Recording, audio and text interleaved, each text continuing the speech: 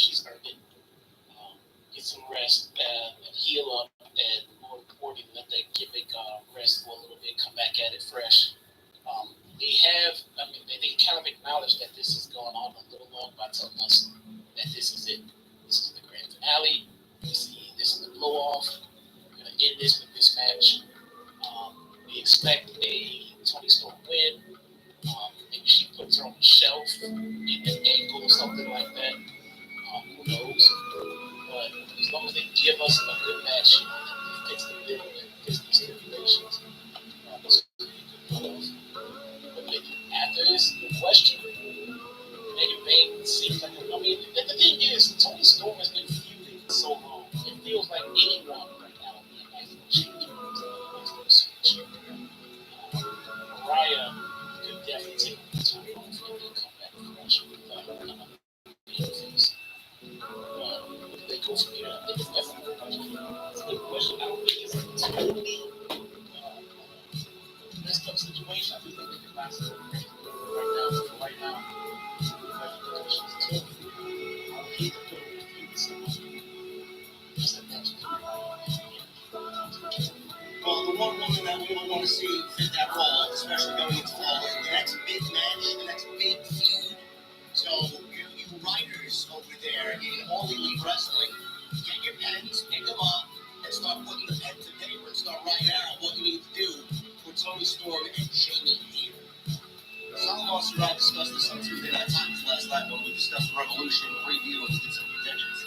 Jamie Hayter is the next, when she gets her visa issues squared away, which is right now why she's out. When she comes back to television, I want to see her and whatever this fucking character is now and get back to the floor, get back to Jamie Hayter that was hungry for that championship, get back to being that Jamie Hayter that went against Baker and made herself into a star and generated that crowd reaction by just being herself. I don't know what she's trying to do. Just remember her as she is by me. She doesn't know that she is so what they do is she doesn't buy it. Somebody that she was there for. That's something that she need to start giving she back what she wants because that was already beat for that championship. And now it's time that she wakes up and says, I want my title back. That was very time that she that's the direction.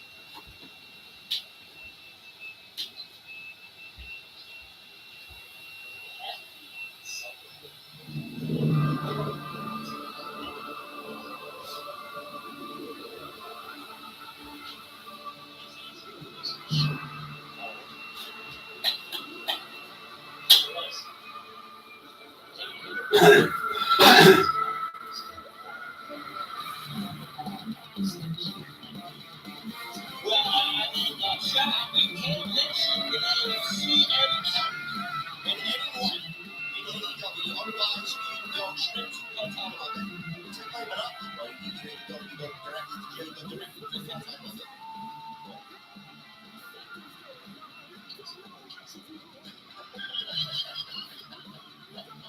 So, you roll the dice, man, you get a little too risky, straight to the top of it. You mentioned Punk, you mentioned Cody. That's the way to go. Are we going to get it wrong? We talked about Mercedes as well. Mercedes just shows up now. Sure, she just shows up. It's bad. She's 4 months, 4 minutes away.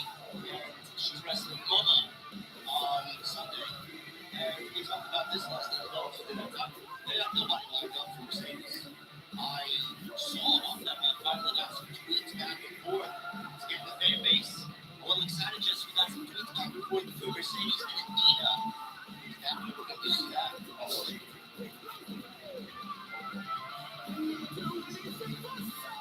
She went back and forth with one of these Millie Starks showed up.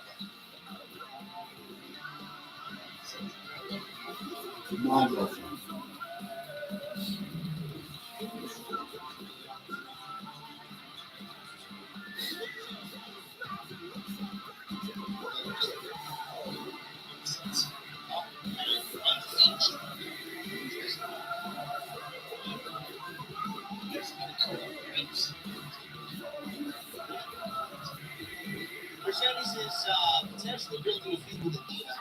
That's the match for all in. I don't really have high hopes for Athena winning the TBS title. As I mentioned on Tuesday Night Talk last night, Tony's absolutely already ingrained it in his mind that Mercedes is going to hold the title longer than Jade Cargill. That's 508 days. So get used to that, folks. We got a whole other year to go. And she's going to need 5 belts, though. Exactly 10.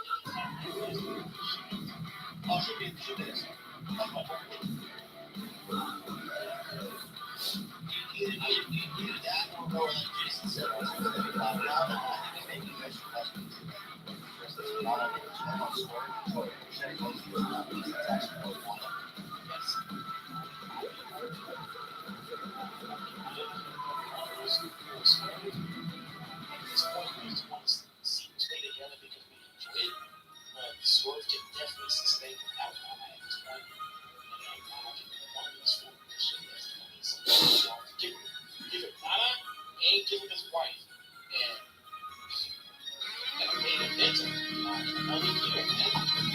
Shit can be that guy. It's our best. I'm not getting life stable right there. Yeah, I don't know. Listen, they started off rough for Rich. Like that first night in, I went this week. And then it just went back. The last week. Wait. I mean, it was literally 6 weeks. It's like, it almost came off as like the only reason why you seriously do this match. And then after that, he had nowhere to go. So, I don't know if he up with the current direction that he's on right now, but he needed to do something. I'm glad he did something. Is it the best thing that I've seen on AEW television? No, but he needed to do something to stand out from everybody else on that roster that's basically doing everything he does. And it's better talking than he is. So I give him credit for changing shit up in a promotion that has 1,000 ricochets. The thing is, my goodness! Swerve gets angry, you believe the anger resonates. And I think a lot of that comes from what we see and the whole page view. I'm a little bit under the weather, the guys. violence that was there. We know Swerve has that. A little under the weather, man. This show didn't help me. A story and an angle and a feud on physicality and I was hoping that this show maybe temporarily gave me some relief. I get what Jesse's saying, yes. It is. And what do we get? We're not being worked by it. It just fucking sucks. We get Trevor cutting a terrible promo. I don't believe the fucking word out of his mouth. And we have a 15-minute Wheeler Unimag. It almost would be better if he doesn't say Great. Exactly what I want. While I'm sitting here with the fucking 101 fever. But it all goes back to the same thing that you said about the Acclaim, the scissoring thing. AEW Revolution is this Sunday. I'm not sure you guys even know there's a pay-per-view, man. Everybody's still talking about the Elimination Chamber. Not up to do a World of Wonders for Ricochet. Everybody's still talking about John Cena. Turning heel.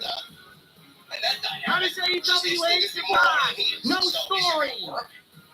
Random 8-man tags. We'll find out on Sunday if that's the direction Scissors that to they the go. head. But if she does the Wheeler role that he's Yuta. looking for him as his manager or valet, And MJF tried to set Adam Page on fire. it would be fucking great. And I want to see something change in that. Wow, in man, that I aspect. can't That wait. happens. I can't The wait whole world, to my talk world, about this with Jesse tonight, man. I got my hot tea. I got my hot tea. Jesse's got an old-fashioned. And I'm going to the venue. I ain't drinking with you guys tonight, but I'm going to ask it anyway. What the fuck are you guys drinking? I'll see y'all there.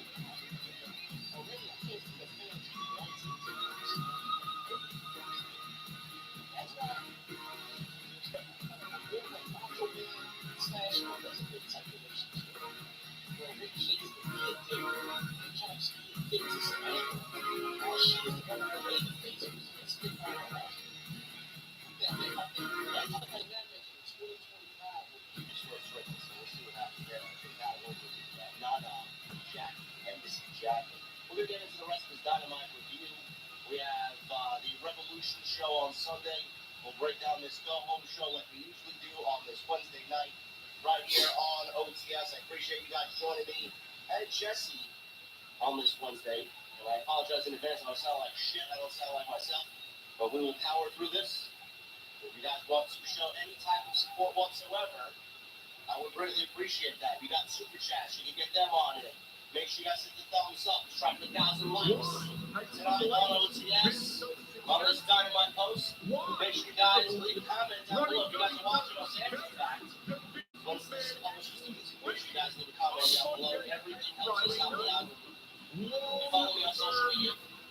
Mel1206. Social media is X, Instagram, TikTok, Cameo. Go follow Jesse on X at Chi-Town Smart. Go follow them on YouTube. Down below in the description, please. Go and subscribe over there. How close are we to 10,000? What is going on, guys? Thank you so very much for joining me right here on Off the Script. This is your AEW Dynamite post show for March 5th, 2025. I'm your host, JD from New York, who is definitely ill, by the way. JD from New York, joined by the one and only, the resident Chi-Town Smart, Jesse. What's going on, brother? How you doing on this Wednesday night? Hi, guys. Hi, guys. How you doing? We didn't see you tonight, man. Right? It's kind of weird. It's kind of weird, man. You don't see Chris Jericho on TV, man. You think something's wrong, huh? He's getting ready to double down and give us more Jericho coming up soon. Oh, man. Double the Jericho, man. Oh, man. I can't wait. More Jericho, the better. We're all happy, man. How you doing, How man? you feeling, man? I heard you were under the weather. So. I'm not well, man. I got 101 fever. I got a hot tea. Not drinking my typical adult beverage tonight. Wait. What? You're drinking a hot beverage when you're running a fever? I'm drinking a hot tea, yes. Well, I married a nurse, man. So I don't do stupid shit like that. Man, this is my 7th cup of tea today, man. I gotta feel like a fucking wild donkey. Can you do me a favor, bro? And just stop drinking tea for a while and just start drinking some water. I got some seltzer here. You want me to drink that? Just water. Okay. It is water. It's carbonated water. Just Within the next couple of weeks, water. Not liquid death, not carbonated, not tea with water. I drank a whole bottle of orange juice today, too. Is that good? It's a lot of acidity, but whatever. The vitamin C helps, yes. But just drink some water. Look, Fine, you don't want to drink straight water, drink some Gatorade. All right, but drink some water. Yeah, Gatorade's not healthy for you, man. What are you talking about? Drink some sugar-free Got that Gatorade. fucking and the that electrolytes food are coloring good. in there, man. Come on, man. You're gonna kill me? You are. Drink some water. Listen, man. You come for wrestling, you get fucking WebMD over here. Pretty much, man. What did you think of Dynamite tonight? Speaking of WebMD, this show made me physically ill, man. Boring, Tony. Fucking boring. It could have been worse. Could have been worse. You know what I want to do? Because I really don't want to sit here and say it's a bad show. But what I want to do is say is Sure. I can see the effort that they put into the show. I can see that they tried. What effort? Right? What effort? I can see the creative effort that they put in the show. We got a contract signing. Oh yeah. Okay. I can see the creative effort they put into the show. So I'll take that. Could have been better. Fuck you. Could have been a lot. Listen, I usually leave the floor for Jesse to start us off here. I will say one positive thing out of the gate here. Okay, the venue that they were in Sacramento, beautiful venue. I thought the crowd was great. I thought the ambiance and the lighting, the arena itself, or the auditorium that they were in, because they don't run arenas anymore because they can't sell any fucking tickets. The auditorium they were in looked beautiful, and it filled out very nicely. I like the bigger screen on the stage instead of the tunnels. The tunnels are just so old and passe for AEW. I would like for them to start growing up, doing things different. But I like the big screen. So the aesthetics of the show tonight, I thought were spot on. Crowd was great. The venue looked good. And it gave me Hammerstein ball. A little bit, yeah. Yeah, a little bit. I noticed it, but I didn't even take it as oh my God, this is setting the stage. I thought it just fit well for what they were doing. Yeah. It wasn't one of those oh my God, why is this venue so big? Or oh my God, this venue is too fucking tiny, man. This is an indie show. No, this fits well. This works. Yeah, it was a perfect size venue for them. We got Revolution on Sunday. Are you joining me on Sunday? Are you going to be here Sunday, or am I going to fucking do this thing ill by myself? Hopefully I'm not ill on Sunday, but... Lee Shields says, Jesse the Shill, there is nothing elite about AEW. No, I'm a shill. Okay. Well, we could get that comment right now by saying MJF and Will Ospreay are elite professional wrestlers. So That guy could fucking kick rocks and suck dick. Get him out of here. I'm a shill. Get him out of here. Hologram, get him out of here. OTS Tribal Queen, get him out of here. Maybe Bullshit. this guy, I would say, and I'm not gonna forget your question about Sunday. I would say maybe that's his first day here, and Maybe. he's heard me say one good thing about the show, Maybe. and he jumped to that. But you gotta be followed to the show for like 47 weeks or some shit before you can comment. Well, I mean, I love John Cena's heel turn so much that I bend the knee for WWE now. I'm a WWE Yeah. shield. You know, it's like You can't say one. You cannot say one thing positive about the company that someone doesn't like. If you do, then you are a shill. it's disgusting, isn't it? I hope that fucking Get him idiot out of thought that. I mean, think about that. If you say one good thing about something that I don't like, that makes you a shill all the way. That's it. I'm nuts. It's crazy. Surprised you didn't say it about me being when I started the show off positive. Fucking idiots, man. They don't want you to be happy about watching that. They want you to hate it or only like what they like. Fuck 'em. Get him out of here. Love it. Sunday, you're gonna join. I have a basketball game with my son on Saturday. So I think we're good, All man. right. Sunday I'll be here. All right, well, good. It's gonna be a 7-hour pay-per-view and double chocolate chunk cookies. It's wrestling. You can't miss that one. I'll get into it. Man. You can't miss that. Dynamite tonight. We'll talk about the Costco guys on Sunday. Tonight, man, what's the biggest thing? Oh, we're talking about the Costco guys tonight too, brother. Sure, I'm sure we are because of a certain corner that we must sit in. What was your Oh, yeah. what was your biggest takeaway from tonight? Where do you want to start? Your most important thing on the itinerary tonight for Dynamite. I want to keep the same. I had something else, but since somebody thinks I'm a shill, since I said something positive, I'm gonna say something else positive. I do like the big grand finale that they are building up to with Mariah May versus Toni Storm. That was a great segment. It was. That was a very good segment. That was Mariah May's best promo since she's been in AEW. They came out. They had Renee sitting there to keep it calm, to keep it even, Steven, and all that shit. Segment started out. Mariah May spit in Toni Storm's fucking face. And she didn't fucking flinch at all. Nope. I mean, just, bruh. I mean, no notes. No notes. You know, I don't want to say critical because I wasn't critical, but I was not sold on the in-ring work of Mariah May when she started with AEW. I thought it was just okay, average at best. Well, we didn't know who she was. That's why. Yeah. And as I've seen her work more and more, I mean, I do have a better appreciation for her in-ring work. But beyond that, her gimmick work, her character work has been top-notch since she's got there. It's been so good. She's matched the energy of Toni Storm to perfection. They have a candidate for Feud of the Year 2025, man. Nah, I wouldn't go that far.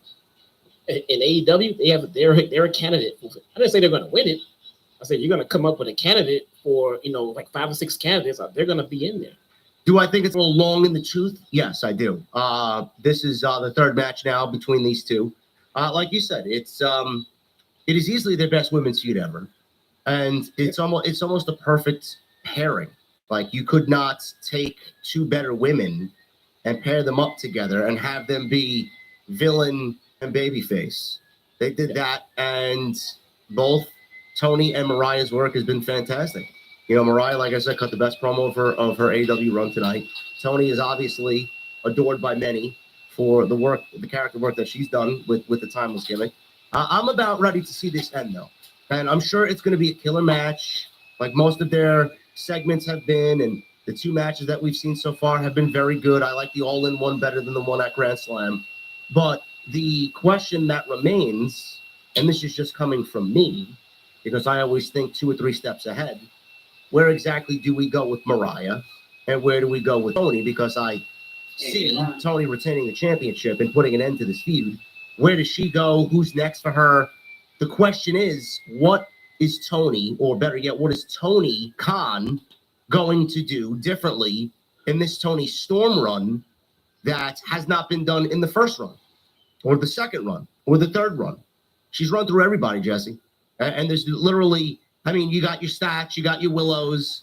The thing is, nobody else is built up in the division to even be on the same level as a Toni Storm. So they better get to fucking work. Otherwise, right now, you know, outside of just aesthetically Megan Bayne, who they're building up as a beast, I don't really see anybody built up to stand up to Toni Storm and make a credible threat to that championship.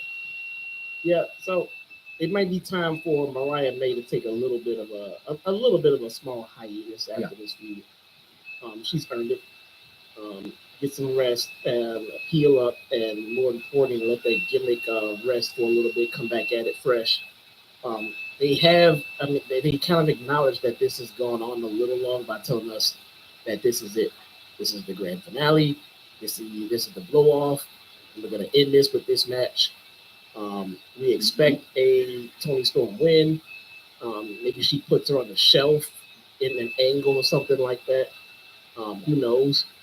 But as long as they give us a good match, you know, that fits the bill and fits these stipulations, this will be a good blow off. What do they do after this? Good question. Megan Bayne seems like the thing is, Toni Storm has been feuding with Mariah May for so long. It feels like anyone right now would be a nice little change up and a nice little switch. Yeah. Mariah could definitely take a little time off and then come back fresh with another baby face. But where do they go from here? I think that's a good question. It's a good question. I don't think it's a totally messed up situation. I do think they can find something fresh to do with her right now. But for right now, it is a good question because she's killing it. I would hate to put her in a feud with someone who doesn't match that Mariah May energy when it comes to gimmick. Well, the one woman that we all want to see fit that role, especially going into All In, the next big match, the next big feud. So you writers over there in All Elite Wrestling, get your pens, pick them up, and start putting the pen to paper and start writing out what you need to do for Toni Storm and Jamie Hayter. Monster and I discussed this on Tuesday Night Titans last night when we discussed the Revolution preview and we did some predictions. Jamie Hayter is the next, when she gets her visa issues squared away, which is right now why she's out. When she comes back to television, I want to see her shed whatever this fucking character is now and get back to form. Get back to the Jamie Hayter that was hungry for that championship. Get back to being that Jamie Hayter that went against Britt Baker and made herself into a star and generated that crowd reaction by just being herself. I don't know what she's trying to be. I don't know who she is. They didn't really bring her back with the direction at all. We just remember her as Jamie Hayter by name. And she doesn't even look like the Jamie Hayter that we fell in love with. So what they need to do, Jesse, in my opinion, is build Toni and Jamie Hayter for All In. That's the big match. And we need to start getting Jamie Hayter back to what she was, because I believe it was Toni who beat Jamie Hayter for that championship. And now it's time that she wakes up and says, I want my title back that unfairly I had taken away from me. That's the direction. I can see that. That works. Yeah. That works. I mean, it has to be something. I mean, first off, is it even a guarantee she's going to get a new visa? I mean, the current fucking climate. I mean, is it a sure thing? I don't know. Me either. Nonetheless, Jamie Hayter been buried for a reason, man. So I don't understand why, I don't know why all of a sudden she would be unburied and utilized correctly. Well, I mean, Shot, you can't mention the name CM Punk in any light in AEW. Otherwise, you go straight to Guantanamo Bay. It's like playing Monopoly, bro. You go directly to jail. You go directly to Guantanamo Bay. Wait. I believe. But I got some more cases of that. I don't know. You roll the dice, man. You get a little too risky. Straight to Guantanamo Bay, man. You mentioned Punk. You mentioned Cody. Can't do it. Yep. That's the way to go. Are we going to get it? Probably not. We talked about Mercedes as well. Mercedes just shows up now. She don't even wrestle on these shows. She just shows up and dances about. You know, she's four belts Monday, and she's wrestling Momo on Sunday. And we talked about this last night as well, Tuesday Night Titans. They got nobody lined up for Mercedes. I saw that we finally got some tweets back and forth. It's getting the fan base a little excited, Jesse. We got some tweets back and forth between Mercedes and Athena. Is that where we're going? Did you see that on social media? I did not. Oh, boy. That's not good. Yeah, she went back and forth with Athena on social media. All because of Billy Starks showing up last week. And so is that her next opponent, though? Athena? or Billy no, Starks? no, Billy Saints. Probably Billy Saints. Yeah. I mean, that's another time filler right there. That's another It is a time filler. like what are we doing with that? You know? Who else can I add to my undefeated streak? It's basically what it is. I have I got somebody coming up the ranks in the women's division on Collision. Mercedes is potentially building a feud with Athena. That's the match for All In. I don't really have high hopes for Athena winning the TBS title. As I mentioned on Tuesday Night Titans last night, Tony is absolutely already ingrained it in his mind that Mercedes is going to hold the title longer than Jade Cargill, and that's 508 days. So get used to that, folks. We got a whole nother year to go, and she's going to be 5 belts Monday. That's exactly what's happening. As long as TK is enjoying it, that's what's important. That's it, man. As long as his toys are being played with. There you go. Hope he's having fun. Breaking news here from Boss Man himself. Just signed for Saturday's Collision. It will be Hologram versus Dralistico. Oh, my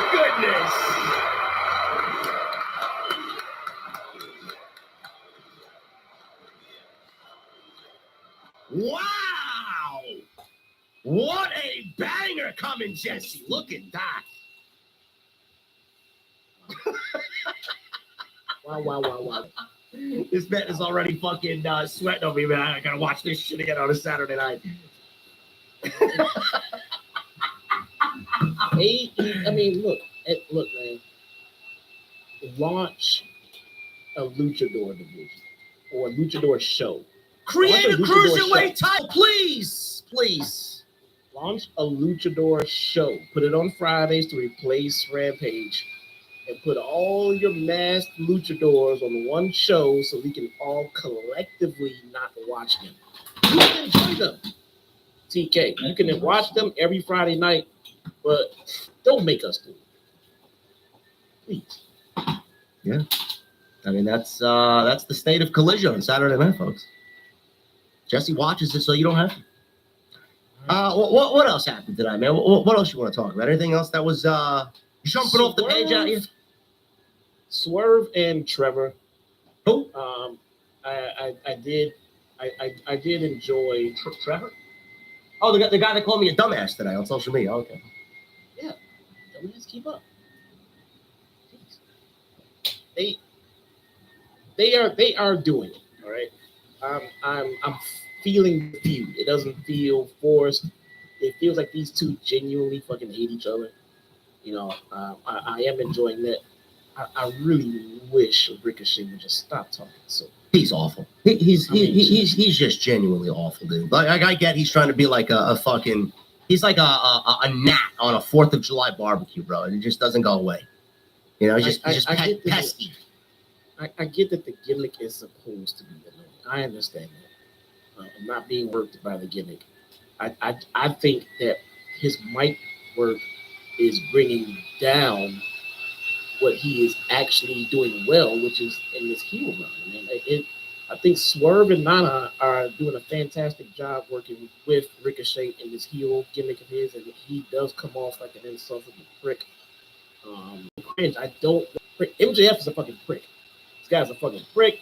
When he talks, he makes you just want to punch him in the fucking mouth. I don't want him to go away. I want him to stay on my fucking TV and be a prick and get his ass kicked. When Trevor starts talking, I just want the segment to end, and I want him to go away, bro. But when he does sneaky fucking just fucked up shit, like trying to sneak up behind somebody with scissors and that works. That's awesome. He is doing a fantastic job with the heel run. I will give him that. I understand. I'm hearing rumor in the window that his wife will be coming in and join him. I don't think it's happening fast enough. She needs to hurry up. Oh, she'll be there Sunday. That's my prediction. Good. They fucking need it, man. Either that or like Jason said on Tuesday, Nana. I think you mentioned it last week too that you were interested in seeing Nana maybe turn on Swerve and join Ricochet as long as he gets a mouthpiece that's actually worthwhile. Yes, I'd be all for that, man. I think Nana has done wonders for Swerve. At this point, we just want to see them stay together because we enjoy it. But Swerve can definitely sustain without Nana at this point. and Nana can do wonders for Ricochet. So I'd be all for give him Nana and give him his wife and My God. a main eventer, in another year, man. Ricochet can be that guy. Talk less, give him Nana, give him his wife. Nice little stable right there. I'll take that. Yeah, I don't know. Listen, it started off rough for Ricochet. Like that first night in at Wembley was great. And then it just went downhill. And then they booked the match with Will Ospreay way too quickly. I mean, it was literally 6 weeks. It's like it almost came off as like the only reason why he's here is to do this match. And then after that, he had nowhere to go. So I don't know who came up with the current direction that he's on right now, but he needed to do something. I'm glad he did something. Is it the best thing that I've seen on AEW television? No, but he needed to do something to stand out from everybody else on that roster that is basically doing everything he does and is a better talker than he is. So I give him credit for changing shit up in a promotion that has 1,000 ricochets. The thing is, every time he speaks, and I said this on social media, Swerve is believable when he speaks. Swerve gets angry, you believe the anger, it resonates. And I think a lot of that comes from what we've seen and the whole Page feud, the back and forth with them, and the violence that was there. We know Swerve has that within him, and we know Swerve can sell a story and an angle and a feud on physicality and a promo. Ricochet, I cannot sit here and believe a fucking word out of his mouth. I get what Jesse's saying. Yes, it is the gimmick, and we're not being worked by it. It just fucking sucks. His promo sucks. I don't believe a fucking word out of his mouth. I don't get invested in what he's saying. It almost would be better if he doesn't say anything at all. And hopefully Nana, I can't really see it. I don't think I'm ready to see it. But it all goes back to the same thing that we said about the Acclaim, the scissoring thing and Scissor Me Daddy. That died. That got old. They killed that. So why not kill the fucking dancing? Does Swerve need Nana? Probably not. But Nana could do a world of wonders for Ricochet. I don't think personally I'm ready to see that. Now you bring in Samantha and that dynamic. She's instantly going to be more over than he is. So is it going to work in the way that they want? I mean, it's a crapshoot. We'll find out on Sunday if that's the direction that they go. But if she does the brunt of the talking for him as his manager or valet, I mean, then the sky's the limit.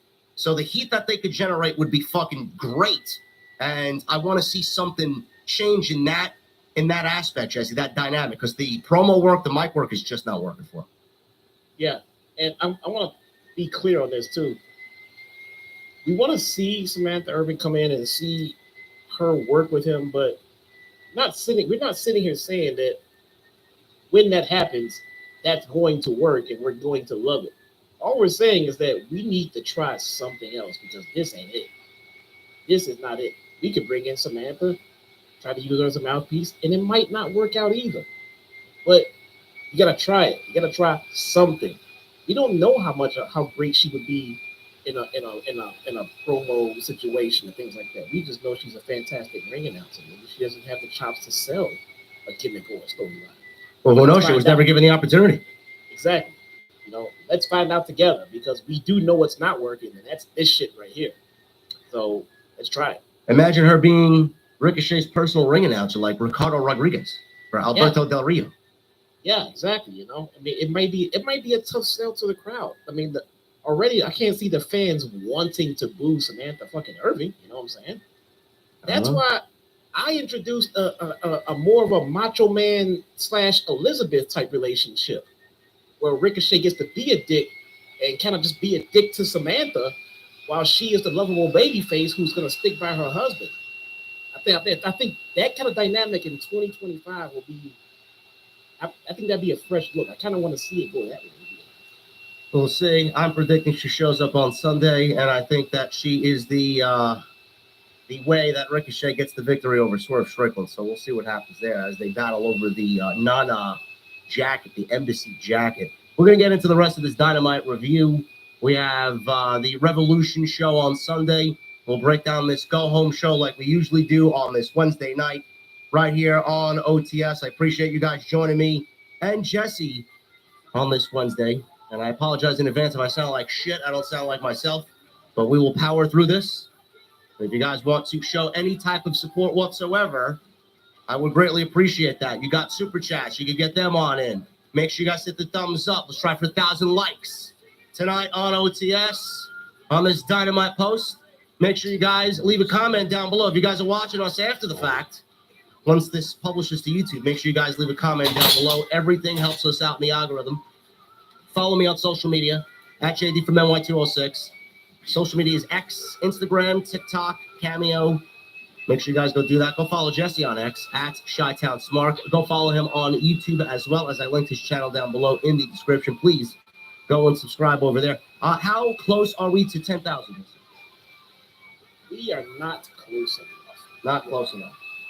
Yeah, but we'll get there. We'll get there. Sometimes it's a marathon and not a sprint. I agree. But everyone who has subscribed this week, I thank you so much. We have Revolution coming up this weekend. Should be a good show. Yeah, your boy is gonna be. I'm gonna be in for a long day on Sunday because I'll be doing the watch along, and then I'll be right here after it. So I'm gonna be in for one, man. I'm here for it. I can't wait, bro. There you go, man. It's the life of a content creator. You gotta sacrifice and work those long hours, man, to get ahead. Ooh, man, it feels so good. Let me tell you. If you guys missed any of the content on this channel, man, we were live on Monday for a unbelievable Monday Night Raw. We did over 50,000 views on Monday.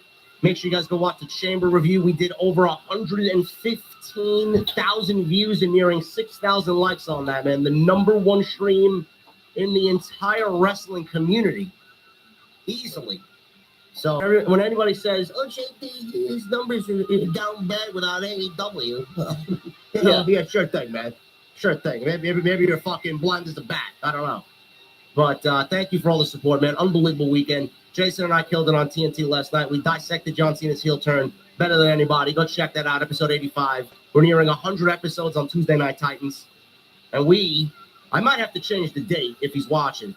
Sorry, Jose. I might have to change the date. I didn't realize I got something going on the 20th. But within the next couple of weeks, I can officially announce it right now because we got everything scheduled. I will be, and Jason will be, the Titans will be interviewing Jose the Assistant, ex-AEW manager of Andrade and Penta. We're going to get Jose on the podcast, and we're going to interview him and kind of uncover what really happens backstage in AEW, give you a glimpse of who Jose is, what he's about. Some of you guys might not even know he's a professional wrestler. He looks great. He looks great in a suit, but did you know he wrestles? We're going to find out about Jose, man. Coming soon in the next couple of weeks right here on this channel. Jason, the Solid Monster, and me will be interviewing Jose the Assistant, so can't wait for that. And what else do we got? Anything else? Talking else? I think that's it. That's about it. That's about it. That's about it. What do we got, man? Can I go sit in the corner over there? I think it's about time. Corner? Why would you sit in the corner? I don't know, man. I'm sick. I got to go sit in the corner and get better, man. You got something for me? I think I do, man. I have a little thing called Collision Corner. Oh, my goodness. There he is. There he is. Look at him. I'm giddy for this one, man. We got a good one, bro. This is going to be a good one, man. I didn't watch a single second of Collision. Oh, really? Nothing. Oh, man, it's gonna be great. So, first up on this week's edition of Collision Corner, we have FTR. FTR defeats Kyle O'Reilly and Roderick Strong. Wow. Man. But Dax realized that Kyle's foot was on the rope and insisted that the referee restarts the match. All right? Very honorable of him. Very babyface like. It's great. So wait a minute. Dax is doing the referee's job? Yes. It's interesting. Yes, absolutely. I didn't know he was that multi-talented. Hey, man. Sometimes you gotta be a pro wrestler, internet troll, and referee all at the same goddamn time. Unbelievable, man. Oh my God. I got a newfound respect for him. There we go, man. The match is restarted, and minutes later, Dax tries to win that same match by grabbing the trunks of Kyle O'Reilly. Oh, You can't make this shit up. so he's a cheater too. You can't make this shit up. remember when they were in black and gold together and they were having bangers, man? What the fuck happened over here? The fucking guy wanted the match restarted because Kyle's foot was on the rope and restarted the match just so he could try to win by holding his trunks. Bro, they got to be going heel, no? I don't fucking know what they're doing, man. Well, whatever. It's like fun. It is a circus, folks. Literally, if the music for Collision Corner fits this very segment, I don't believe it.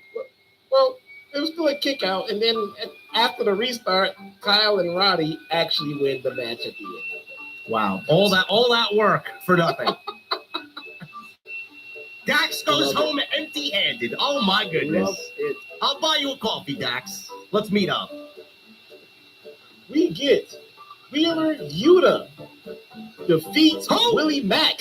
Whoa. Well, listen, bro. You got to restart, man. It's Wheeler Useless. Okay. I have never won this show or any show called Wheeler Yuta. Who do you wrestle? I'm sorry. Who do you wrestle? Let me restart my segment. Wheeler Yuta defeats Willie Mack. Ooh, okay. Yeah, I mean, it's good to see Willie Mack. I like Willie Mack. Decent match, it is what it is. At the end of the match, Wheeler wins, obviously, but then Moxley comes out. Moxley, for some reason, wants Willie Mack dead. Why? He's Willie Mack. Everybody loves Willie Mack. Swerve. No explanation on Willie Mack. Okay, so, all right, fine. Fair. Explanation. He wants to try to put the killer instinct into Willie. Okay, Swerve, move on, next. Yeah, I mean, that was the reason. Next. Swerve defeats a gentleman called Clark Connors. Who? I don't have anything bad to say about this match because I'll tell you right now, from what I can see, it's my first experience with him, but Clark Connors is a bit of a hidden gem, man. Wow, man, John Cena's going heel on Saturday night. Kevin Owens and Sami Zayn are killing each other, and we get Clark Connors on Saturday Night Collision. Clark Connors. Crazy. Again, might be a little bit of a hidden gem. I remember a long time ago, I witnessed one Konosuke Takeshita on Dark. And then you came to me and said, how come you didn't tell me about this guy? How great he is. Okay. Clark I'll give you that one. I don't know if they're going to sign him, get him full time from Japan or whatever. Of course they are. I like this guy. Seems pretty cool. All right. Shane Taylor Promotions. Oh God. What? They live on Saturday nights, man. They love Saturday Night Collision. They are definitely colliders. Shane Taylor Promotions. Some guys in a match that made me wonder, why does Shane Taylor have his own faction? Are you asking me that question? Basically, No clue. they beat some jobbers. But my whole takeaway was, why does Shane Taylor have his own faction? They should be lucky they have jobs. I mean, I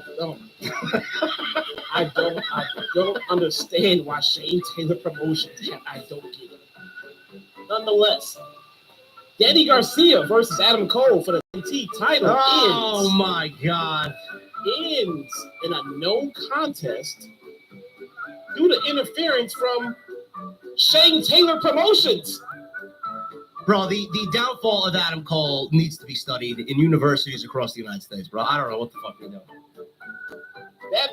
It ended in no contest due to interference from Shane Taylor Promotions, which led me to wonder, how has Adam Cole been in this company for almost 4 years and never had a singles title?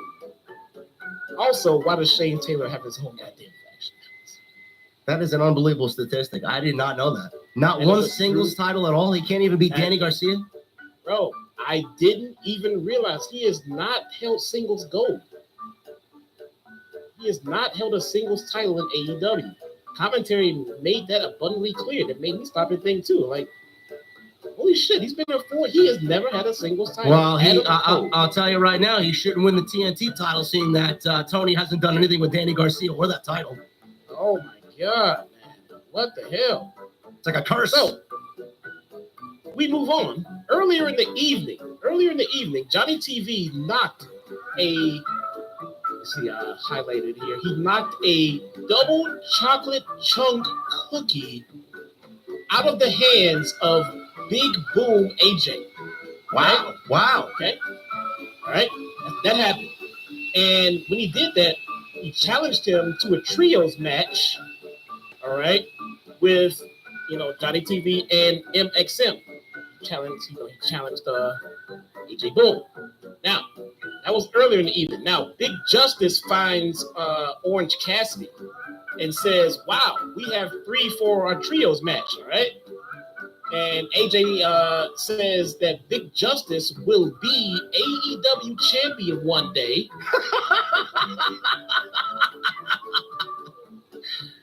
Probably before Adam Cole at this point. But he has to settle for being at ringside for this match at Revolution. In comes Mark Briscoe, and the match is official. I've dubbed it the Bathroom Beach Break match. Bro, this sounds fucking terrible. I'm sorry you had to watch this. So wait, let me ask you a question before we get into the actual review. I hope this was not the main event. Bro, I have more. I don't believe it. Bro, listen. Big Boom AJ had the cookie knocked out of his hand, and then Johnny TV challenged him to a match. Johnny TV came in, knocked the cookie out of his hand, like, now, let's have a match. Does he not like Trios match. Does he not like Costco cookies? Does he prefer Oreo? Well, he had a problem with the interaction that MXM had with him. Well, they could have at least made it fun. Like, do you prefer Costco or Chips Ahoy? Maybe Johnny TV is the baby face here. Maybe he slapped that fucking cookie out of that dad's hand before he fed it to his fucking kid. Did we see the Rizzler? That is the Rizzler, isn't it? The kid is the Rizzler. Big Justice is not the Rizzler. Who's the Rizzler then? The Rizzler's the guy that does the chin move. He rubs his chin. All right, move on. Move on. How many people? Is it 3 of them? Jesse's confused. He doesn't know the Rizzler chat. I thought that was the kid. I don't know what. Julia Hart Okay. loses to Queen Aminata, who apparently used the playbook of Serena Deeb. Okay. All right. Brody King came out to check on Julia Hart, only to get attacked by Okada. Now, why did Okada attack Brody King, you ask? I see where you're going. I got you. What the fuck? I got you. Hold on. Why did Okada attack Brody King, you ask? Well, actually, I have the answer to that. I put that in my notes. Because Okada interrupted King and Hart's interview earlier in the night, and King and Hart out of the dressing room interrupted the interview by mistake, and Brody and Julia looked at him like, bro, you got a problem. Bro, then later in the night, he came and attacked him. Bro, you're gonna make me cough up shit I don't want on screen, man. You give me Okada got mad because they looked at him because he interrupted their interview. Bro, this I don't believe people watch this show on Saturday over the Elimination Chamber. You have to have a mental fucking derangement syndrome to watch this shit, man. Are you kidding me? Oh, bro. Was that the main event? Oh, you want the main event? Oh my God, we're not done yet. You want the main event. The main event, the biggest match of the evening, the second biggest match of the week for AEW, the grand finale of this show, gave us Big Bill and the Bad Apple versus Bendino and Powerhouse Hobbs. Ladies and gentlemen, that is this week's edition of Collision Corner. I swear to you guys, I'll watch this show so you don't have to. Oh my God, man. That is fucking awful. Holy shit.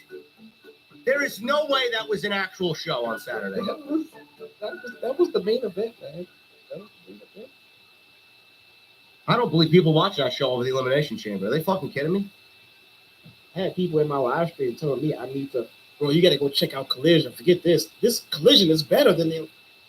Can someone there, I know someone's watching me over there. Can someone reach into my DMs or reach out to me personally and say, or give me an answer to this question? Why does Tony vehemently tweet out every 15 minutes on the night of a WWE pay-per-view, such as Elimination Chamber, almost begging people to watch his show on Saturday. I mean, is that not tone deaf to you?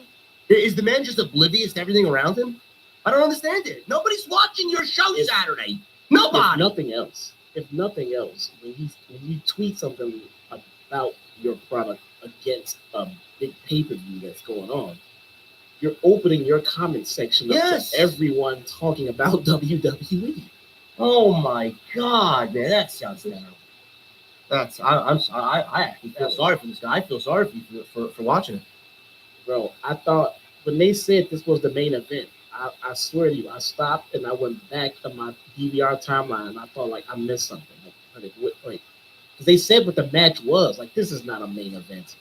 This is not a dark main event. I don't know what this is. Like, what is this? I don't know how Max would be happy with them. Speaking of streaming distributors, we got news here. Major news today that AEW broke. AEW partners with Amazon on a new pay-per-view distribution deal. AEW pay-per-views will not be included with your Amazon Prime membership, but you can now purchase AEW events on the Prime platform, which makes me wonder why this is even a fucking thing. So AEW can now pay more for. I mean, yes, you can now pay more. AEW and Amazon today announced that starting with Revolution this Sunday, not Max, by the way, because they're going to give you another fucking lame excuse as to why they can't do it. AEW pay-per-views will be available on Amazon Prime video streaming service in the United States, Canada, and the United Kingdom. Amazon now joins Triller TV, pay-per-view.com, and YouTube as digital purchase options for AEW pay-per-view, which can also be purchased via cable or satellite providers. AEW events will be coming to Max, nobody knows when though, which simulcasts Dynamite and Collision, as well as hosting most of the AEW library, but details haven't been announced yet. It's expected pay-per-views will be discounted on Max as part of the AEW's overall media rights deal with parent company Warner Brothers Discovery. Jesse, why is this confusing? Or I guess I'll leave it to you first before I give my thoughts on it. Why is this such a non-factor? You know, why does this make sense to AEW? I don't really understand this because if you own Amazon Prime and Amazon Prime Video, sure. But then you got AEW pay-per-views there. Why wouldn't you just order it anywhere? Why are you going to order on Amazon Prime and then obviously get nothing back in return for it? There's no discounts. There's no discount on your purchases. There's nothing. Why is this a thing? I don't know, man. You know, if it'd be one thing that if it was included in your Amazon Prime package, it's not your home video package, Amazon Home Video. It's not. Now, we talked about this off air for a little bit. What I don't understand is why, again, like everyone, why don't you just put it on Max? I'm sure that the answer is money. All right. How about money? What about the money? I don't know. I'm not in that business. I'm assuming it's because they're not bringing in enough viewers to Max to have Max say, hey, we need you to pay us X amount of money to run this pay-per-view on your channel. Because that's what's going on. That's what happens on Peacock with WWE. WWE brings an assload of viewers to Peacock to watch their pay-per-view. So if NBC pays WWE to run their pay-per-view on Peacock, then yes, they're bringing in more subscribers, they're getting more viewers, and it's beneficial. But I'm under the assumption that AEW is not bringing in enough viewers to Max to have Max pay them to run the pay-per-view free to their subscribers. So that being said, I don't see the big deal in putting it on Amazon, because if I got to pay Amazon $50, or if I got to pay Triller $50, or if I got to pay YouTube $50, who gives a shit who gets my $50? I still have to pay $50 for the pay-per-view. It's great you have it on Amazon. You could announce tomorrow that I can get this pay-per-view on Showtime, $50. Great. You can get it on Netflix, $50. Great. Who gives a shit? It's not discounted. It's not free with subscription. It's nothing is different. So I don't understand what the big fucking deal. It can be on Bleacher Report. What the fuck ever. It's still $50. Sounds like this is not breaking news. I agree with you. I don't think AEW is even bringing in fucking anywhere close to what they thought they would be bringing in on Max, which is why we haven't gotten the pay-per-views there. And it's a reason why we haven't released the numbers yet. We haven't gotten a glimpse into the release of the numbers and the ratings and the people that are over there watching Collision and Dynamite on a weekly basis. There's a reason why they don't release the numbers. Tony is an analytical person. If the numbers were great and the numbers were blown, they would be all over social media. So Yes. you're talking to someone that's been doing this for a very long time, man. I had to sit through the garbage that Vince gave us, man. Tony's doing the same thing. They don't want you to know anything, but when they want you to know it and it's great, they'll fucking blast it. When they have nothing going right for them, you won't hear a fucking word from them. So that's the way that is. I do agree with that point. The thing is with this, I feel like Amazon got fucking suckered by Tony Khan. That's the way I feel. One of two things is happening here. One, I have a feeling that this is probably gonna be where Shockwave ends up. I think this, if Shockwave is still a thing, I know people haven't talked about it. I'm mentioning it here. If Shockwave is a thing, Amazon Prime is probably going to be the home for Shockwave. That's number one. Number two, What is Shockwave supposed to be? their third show. Okay. Yeah, it's supposed to be like remember the show that they were supposed to be bringing to Fox, the Swerve Rampage? basically. It's basically They're what's going to rename Rampage. It's going to be a 1 hour show. I do believe that Amazon Prime could be the home for Shockwave. Or Amazon Prime, when this Warner Brothers fucking deal runs dry and they both get sick of each other and Warner gets sick of Tony Khan, I do feel that Tony is setting up his prospects for the future. And when Tony needs a new TV deal, he's got Amazon buddy with Amazon Prime. So it is definitely a strategic move for Tony Khan. And I do agree with Jesse that I do feel the Max numbers are not anywhere where they are supposed to be, which is why we haven't gotten the pay-per-views on Max. Everybody's saying, oh, it's a logistics thing, it's this and that, and blah, blah, blah. Give me a fucking break. It's always about money, like Jesse said. And I don't believe it's about logistics and taking this and that, and they can't do it. They don't have the resources to do. Give me a fucking break. They stream the show every fucking week for 2 hours. You can't stream pay-per-view for 4 hours every fucking month? Yeah, Give me a break. They absolutely can.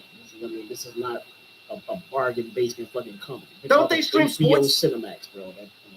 Don't they stream sports every week? Yeah, they have BR. They have BR Live Sports on their fucking app. So what's the Live problem? sports, soccer. They have sports. What's the problem? Isn't HBO Cinemax? Isn't this where the boxing shit ends up? Right? Yeah, I believe they have boxing events there too. What's the I problem? don't know if they have pay-per-views on Max though. That's the thing. I don't think Max has pay-per-views. They have their boxing matchups and shit like that. And if you're a subscriber, you get them. But I don't know if Max is set up to charge people $50 for a pay-per-view or not. That I'm not sure about. I don't know. That's the latest news there with Amazon Prime and AEW. They're in bed together now, but you don't get any discount on the purchase. You don't get any discount for signing up. It's just sign up Amazon Prime, whatever their fee is, and then you pay $50 to watch a pay-per-view that we're also watching because I watch through Verizon and Jesse watches through YouTube. So it doesn't matter. It's the same price everywhere. I think the only caveat here is that if you have an Amazon Prime account, you can then use any kind of credits, any kind of money you have on your Amazon Prime account to buy the pay-per-view. If you have an Amazon credit card account, you can use that. If you get funds on your account, some people refund shit. If you get $100 in refund credit to your account, you could probably use that to buy the pay-per-view. But either way, you're still paying for it. So I don't get how this is breaking news. Breaking news would be it's on Amazon Prime, and if you're a subscriber, you get it for free. Great, perfect, fantastic. Sign me up. Hell, I would pay an additional, bro. I would pay an additional $10 a month to Amazon to get a monthly AEW pay-per-view. That's not a bad fucking deal. No? Sounds good. It's not bad at all, man. But to pay $50 per shot is getting kind of taxing, man. It is. So that deal with Max and the streaming of their pay-per-views on Max can't come soon enough. They want to add more pay-per-views to the calendar, and then they want to sucker $50 out of everybody 9 months out of the year. So get on that. I don't know what the problem is, but hopefully that is rectified soon. That's the news there. Dynamite was the go-home show for Revolution, and right to the ring with a contract signing with Swerve Strickland and Ricochet for their number one contender match at Revolution. Nana is dancing out to the ring with Swerve. They get a nice reaction from the Sacramento crowd. Ricochet wearing his backwards Philadelphia Eagles baseball cap. He wasn't wearing the embassy robe and said, "Don't worry, the robe is in good hands. Some modifications are being made before Sunday." Nana said Nana had to be held back, and Ricochet told Strickland, "Listen, hold your grandpa back." So he goes on to say these signings usually don't go well for Swerve, as he should feel better knowing Ricochet is there, so his house won't burn down this time. Strickland is lucky Ricochet is giving him a rematch, since it was Swerve who stuck his nose into his business. It was Strickland who tried to bully him, but even in the face of it all, Ricochet said he still beat him. Swerve repeatedly asked Ricochet to sign the contract, and he just continues to talk and talk and talk. He then goes on to say, does Ricochet, he's one step closer to achieving his goal of winning the world championship. He's focused on Jon Moxley and Cope. He's where he wants to be, a step away from becoming AEW world champion before signing the contract. So Strickland snapped, calling Ricochet a self-righteous little prick, and he's going to expose him for the coward that he is on Sunday.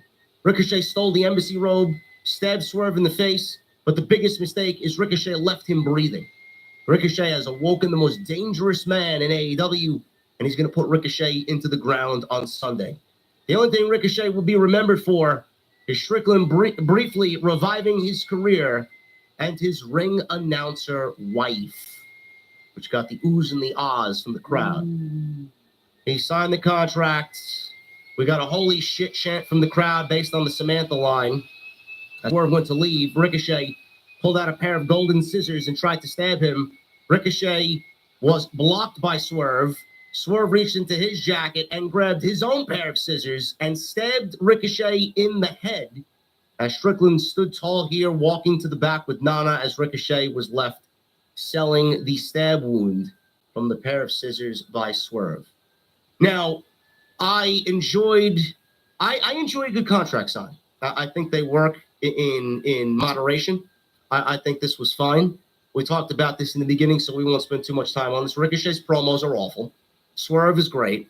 His intensity is great. There's no doubt about it. This match is going to be great on Sunday. I'm expecting Ricochet to win. I'm expecting Samantha to show up.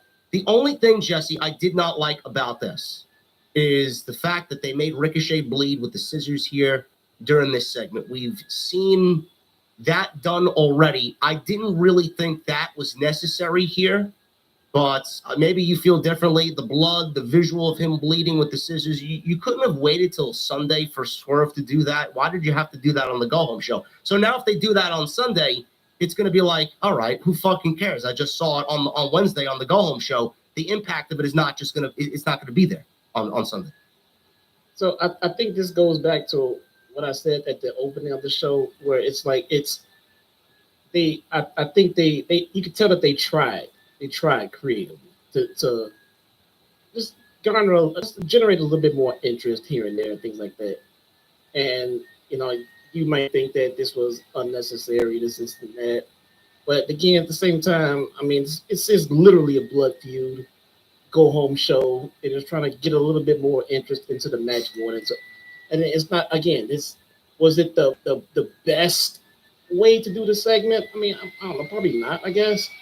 But it didn't kill the show. It wasn't terrible. It wasn't like so bad that it made, you know what I'm saying? It wasn't that bad. It could have been better, but I could appreciate the effort. They gave us a little bit of substance to it. I can see how some might have liked it. I can see your point. I can see how some might not have liked it, but I don't think it was a deal breaker in any way. It was fine. It was okay. Yeah, this wasn't bad. I just didn't like the stabbing of Ricochet and the blood. Save that shit for Sunday. That's what you're paying for. That's what you're paying premium price for. You don't need to go violence and hardcore all the time. Story is key, and sometimes you don't need to do that type of thing to get the story across and really make an impact as far as the story. So that's the way I felt about it. That's what I took away from it. But I'm looking forward to that match on Sunday. And I do think Samantha is going to be there, like I said twice already. I think she's wearing the fucking robe, isn't she? Yeah, she's going to be wearing, the modifications are certainly, Samantha wearing the robe down to the ring during the match at some point. And then her announcing Ricochet the way that you usually do in WWE. You're going to get that WWE style announcing for Ricochet, which I think is going to be great. How it's going to work on their television, I don't know. Is she going to be more over than he is? I don't know. The other option here is Nana turning on Swerve. I don't see it. I don't think I would mind it so much because I don't think Swerve at this point needs Nana. But there's such an OG act. I don't really want to see them go away because of a fucking robe. You know, there's got to be something a little bit more substantial. There's something a little bit more, you know, I would say vile or just, you know, what's the right word? Something a little bit more prominent instead of a fucking robe for Nana to leave Swerve. Yeah, I see what you're saying. But I think the goal here is to sell how important that robe is to Nana and his culture. To us, it's just like, this is just a fucking robe. Who gives a shit? But to Nana, it's more than just that. Bro, Mike 43 said that she's gonna be wearing nothing under the hood. Bro, what the fuck is wrong with her? I don't think anybody's gonna mind that. I mean, come on. That is just. I wouldn't. I'm surprised Tony Brown didn't make that comment. I mean, that's a. You make that guy a VIP. He's already a VIP. He's already a VIP, yeah. You know, I think they're trying to. You know, there's no title on the line here. They do have animosity. It is literally a blood feud, and I think the robe does add a little bit of a physical presence to, you know, a physical on the line presence to the match because there's no title on the line. I don't mind it, to be honest. It's not the worst thing ever. They just needed to sell to us how important that robe is to Nana, and it was so important. He told his main man, his number one guy, hey, if you can't honor my fucking legacy and get my fucking robe back, man, I'm out. That's important. That means a lot to him. And then Swerve came out and said, hey, first thing he mentioned, you got my guy's robe, I'm gonna get them shits back. He made that was the first thing he mentioned. That was how important it is to Nana. I like the attention to detail on that one. Then he brought the other stuff that he didn't like about Ricochet. But the first and foremost is you got my man's fucking robe, and I'm gonna need that shit back. We'll see what happens on Sunday. I'm expecting a good match. Now, if Ricochet wins, he's the number one contender. He ain't winning the World Championship. Do we get Ricochet Cope, or do we get Ricochet Moxley? Ricochet Cope makes more sense, but you know, Cope is not winning the title. Neither is Ricochet. Neither is Ricochet. If Swerve wins, and Swerve is the number one contender, which a lot of people would like to see that happen, does he wrestle Copeland or does he wrestle Moxley? Or does he wrestle Christian at Dynasty? You know, just Swerve and Moxley, they sprinkle in a little bit of Christian Cage in there. I don't know. I would like them to sell that contract a little bit more to us. Christian Cage is like sparingly on TV for some reason. He's a very important factor to that world title. Man. He is. We haven't seen him. Yeah, he used to be on TV. Man. If Swerve wins and he's the number one contender, I see Swerve aligning with the Hurt Business or the Hurt Syndicate to battle the Death Riders. I've been going with that narrative for months now. Ever since they dropped the feud between him and Lashley. If Ricochet wins, I don't really know where that match comes. Who would be interested in that? It's just going to be Moxley going over Ricochet in whatever sense. It doesn't make any sense at all. But I don't know who would be interested in that. I don't think any of these guys are going to be factored into a world championship coming out of this. So I don't even know. They have to. I know. They will. They have to because it's the stipulation. I just don't see neither of them winning a championship right now. Yeah. Well, it might not seem like it's in the plans, but if they are going to abandon this Death Riders gimmick, if they're gonna take a hard turn, they're gonna pivot. You have to do it at some point. And to pull the trigger on someone that you might not have intended to pull the trigger on, you might have to go ahead and do it. Otherwise, it's let it ride out. It can't be get rid of this Death Riders angle, and then I don't see anybody winning this title. Something has to fucking give. Copeland's going to beat Moxley. Copeland's going to be the world champion for about 5 minutes. Christian's going to cash in, and Jay White is going to turn on Copeland and cost Copeland the championship, which allows Christian to cash in. That's my prediction. So Christian cashes in on Copeland? Yes. Because of Jay White? Yes. Because I do think that Copeland and Christian are going to battle one-on-one at All In. And then we have Copeland chasing. Yeah. But now where does Jay White factor in? Because Jay White is now in the face of Copeland because he cost him the title. But now we're looking to check. So does he start with Jay White and then And they for go the to title? Christian, yeah. Okay, all right. I don't hate it. You know, I was thinking, we're in year 5 in AEW, and Revolution is being main evented by Dean Ambrose and Edge. Does anybody have a problem with that? Or am I the only one that thinks of these things? I mean, is that where we all expect it to be in 2025? Dean Ambrose and Edge? When you When you put it that way. you get a top free agent on the market, what do? Not sign them? Not Okay, everybody. So do you sign them? Do you not push them? You know, a lot of people think that this is like managing a baseball team. The Dodgers signed everybody under the fucking sun and they won a world championship. AEW signed everybody, and where the fuck are they? They're drawing 280,000 people on Saturday night for Collision. They're drawing less than 600,000 on Wednesdays on their A show. So, I mean, did they put together a dynasty, a fucking LA Dodger-like dynasty?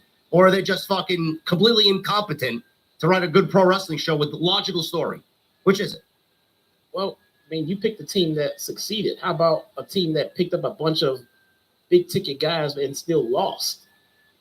And it's not the fault of the players, it's the fault of management. You could go that way too. I think it'd be a little more equivalent to that. There's nothing wrong with the talent that was picked up by AEW. Phenomenal fucking talent, man.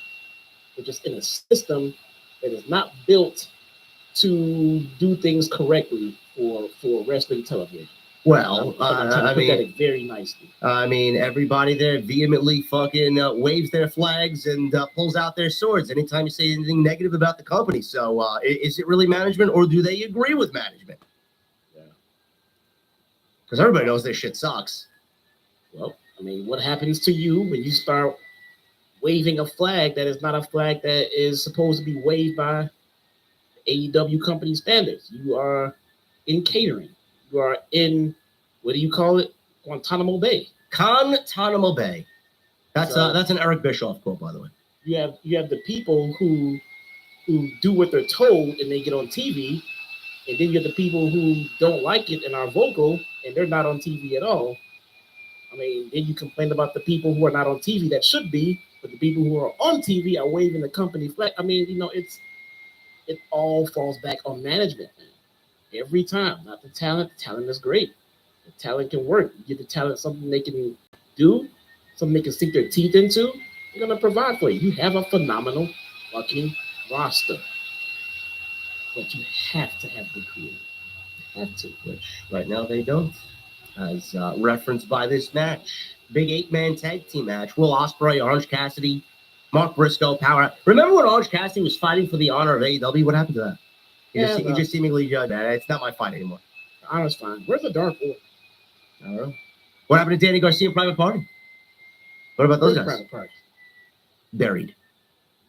They're not sitting VIP, I'll tell you that. They could sit VIP with me here in the venue, but no, the Private Party is outside in the cold, waiting on line, while other people just walk straight into the fucking bar. That's exactly what they're doing. They'll be at House of Glory on March 15th, though. Are you gonna make them wait outside or have them come straight in? You know, they could sit next to me. Yeah, there you go. Will Ospreay, Orange Cassidy, Mark Briscoe, Powerhouse Hobbs against the Murder Machines, Brian Cage, Lance Archer, Mark Davis. Oh man, I can't wait to get into this one. And the Bad Apple, Brian Keith. I'm going to say this as plain as day. I fucking hate these random 8-man tags that tell no story, and they pit fucking random factions against each other with zero emotion. This was a complete waste of fucking time. Oh, but this was a fun match. JD from NY206. Who gives a shit about this? Jesse, what were you doing there in this match? Same thing I'm doing right now. Playing on your phone? I'm in my phone, and I'm looking at fucking tweets right about now. Looked up at it, keep track of it. It's like, I'm keeping track of what you're saying, but genuine interest in it is not there. And again, the talent's great, man. I mean, yeah, some talent in this match is better than others, sure. But all in all, these guys can all work, man. But there is just nothing of substance that makes me really, really interested in what's going on here. It's like Tony labels this on social media, all-star 8-man tag, like he's fucking in his room playing with his toys. Right. Oh, look, Nobody look, cares look, about Dad. Look, Dad, I have an all-star 8-man tag. Look at all my cool toys. that's all it is. Awesome. That's all it is. Like, look, Will Ospreay's fucking fantastic. I love Will Ospreay. Would be great. It's better than Stone Cold Steve Austin. Sure. Better calm yourself over there. I don't know. I don't know. This does nothing for the pay-per-view, and basically they could have did the ending angle instead of doing this fucking match. 15 minutes of this for what? I don't understand it. So we'll get to the end of the match. We'll pick it up here. Match continued during a third commercial break. Actually, 2 commercial breaks. I'm sorry. Archer, a loser, brought in a chair, chased the referee away, ran into a punch by Briscoe, who had a springboard dive onto both Brian Cage and Lance Archer. Ospreay laid out the bad apple with an os cutter, and then followed up with a hidden blade, and he pinned Brian Keith. 1, 2, 3. Post-match, Cassidy and Briscoe were driven onto the edge of the apron. Mark Davis sank in this sleeper hold on Will Ospreay. The steps were repositioned as Cage and Archer hit choke slams on Hobbs, leaving Ospreay alone with the Don Callis family. Kyle Fletcher comes on out. He stands all tall, showing off his muscles. He sauntered to the ring with Cage and Archer holding Ospreay up and lit him up with boots and punches. After this, Davis decided to pull Fletcher off of Ospreay, and he was scolding him for doing so. He yelled at him. So Davis now, being a little defiant, Fletcher ordered Davis to then use a chair. He handed him a steel chair. I'm like, what are they trying to recreate Sami Zayn and fucking Roman Reigns over here? Holy shit. So Fletcher handed Davis the chair. He ordered Davis to use the chair, and Davis actually hit Ospreay in the back with a chair shot. And then he leaves the ring all kind of down about what he did and the decision that he made. Fletcher then hits a brainbuster on a chair on Ospreay, and he posed over Ospreay heading into their steel cage match on Sunday. You know, this is directly to Willie Boy and whoever's watching me over there. You know, this would be more effective if we actually gave a shit about the characters that were in this fucking story, or whatever the fuck you call this. Are you genuinely trying to get people on board with sympathizing with Mark fucking Davis and Will Ospreay? And the fact that Mark Davis was a former partner to Kyle Fletcher? I mean, you gotta be fucking absolutely living in your own bubble, delusional as fuck, to think that anybody's going to emotionally invest in this haphazard, fucking put together by Scotch tape and Elmer's glue storyline with fucking Mark Davis. Oh my God, is Mark Davis gonna hit Will Ospreay? I don't believe it. I'm so invested. How could he? What the fuck am I watching? How could you care about this? How could you care? It's like they went back and watched the Royal Rumble from a couple of years ago. Oh, remember what Sami Zayn and Roman Reigns did with Kevin Owens, and Sami ended up hitting Roman. Yeah, we'll just do that. But in the fucking, whatever the Walmart version is of that. You fucking kidding me? Who cares about this, Jesse? There is no redeeming qualities to this. I also do not care about Mark Davis at all. Again, I know he's a fine in-ring worker. He's probably a great guy. But if he's watching, then how you doing? Welcome. Nothing personal, but I'm just not interested in the character that you are presenting on television, because they led us to not care about it, because they give us no reason to care about it. So why wouldn't we? Who are you? Who are you? Why do we care? You came back to television for what? There was no video package. There was no explanation given why apparently Mark Davis is in the Don Callis family. Don Callis had to go out there and basically say, oh yeah, I bought the rights to Aussie Open when they were a tag team. Then Mark Davis just goes out with a fucking mysterious injury, and then he comes back all of a sudden. I don't believe it, man. I don't even remember when he joined. Was he the when they had that Callis family roundtable? Was he that mystery guy they were talking about joining? Yes. It was Mark Davis. Yes. Okay, I was anticlimactic, but I mean, all right. What Still is this? never really- What is this group? What is this group? Mark Davis, who gives a shit? Lance Archer is the biggest fucking loser in AEW. He's nothing but a jobber. He's a 7-foot jobber. Brian Cage, he's a jobber. I'm sorry. What is this group outside Kyle Fletcher and Konosuke Takeshita? Who are they? You have a couple mid-carders and Konosuke. I mean, maybe a tag team out of this or something. I don't know. But I will say this. Being in the Callis family is probably best for guys like Archer and Cage and stuff like that. But that doesn't mean once they're in the family, then they're set, they're good, they're over, let it be. No, you still have to do things with them to make us give a shit. You know, they did start like a tag team with them, right? What are they? The Murder Machines? Murder Machines, yes. Murder Machines. Okay. Then give me something with that. Have Don Callis say, we want the goddamn tag team titles. If you're the Murder Machines and you got these dudes talking about that they hurt people and they run this fucking industry in the tag division, why aren't you doing something about it? Well, they were supposed to go and do the Murder Machines versus the Hurt Syndicate, but they ended up going with the Outrunners for whatever reason. Very odd. That'd be great. Why? Yeah, let me take the other legit tag team that we got and feed them to the Hurt Syndicate and then just move on like nothing ever happened. Yeah, let's bury them. Yeah, no, you had a chance with the Outrunners. You fucking missed that one. It's gone. That momentum is gone. Didn't strike while the iron was hot. You can just slide those motherfuckers to the back of the creative and so on because they're done. AEW has this really bad habit of not striking while the iron is fucking hot. They also have the habit of just taking somebody and making them feel completely insignificant. Holy shit. Everything about this was just laughable, man. Who cares about Mark Davis?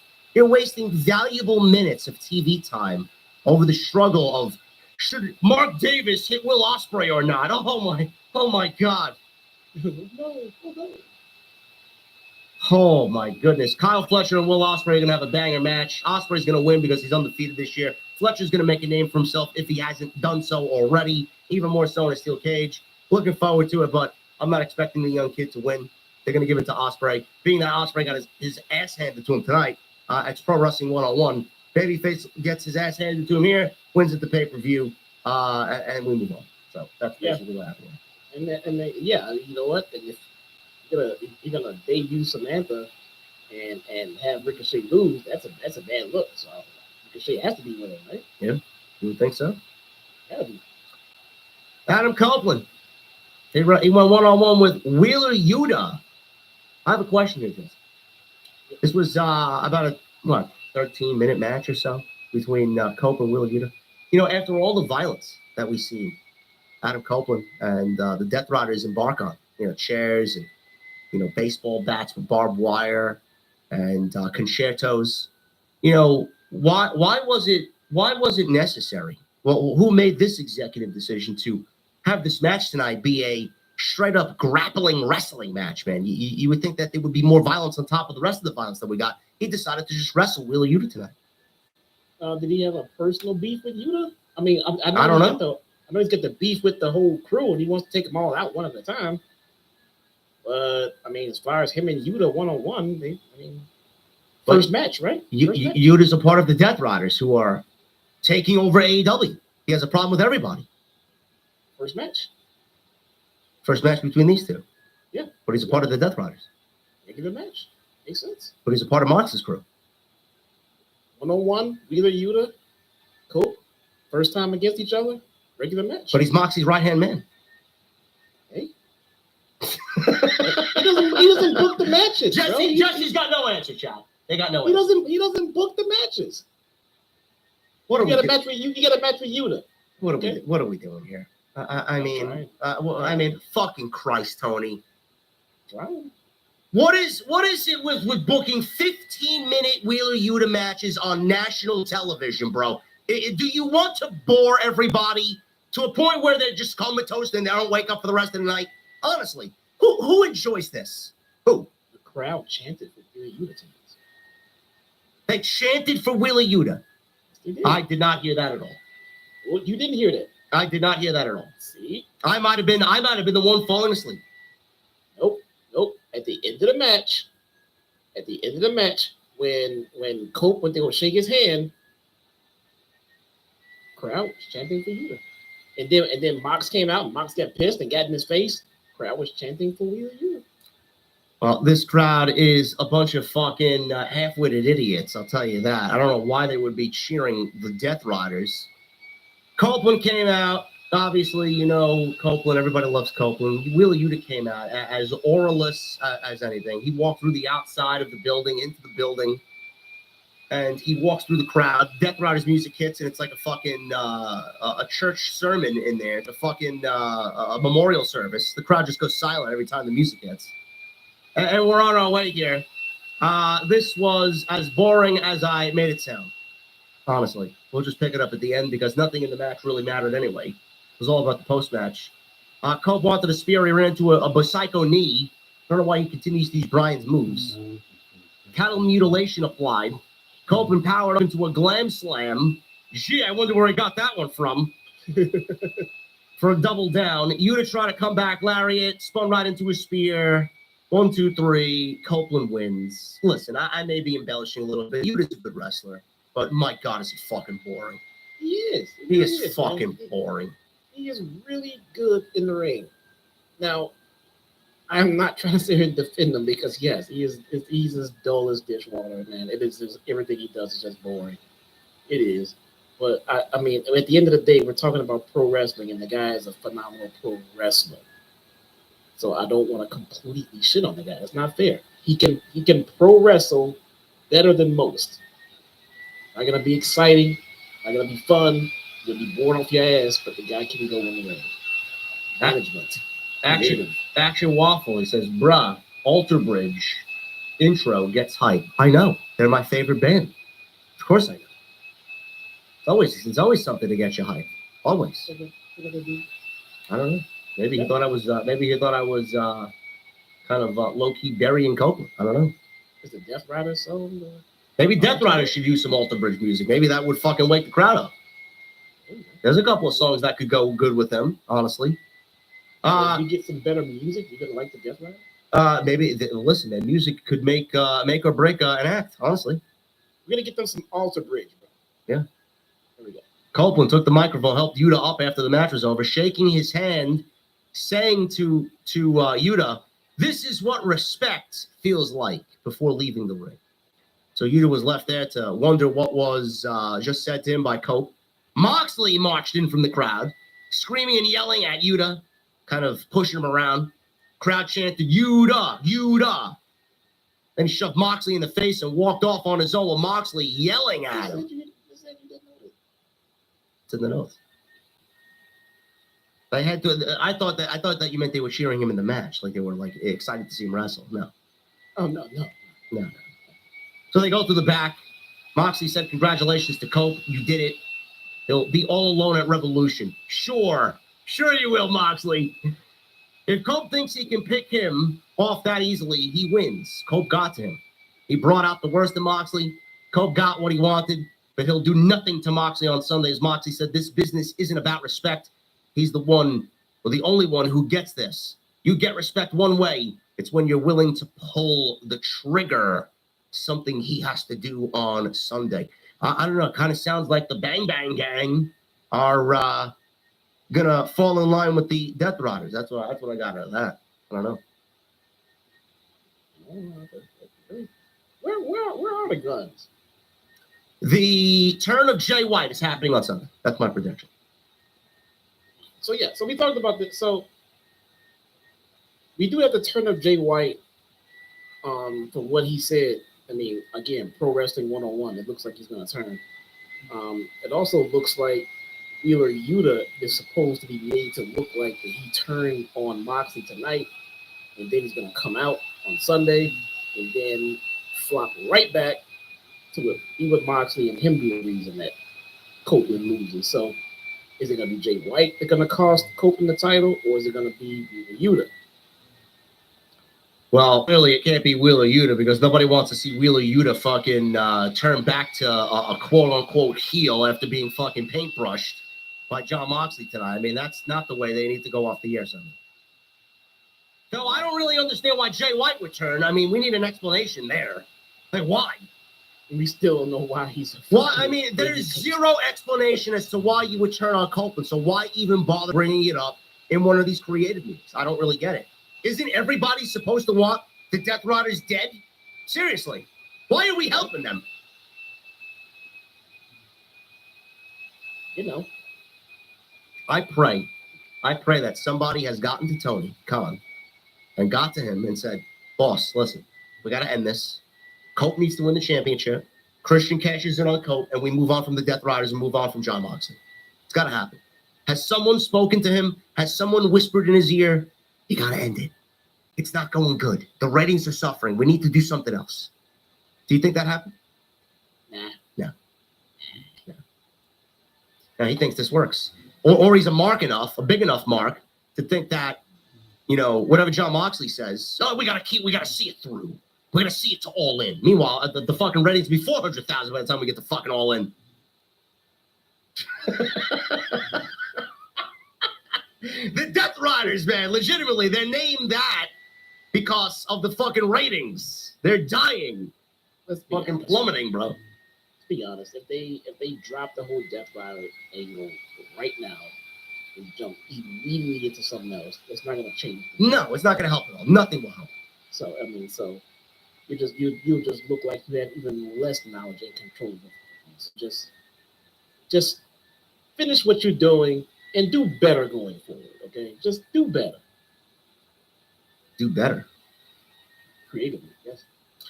We got a Outrunners music video training for their AEW Tag Team title match on Sunday at Revolution against the Hurt Syndicate.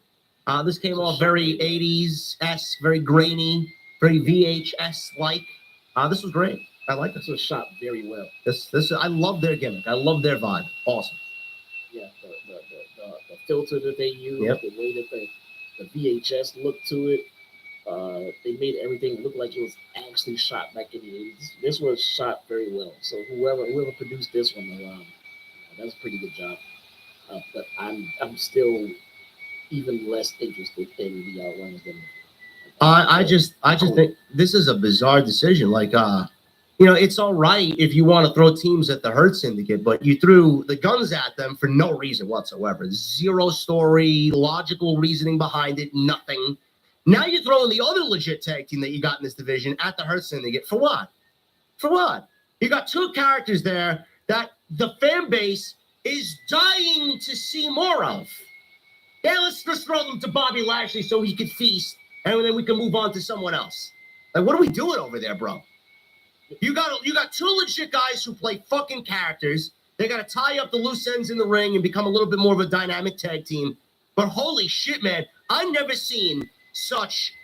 It's malpractice to take characters like this and just fucking. You know what? Let's feed them to two guys that they on no planet could fucking stand a chance against. What are we doing? Oh no, man! But I'm sitting here thinking about it, and we're like, well, you get these top guys, these WWE guys, at top and they're champion and they're fighting for the time. I mean, but you just said that how Adam Cole's been here 4 years has not won a title and is fucking criminal. We gonna give him a title and he'd be like, see, look, another WWE guy with a fucking title. Where's Darby Allin? Why did you give Darby Allin this much time off to go kill himself when he should be your guy?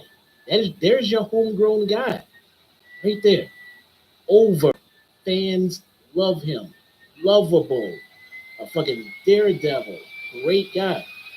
I mean, you gave him his freedom to go do what he wants, but right now you need someone like a Darby Allin so you can focus on to make a new star.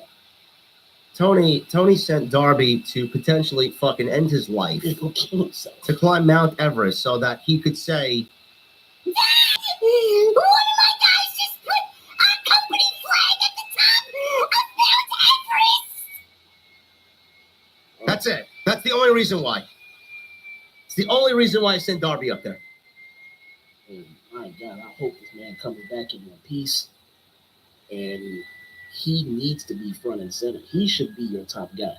Darby Allin, Darby Allin and MJF should be your quintessential AEW baby faces of heel. Right there. Those two guys. And then you have two guys who will be at the top of your card that are not WWE guys. I don't know. This is the show that we have to watch for you on Wednesday. You believe this?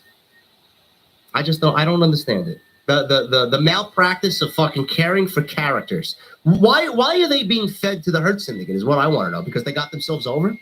Because it's not a Tony Khan creation? I mean, just look at the way Hologram is positioned and then look at the Outrunners. Look at the fucking difference. Look at the difference. One's undefeated and the other are being fed to the fucking jaws, the great whites of the division. I don't get it. You know, Vince McMahon created The Undertaker. Tony Khan created the Hulk. He did. He did. That's his guy. That's his guy. That's his bro. That's if you don't think Hologram's gonna be a future world champion, you are nuts. Bro, Hologram is going to be a future international or continental champion. Watch. I guarantee you, if Hologram is in the Continental Classic this year, he's winning the entire tournament. He really loves that guy. I don't know who the fuck he is. That's Tony's creation, man. Remember when you sat down as a youngster? I know I did in the E-Feds, and you wrote out your storylines and your characters, and you wrote out all this cool shit to go against and battle other people that did the same thing. That's exactly what Tony was doing. Hologram. I don't get it. Red Shirt Dizzy says, AEW is on fire right now. If you ignore Moxley, stop yelling, bro. No, they're not on fire. Who the fuck is talking about them? Nobody. They tried to go on fire, but then they stopped Max from like. Yeah, they are on fire. And someone needs to put out the fire because it's fucking burning the entire company down to the ground. Tony is killing the fucking company. They're on fire. Where are they on fire? Can't even get 600,000 on Wednesdays anymore. You're being beat up by an NXT promotion that is labeled developmental. I had more people talking about watching Evolve tonight than Dynamite. Yeah, they're on fire. Give me a fucking break. Yeah. On Tubi. There's no way. I don't watch NXT. There's no way on fucking God's green earth I'll be watching any episode of it. Well, Evolve was being booked by Gabe Sapolsky, who ran Evolve, which was a good promotion. We'll see. Awesome. Where are they airing? Tubi. Oh, okay. I don't know why Tubi, but I don't know. I will not. It seems that WWE have all kinds of access to networks. I don't know why they're on Tubi. MJF, the only thing worth talking about on this show is Mr. Friedman. He's still outside on the streets on Sacramento. And Renee walks up to him and asks what the end game is for him and Adam Page. Adam Page, tonight, Jesse, was, it looked like he drove in today, not a Rivian, but a Porsche with the horns on it. SUV Porsche. A Rivian. It looked like a Porsche. Was it a Porsche, Chad? What was he riding today? Somebody know? You're a car enthusiast in the chat? I am a car enthusiast. I saw a Rivian. Might have been I don't know. That might have been a Rivian. I don't know. MJF, God, you look it up. MJF said he knew Adam Page would never show. He's a gutless coward. He's going to show Page he's not the main character on Sunday. MJF is. So Page drives his truck as Renee and MJF have to run away from getting hit. Page gets out and marches after MJF. Page thought he got his hands on MJF in the back, and we couldn't see who it was because it was all dark. And we come out to the stage, and Page throws this poor individual out to the stage. And we come to find out that it was someone dressed as MJF. And this guy was yelling at Page, he made me do it. He made me do it. And then the real MJF attacked Adam Page. I thought that was fucking great. I thought that little cosplay was, that little trickery by MJF was fucking great. I don't know what you thought of it. That's the same Rivian. It's the same Rivian, okay. Yeah, same Rivian pickup. Yeah. I kind of figured there was something up with that guy that Page grabbed because commentary didn't really sell it very well because you could hear someone said, "Is that even him?" So they said that. Is that even him? Like, why would they say that? That's not him, is it? I bet it's not him. And then we saw it wasn't him. Commentary didn't really put that over like Hangman got him. They told us right away. Is it him? God damn you guys. Sell it. Sell it. Yeah, the commentary team is awful. Everybody but Taz, they're awful. Ian Riccaboni's great, but Excalibur's fucking terrible. He is just awful. And Shivani is fucking awful on Saturday. I don't know how anybody watches that show on Saturday with Tony Schiavone commentating. I really don't. Anyway, I like this cosplay MJF. MJF came out and attacked Page from behind. He tried a heat seeker in the ring. Page avoided it. So Adam Page was getting ready for a buckshot. MJF was selling his ankle here. He gets up and he punt kicks low right between the nuts. And MJF hit the heat seeker before ripping off his dress shirt to reveal a shirt that said MJF did nothing wrong. Now, I don't know if he's taking a page out of Kevin Owens' playbook, but MJF did nothing wrong. Honestly, he did nothing wrong. Like that was something that Punk fans would like for Punk. Explain. Punk did nothing wrong. As far as I'm concerned, Punk is doing great things. Perfect. He's not an innocent man. Oh no! He has to be. It's gotta be. According to the Punkers. Yeah. Punk has never done anything. I'm not getting involved. I'm excited for CM Punk's journey on the road to WrestleMania. That's all I'll We say. digress. Not letting your CM Punk hostility bleed onto me. I love Punk. I love Punk. What are you guys talking about? I love Punk. Anyway, MJF did nothing wrong. Security tried to put a stop to this. MJF wiped them all out before putting on the Dynamite Diamond ring. He went for a punch, but Page shot a double leg, scrambled to their feet, and MJF hit a right hand flush. MJF took the mic and said, fans love it when their precious Hangman burns things. Let's see how they really feel when he does it. MJF then grabbed a can of lighter fluid What the fuck is wrong and with this guy? sprayed it all over Page before pulling out a lighter. Finally, the referees and security bolted out there and they tackled MJF like 20 deep, and they carried him out of the ring, screaming MJF was, saying, let me prove my point, and they carried him out of the building. Now, as a sick fuck, normally there was a small part of me low-key that wanted to see him light Page on fire. That's number one. Number two, I texted Jesse this because we complained about it, and I uploaded the clip to the second channel, and Jesse knows exactly what we said, and you guys know exactly what we said, and they know exactly what we said. I'm sure the people watching there. We said that they gave away 2 weeks of television in 10 minutes last week. The attack on Christopher Daniels was botched. It was sloppy. It was amateur hour. We didn't see MJF attack. We don't know how MJF attacked.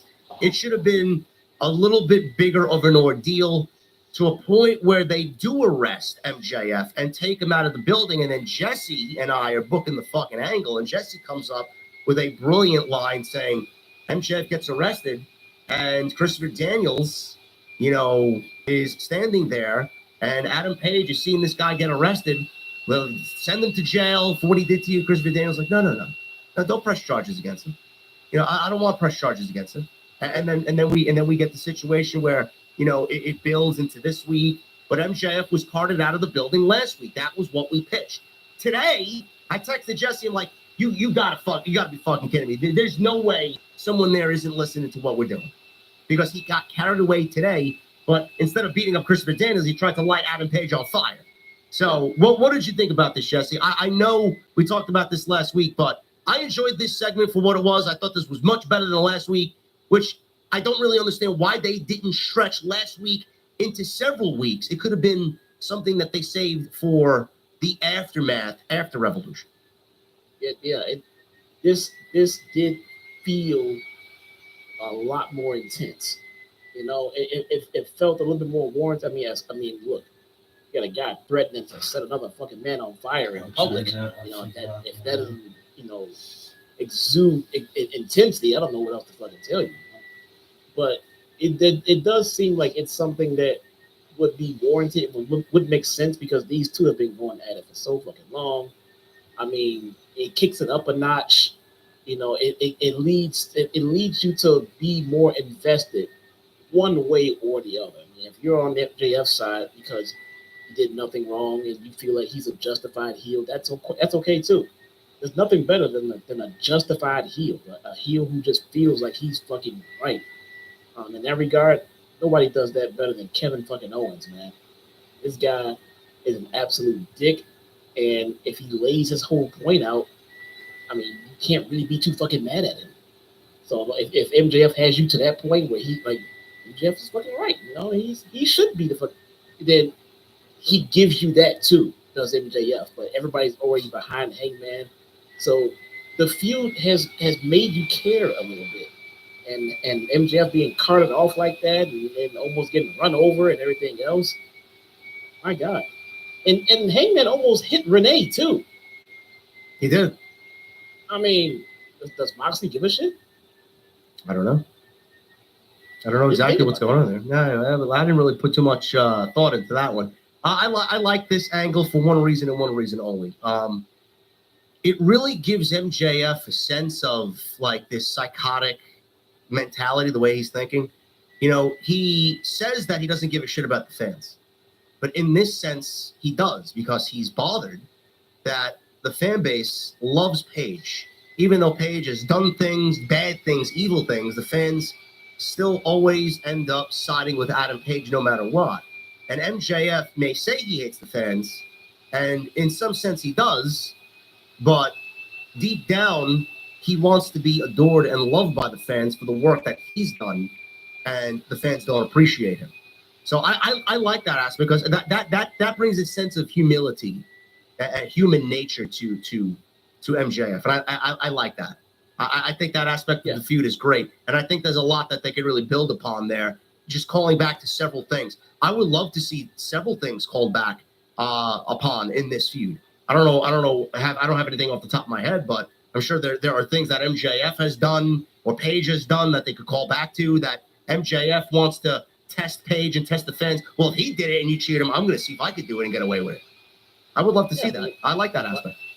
Why not? And then so you had MJF actually calling Hangman a babyface, pretty much. Yeah. Calling him the babyface. Now coming into this, you know, in the last few weeks, Hangman has been, he's been, you know, talked about amongst people in the community. Is he heel? Is he babyface? Is he tweener? And they actually called him a babyface tonight. So I guess that settles that right there. Flat out. I mean, anybody in the feud with MJF, you're the babyface. I mean, at least this version of MJF. You're just the default babyface. So I want to pay attention to how Hangman comes out of this feud with MJF. Is he in tweener territory, or is he now? Because at this point, especially if he wins his feud against MJF, you are the top babyface. Yeah. So how does that play out going forward? You still got guys like Kenny, and you still got Will Ospreay and shit like that. Well, now you got a Hangman, who is now pretty much also a top babyface, just beat MJF, just called him a babyface. So you got a lot of top babyfaces at this point. I'm going MJF to win on Sunday. That's it. Commentary said they didn't condone of MJF's actions before the break and will not show what he attempted to do to Adam Page. So you mean to tell me MJF bloodied Christopher Daniels, but they showed that on television, but they won't show him dousing him with lighter fluid and then not lighting him on fire? Hey, wrestlers being bloody, nothing new. And replaying something that they call vile and heinous and all this other shit would kind of be counterproductive. So I like how they say we're not going to show it again. As a matter of fact, I go even further. They should do this more. Showing replays and then talking about how bad it was, how terrible it was, it is counterproductive. We're in a day and age now, you don't have to replay shit. You don't replay it, what's that going to do? It's going to lead people to go to social media and fucking look up the clip, right? Don't replay shit. We know. You played it once, we have it. It's on the internet for life, bro. And the fact that you're telling people, oh, this was terrible. Ladies and gentlemen, I'm sorry. We can't replay this. We will not replay it. It was so vile.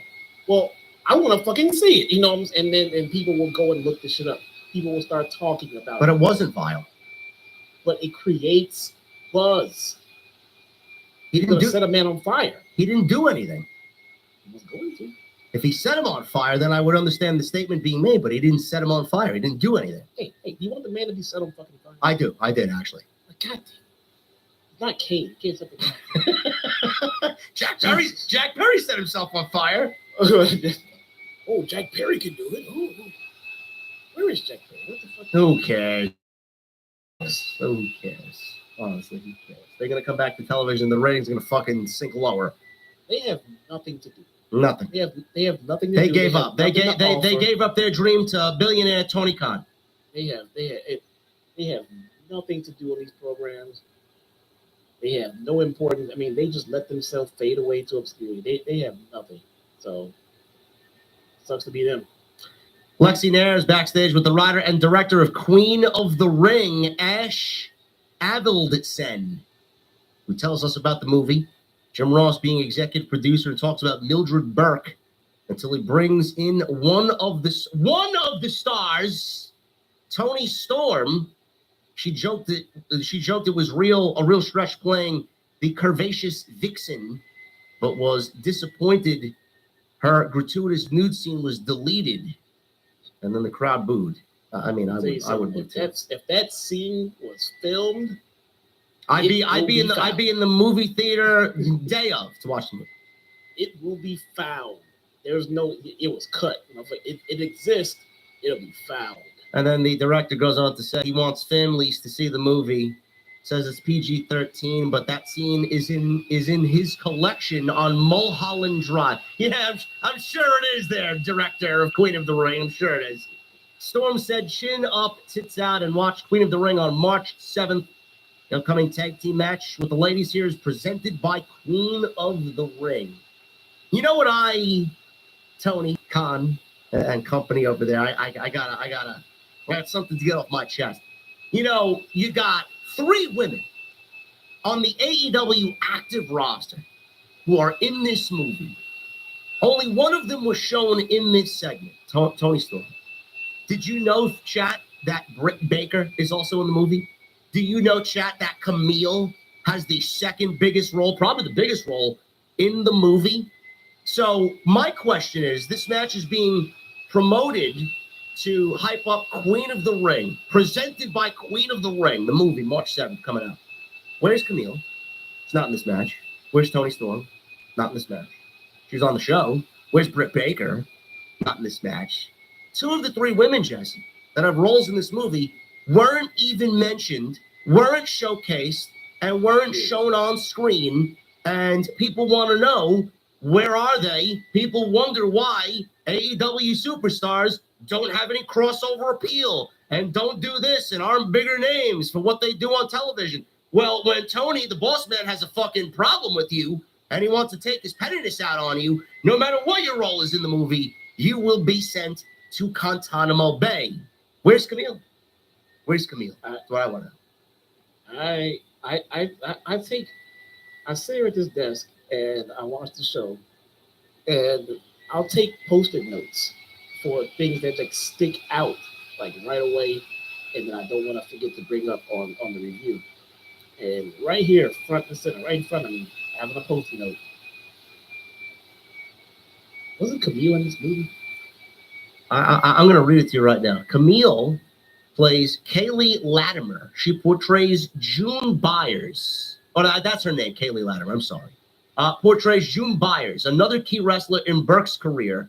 Camille, known for her time in NWA and currently with AEW, replaced Charlotte Flair in this role due to scheduling conflicts. Believe that? She replaced Charlotte Flair, bro, and still could not get a fucking mention on AEW Dynamite. You know who else is in the movie? Britt Baker. She plays Debbie Nichols in the film. Baker is an AEW wrestler who has not been on television since November when she said to Serena Deeb, nobody cares, nobody cares. Stepped in after Liv Morgan had to withdraw due to injury issues. And Trinity Fatu is also in the movie. She plays Ethel Johnson, a legendary wrestler, and one of the first Black women to make an impact in professional wrestling. I was getting ready to ask, is there anyone in WWE in the movie? Yes, Trinity is in the movie. Just from that. I was starting to wonder, like, there's no way miraculously all of the WWE women had to pull out and only AEW women are left. You know who else is in the movie? Jim Cornette's in the movie. I heard. He's in the movie. Mickey James is in the movie. Oh, that's awesome. Yeah. Mickey James is an underrated actress. It's amazing how we have a match presented by Queen of the Ring, and the second biggest star in the movie, Camille, who's on your roster, is nowhere to be found here. Not in the match, not a mention. Not thank you, Camille, for bringing more notoriety to AEW. Nothing. Did she get benched, Jesse, because she worked with Jim Cornette in the movie, who vehemently despises AEW? Tony Khan loves Jim Cornette. He listens to Jim Cornette every fucking Stop week. watching him. He listens to Jim Cornette every week. He won't stop watching the fucking guy. Tony Khan admitted that he watches us every week on a public platform. So look, man, if you have a woman in that movie and you did not even bother telling your audience that she's in the movie, that is just an absolute barrier, man. It's just an absolute, it's misconduct. It is your job to promote. You're literally a promoter. You should be promoting your wrestlers. You have a movie debuting this week, and you fail to mention that you have 3 superstars in that damn movie. You know, people are going to be wondering where Camille is and why Camille's off television. Just for this alone. Man, Everybody's going to ask, what happened? Why?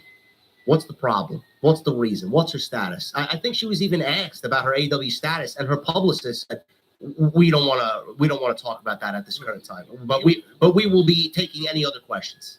Something bad happened, dude. I'm telling you, something is not right there. I think she was caught with a Larry plush doll or something. I don't know. Maybe she babysat Larry one day and brought him to the fucking venue, and that's it. Off to Guantanamo Bay. I don't know. Maybe she had a dinner date with AJ Lee. I have no fucking clue. Bro, that had to have been the absolute just most awkward just disappearance I've ever seen in pro wrestling. I mean, she was here, and then she just said, no, I'm gonna go away. Went away, not addressed, still employed, not fired, in a movie, not talked about again, not given a shit about, just gone. Did Mercedes find something wrong with her? Did she do something to Mercedes to a point where Tony then didn't book Camille because he didn't want to upset Mercedes? Something had to happen, bro. I don't. Something. I mean, is she regretting the decision that she made to sign with this fucking dump? Holy shit. I don't know, man. Tony continues to show everybody that he's not the same person that he was 5 years ago. That's all I'll say. That is an awful thing to do. You have someone employed there and you're not bringing them to the spotlight in this fucking movie for the second biggest role in the movie next to Tony Storm? Shame on you. Shame on you. Why the fuck would she even want to come back to work? Fucking ridiculous. Yeah, that made no sense, Chad. I'm not gonna lie. That made no sense. I mean, this is Who an wants opportunity Jesse? to promote. Who wants to work there after that? Why would anybody go to AEW for more opportunity if this is the way that they're going to act? I don't get it. Imagine you're a young female wanting to break into the business and get your feet wet. Opportunity like that comes around, and you do something wrong, and then you're fucking sent to Guantanamo Bay because the boss didn't like it. And I'm starring this fucking movie that's got other people on this roster in the movie, and I don't get mentioned. If you don't know, if you're not a super fan like everyone here, if you don't know, you have no idea that Camille was even in that movie. And Sure. that is messed up. What an awful move. Megan Bayne and Penelope Ford defeated Thunder Rosa and Chris Statlander. I'm still waiting for the fucking creative team to tell me what the relationship is between Megan Bayne and Penelope Ford outside of this is Janela's current girl and his ex-girl. What's the reason for their pairing? There's no tag team titles. Megan Bayne hasn't said a fucking word in weeks. We don't know who the fuck she is, why she's here, what she wants. She just comes out. Yeah, Ricochet keeps fucking talking. Can't shut Ricochet up, but we can't get a fucking word in this woman's mouth. Who is she? Why is she here? Why is she teaming with Penelope Ford of all reasons? Do you care to tell me? never said. They never out of that awkward moment that we had last week, which I always thought, yeah, by the way, I was waiting for the end of this match to see who Tony Khan blamed for the horrible fucking incident that happened with Thunder Rosa and those women in that match. I was wondering who was going to blame for it. Now that I see Thunder Rosa taking this L, it looks to me like he blamed fucking her. Yeah, Rosa launched herself off Statlander's back in the corner for a drop kick on Ford. Double team scissor kick finally took Bane off her feet. Rosa had a drop kick through the ropes to the outside. Ford tripped up Statlander on the top rope and sent her crashing to the outside. Ford posed and allowed Rosa to drag her into the ring. She licked her face because Penelope licked her face earlier in the match and then hit her with a stiff lariat. Ford backed Rosa into her own corner. Bane tagged back in and ran into a big corner boot. Rosa tried fighting off both women and hit a stunner on Bane. Ford escaped, sent Rosa into Bane, who then hit a very ugly-looking F5. I don't know what the fuck this looked like. I mean, if you're going to do an F5, then do an F5. I don't know what the fuck this was called. F5 for the win, and Rosa gets pinned 1, 2, 3. Gee, who did they blame last week for the debacle that was that segment, Jesse? Must have been Thunder Rosa. Yeah, absolutely was Thunder Rosa. Must have been. You know, You combine that with the awkward explanation she gave on Busted Open, where she never really explained. no, she was clearly looking at another screen, reading a written statement written to her by AEW management. Yeah, you take that awkward interview and then take this outcome here, her just taking the clean L. Well, now we know who they blame for that. You want to know when you read or look at someone doing something like that, just look into their eyes, man. If they're looking anywhere else but here, then they're fucking full of shit. Give me a break. Poor fucking Rosa. She's waiting for that contract to be up, and she is out of there, man. Fuck this place. She's had a rubber wedding. Yeah. She's bumped heads with so many different women over there. Clearly, management as well. She's gone through some personal issues, some mental health concerns that that she has made public herself and everything else. She's probably tired of that place. I'm sure. Not helping her cause at all. Renee, she introduced Mercedes Moné backstage. She brings up beating Momo. I want to sleep. Before she said she is legit, is Momo, and she's beaten some of the best to get another shot. Moné had Renee just feed her catchphrases.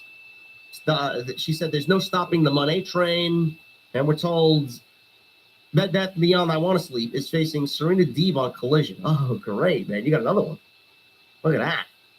Not only we got Hologram, man, we got fucking Creighton Barrel I Want to Sleep over here on Saturday night. Can't wait. So Serena Deeb is going to be on Collision. Moné is going to be on Collision, watching Deeb break one ton of sleep. Renee then said the wrong tagline and was scolded by Moné, who said the right one to end the segment. You know, we've gotten to a point now, Jesse, where the fans aren't chanting Moné's catchphrases now that she's got Renee doing it. I don't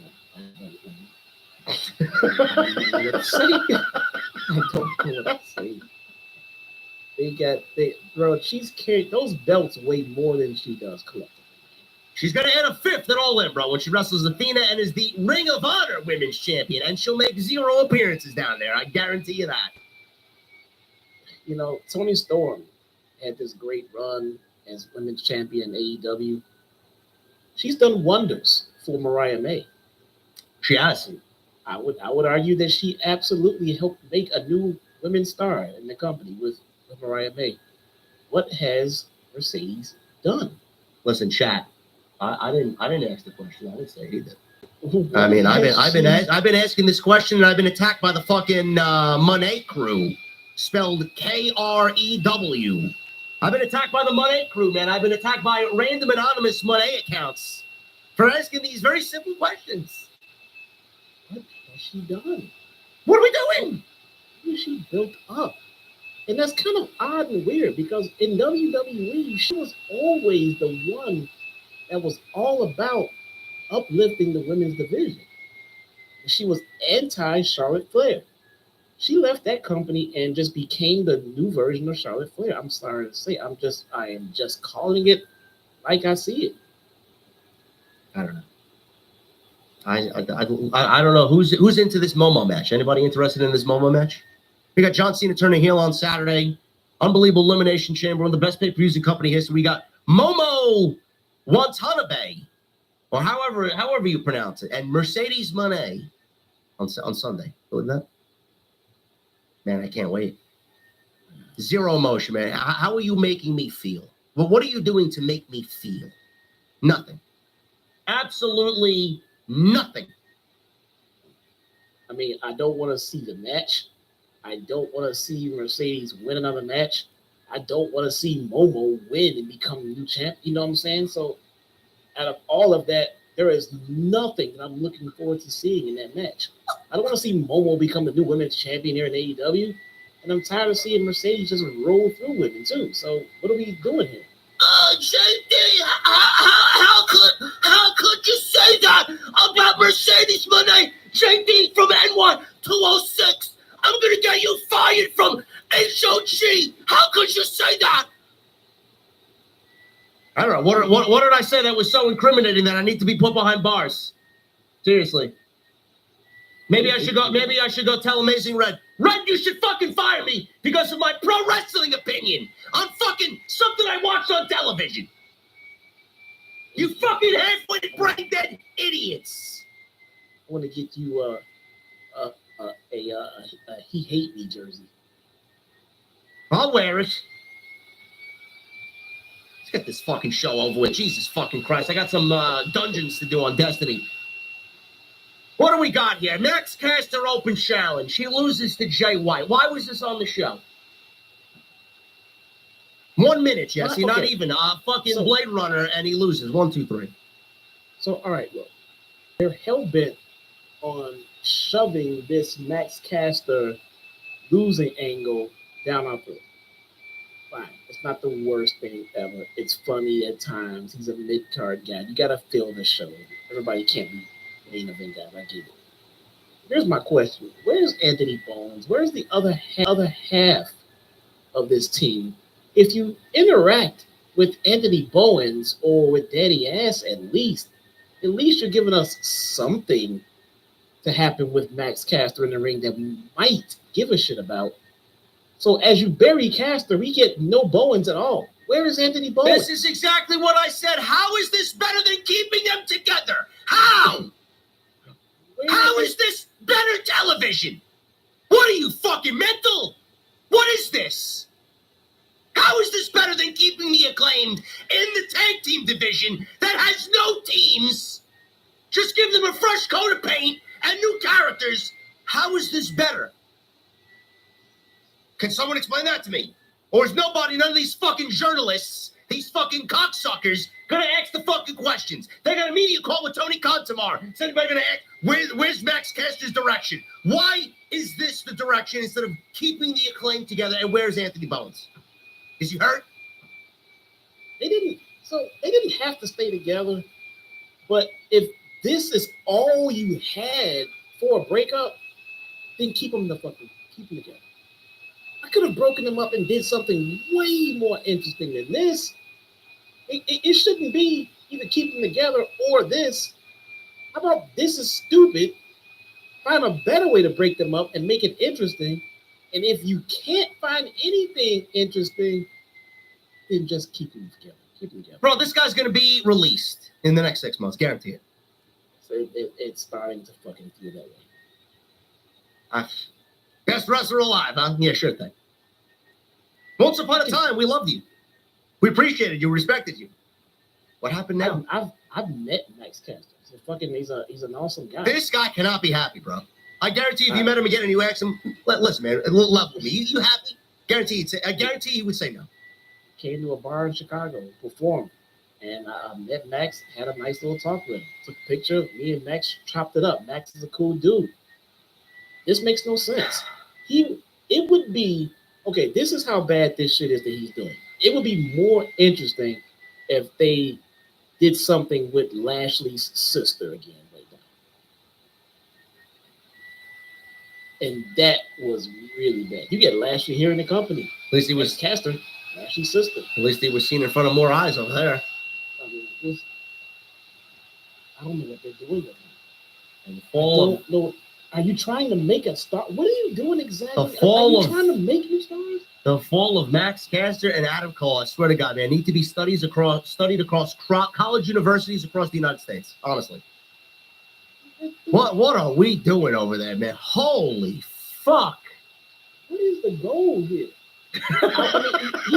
He came out and he used to come out and rap with his entrance music every week. That was over, so they stopped doing it. And then you want to know why everybody says AEW, where people's careers die, where people go for their careers to die. Now you want to know why people say it. I don't fucking like. Oh what is- my God! Your goal is to get people to enjoy Max Caster, right? That is supposed to be the end game. Unless I'm missing something here.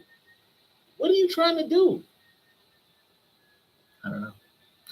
Listen, I predicted that. I thought it was going to be Big Boom AJ beating him. At least they didn't go that route.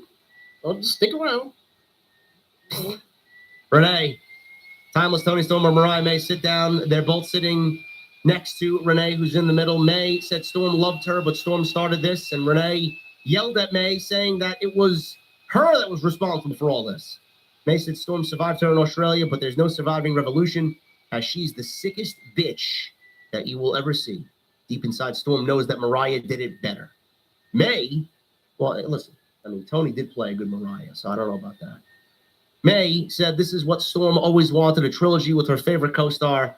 They can have their Hollywood ending they've always dreamed of. You know, Jesse, they're saying it's a Hollywood ending, right? You would think that this would be the main event, no? On something? I don't equate those two. No? Okay. No. Storm said May doesn't deserve the dignity of death. She sentences her to a lifetime of mediocrity. Ooh. Sounds like she's describing AEW. Her career will continue. It'll be good but never great. People will like but never love. Gee, she's describing AEW. It's crazy. Oh. Her star will dwindle, be replaced and forgotten. Some will ask whatever happened to Mariah May, but they'll learn she found out what happens when you try to kill God. May threw the chair away as Renee said seriously. She prays that neither gets hurt. Both May and Storm simultaneously say pray for her as the segment comes to a close. I thought this was great. I did enjoy it. I liked it. Best segment of the night besides MJF and Paige. Yeah, I don't know who is producing these women in this feud. I heard it's RJ City, but I don't know. Who? RJ City. Who's that? So they're just producing this segment. I heard it's RJ City, but I'm not sure. They're doing a great job. I mean, the whole thing. It all love it from beginning to end. Even when Storm came back and went back to Rocker Tony and all this other shit, I know I was on here like, what is this amnesia shit? Everything else, this is that. They took Tony Storm and put her at the back of the line, the way that she should have been put at the back of the line to get her title match back. And they did it as Rocker Tony, and then got back up to where she's now, back to Timeless Tony, and I enjoyed the whole thing. As a whole, I enjoyed the whole thing. They killed it. I don't know who produced this shit, but Mariah killed it, Tony's killed it, and whoever wrote for them fucking killed it. And this is the blow off. I just hope, like we talked about earlier, I hope they get plans for these women after this feud. I'm going to say I don't trust AEW where they go after this. I don't trust them. Wrapping up here, main event was Continental Champion Kazuchika Okada and Ricochet against Swerve Strickland and Brody King. Just a mishmash of Revolution matches here in a tag team form. Okada and Brody King are wrestling for the Continental Championship on Sunday. Why anybody would fucking care and what the story is, I mean, Jesse, would you like to embellish and tell our fine audience why these two are wrestling? Again? Oh, Okada and... Yes, Okada and Brody, yeah. Yes, because so Brody and Julia Hart were giving an interview backstage. I believe it was Lexi. Man. And they were right by a doorway, And then out of the door comes Okada. He comes out and he walks by like, oh shit, you guys are doing an interview. My bad, And then Brody and Julie just looked at him like, and then he left. Well, that pissed off Okada because he came out later on in the night and attacked Brody King. So now we have a feud. Wow, man, that sounds like it took weeks of planning and strategizing and execution.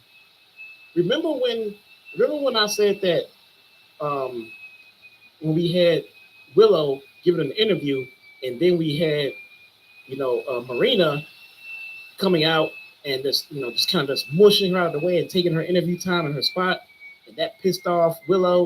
And then she did it again, and I'm like, man, that's actually a really good reason to start feuding with somebody. This is the polar opposite of that. Okay, It's great. Really enticing stuff there, Tony. Appreciate it. You could not pull a fucking single fuck out of me about this match. I just don't care. I don't know who sits there and watches Graps. Oh man, this is great stuff. What is the reason? What is the reason? Swerve and Ricochet, I understand, but Okada and Brody. I mean, you're just insulting the audience's intelligence at that point. I'm sorry. Who gives a shit? Now look, Kazuchika Okada versus Brody King for that fucking championship. Take my money. Take my money. This is the story you give us for it? If it was a story, sure, I would love it. That's what I mean. Like this is the story you gave us for it? Or you can do better than this. You know what match I haven't done yet? Let's do Okada and Brody. That's exactly how it came about. Drinking a White Claw at the bar, and you know what match I didn't do? Let's do that one. That's fine. Have your White Claws, have your snow powder donuts, whatever, and come up with the matches. I want to see Brody versus Kazuchika Okada. Great. Run that by your creative team. Hey, get me to Okada and Brody King for that title. Make it make sense and make it good. That's what you do, TK. Right there. Right there. You have an idea. I want to see this match. Creative team. Give me something good for these guys. Come back to me. You're asking the creative team to be creative, man. You're really asking for a lot. That's what they do, man. What they do. What they're supposed to do. We'll pick it up at the end here. This was fine, honestly. I just zero fucks, chat. Don't care. Ricochet, Strickland tagged in. Ricochet realized that he tried to run for his life. Okada wasn't there, so he went and got his ass kicked. Both escaped powerbomb attempts. Ricochet floated over one into a snap DDT. Spirit gun and Vertigo countered by Strickland, who could not hit big pressure. So Ricochet got a roll up for two. Strickland hit his rolling flatliner and a house call flush. After he hit Swerve Stomp, Okada flew off the top with his elbow, and he broke up the pin. Okada and King slugged it out with forearms and chops until Brody dodged a Rainmaker, tried a corner cannonball, but Okada avoided it. Okada grabbed the Continental title belt, but Strickland flew in with a house call before he could use it. King and Okada tumbled to the floor.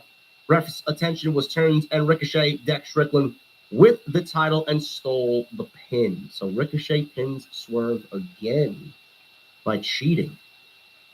So there you go. I think he's going to cheat again on Sunday with Samantha there. You would think with this outcome that Swerve is going to win, but I do think Samantha. My prediction is Samantha shows up. This was fine, Jesse. I just couldn't do this, honestly.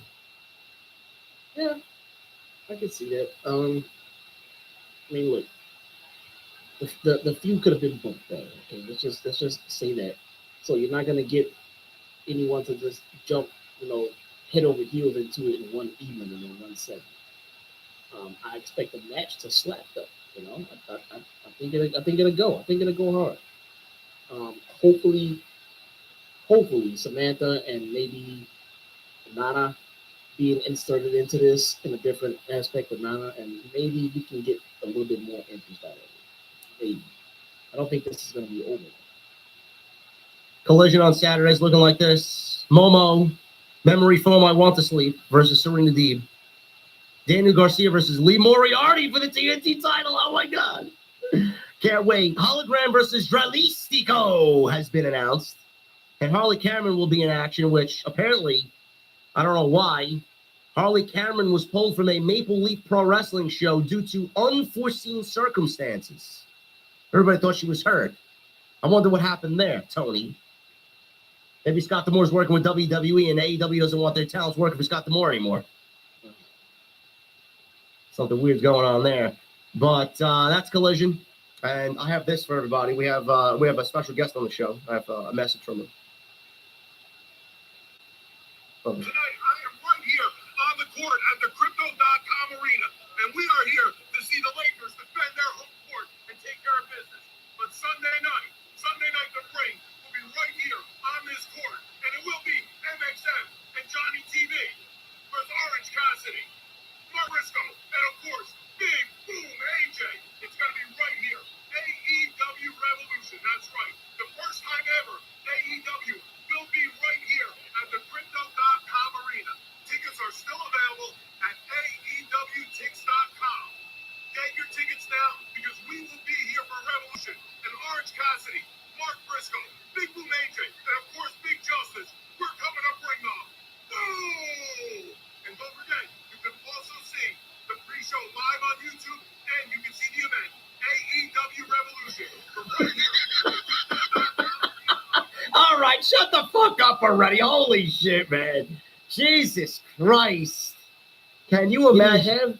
Did he have the WWE title on this time? No, he was wearing a Lakers jersey. Okay. All right. Let's start. Jesus Christ. We're bringing the doom on Sunday. Follow us on social media at JD from NY206, Twitter, Instagram, TikTok, Cameo. Follow Jesse at Chi-Town Smart and on YouTube. The YouTube is linked down below. Go check out all the other content on the channel. There's plenty of it. The Elimination Chamber, Monday Night Raw, Tuesday Night Titans with the Solid Monster last night. Go check it out. Hit that thumbs up. Let's try 4,000 likes. We are about 150 away from 1,000 likes. So if you guys want to hit that thumbs up for me, that would greatly be appreciated. And super chats are open. And there's JD OTS. How is everyone today? We are sick, Michael. Not Jesse, just me. How are you doing, Jesse? Feeling good? For once, man, I'm doing all right. I mean, if I'm being honest, I mean, personal issues, things going on behind the scenes, but probably why I've been a little bit less than active on my channels. But look, we all go through it, right? We do. We all go through it, but I mean, it's just a matter of coming out on top. That's all. Jaden Marshall with the new membership. Thank you, Jaden. The fuck is Jaden drinking tonight in the OTS venue? And thank you to everybody watching on Twitch, X, and TikTok. Right now, we have accumulated, at last check, we got 6,000 views on X. Appreciate it. Thank you. I wonder who's going to be complaining about us tomorrow morning. Oh, I'm sure so. Nate with 20 coming the way of Australia. Jesse, thanks for watching Collision so we don't have to and watch the Elimination Chamber. But personally, the Revolution card looks fire, but I just don't give a shit. Nothing invests me. I like story, not matches, to make Dave Meltzer jizz. Yeah, I don't want to think about Dave Meltzer jizzing, but the card is fire. But I would appreciate more story, sure. Joey Taylor with the $2 super chat. Will Kyle steal the show with Will Ospreay Sunday in the cage? Probably. Takeshita and Omega could steal the show, for sure. Swerve and Ricochet could steal the show. Got a couple bangers on that show. Tony Brown with the $4.99. He says, Megan Bain is a lot to ride. You got to hold on. Well, I mean, that's Joey Janela's problem. Richard Cohen with a $10 super chat. Hey, JD, AEW was good in the beginning, then it got stupid. Tony the Schmuck had to fix this crap. I like what they did when turned heel. I'm excited for WrestleMania. Hope you get better. Thank you, Richard Cohen. Appreciate it, brother. Gold Standard with 7 in super chat. MJF to WWE so he can be a star. Can AEW spell long-term booking? No, they can't. MJF, Jesse, is making $15 million over the course. Who deserve those big paychecks to get them. who they are in pro wrestling. I want to see pro wrestlers be able to earn to entertainers. The days of wrestlers going out there and doing everything that they do for $50, it's kind of shitty because they're entertaining a lot of people. It should be paid accordingly. So you made it to the top of a company, you making $15 million. Do it, brother. I'm just pissed off that they're not using MJF as a $15 million man. They have not. No. Does he make $5 million per in WWE when he eventually goes? To start, no. To start, no. Yeah. Can he work his way up to make that absolutely? Yeah. Earn every fucking penny. Yeah. Yeah, he may be taking a pay cut. David Theory with a $10 super chat. Holy smokes, JD. Respect to you for powering through the show with a 101 degree fever, my friend. As I said on TNT, I hope you feel better soon. Plenty of water and vitamin C usually helps me. Thank you, brother. I will take Jesse up on his recommendation of drinking H2O. What? I mean, enjoy your tea, man. Have your tea. It's cool, but however much water you're drinking, you should probably reverse it with the tea. Okay. Triple M with a $5 super chat. You sound worse than you did on Tuesday. Feel better, JD. Thank you, brother. I grinded 10 dualities earlier, Jesse. I got 0 exotics. Oh my god. No, just the boss checkpoint. Just the boss checkpoint. Oh, see. Hey, did you see that? Oh, I'll send it to you. The checkpoint bot is a new checkpoint, not a new one. I don't know if it's new or not, but I'm just gonna get to it. It's a checkpoint bot where you can get the checkpoint free. So you gotta tell me. This one's a little annoying because it takes me like 5 minutes to get into a fucking dungeon. And I don't know how much time it takes, but once you get it, you got it. Yeah. I'll send it to you. Yeah. Joey Taylor with a $6 super chat. As much as I'm a fan of Tony and Mariah, I don't care about the final match because who's booking it alongside Tony and the hack, RJ City? Well, it's the best thing that they've done on television for a few months now, so gotta give them some credit. I mean, again, don't know who's pulling what string and booking what. Gavin D coming from Australia with a $5 super chat. Storm versus Monet. Otherwise, why have a TBS title? They're not going to do that match. Mercedes is not wrestling Tony until she loses all of her championships. The Ashen Chevalier with a 1-month membership, like Ricochet's Wikipedia page once said, known as the man that charisma forgot. Yeah, he's got 0 charisma. Where's Pat? JD, I got a final boss checkpoint. We can farm it tomorrow or this weekend. Yeah, whatever, bro. I would appreciate if you take me through fucking the witness. Honestly, just the boss, just the end boss. What is that one for? That's for conditional fighting. No. What is that? I don't even remember. I don't even know. I have none of those exotics, bro. No, the witness is. I have none of those exotics. I have none of the cool exotics from the raids. Just Cat with a 10 in super chat. Much love, JD. Been watching for a while, and you're the best in the IWC. Thank you, Cat. I appreciate that very much. Thank you for being here. Always appreciate my female listeners because I know they're very few and far between over here. Ricochet's promos are so cringe. I don't even think Samantha can save him. Well, we'll see. It can't get any worse, honestly. Yeah, there you go. Black Wolf Inc. with a 10. There were people that watched Collision over Elimination Chamber saying this is good shit, pal.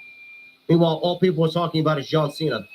WWE is legit upstage AEW just by doing a less is more approach, and WWE is still telling the story between Cody and Roman from Mania 39 with new leads. Yes, because they actually have writers. That people have dedicated their life to storytelling. I keep telling people, but I think nobody's really listening. But Tony Khan, fans, and everyone, they need to stop comparing AEW to WWE. It's just not going to be the same. No.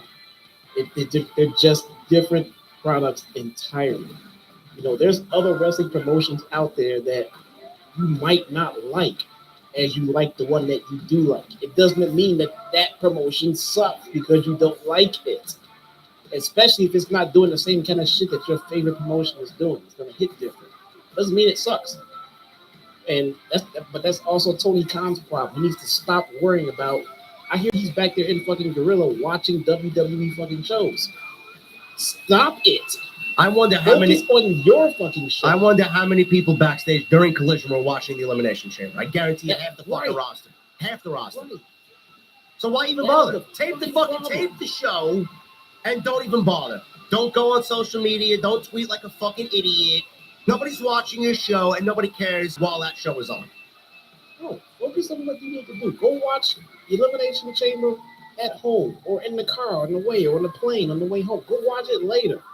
But focus on what you do. You don't see people at McDonald's sitting around worried about what Burger King is cooking. Don't worry about it. Focus on your shit. People who like your product will come get it. People who watch WWE will go watch that one. You can't change that. You want to change it by improving your fucking creative. That's it. Improving the creative, you're asking a lot there, bro. Yeah, clearly. Best in the world, Matt, with a $5 super chat. Take a part of that $50 and become an OTS VIP. More bang for your buck every time. I absolutely agree, best in the world, Matt. Stop giving them your money. Honestly, that will hurt them more than anything, and they will get the picture. Someone told me today to stop covering the Dynamite shows, and that would really get to Tony Khan. No, I think that would be. I think everybody would rejoice that I don't cover the show anymore. I look at it as the opposite. You need to stop worrying about what you do and don't cover. That's I- another thing too. I agree. His product he sucks. He doesn't do this. I don't like how he does. Then stop watching. Well, why does he watch if he doesn't like it? Because it's his job. I've had many a jobs in my life. I have, and not all of them I love. A lot of them I thought sucked. Well, if it sucks, why do you go? Because it's my job and I have to go. Oh, When I but find a new job, then I'll go to that job. But in the meantime, this is my job. how could JB from NY 206 say he loves pro wrestling but doesn't cover AEW? I'll get those people. You do cover AEW. I do cover AEW. Imagine if I did. Oh, Major with a 199. Hologram turning heel will be bigger than John Cena. Sure. pretty much. Maybe to Tony. Lewis with a new membership. Thank you, Lewis. What the fuck is Lewis drinking tonight? Jules with a 2. Weren't you both high on coke coming in originally? Sure. Who has Adam Copeland put over? Why don't you ask yourself that question? Has he put over anybody? Has he made anybody else, a younger talent, stand out?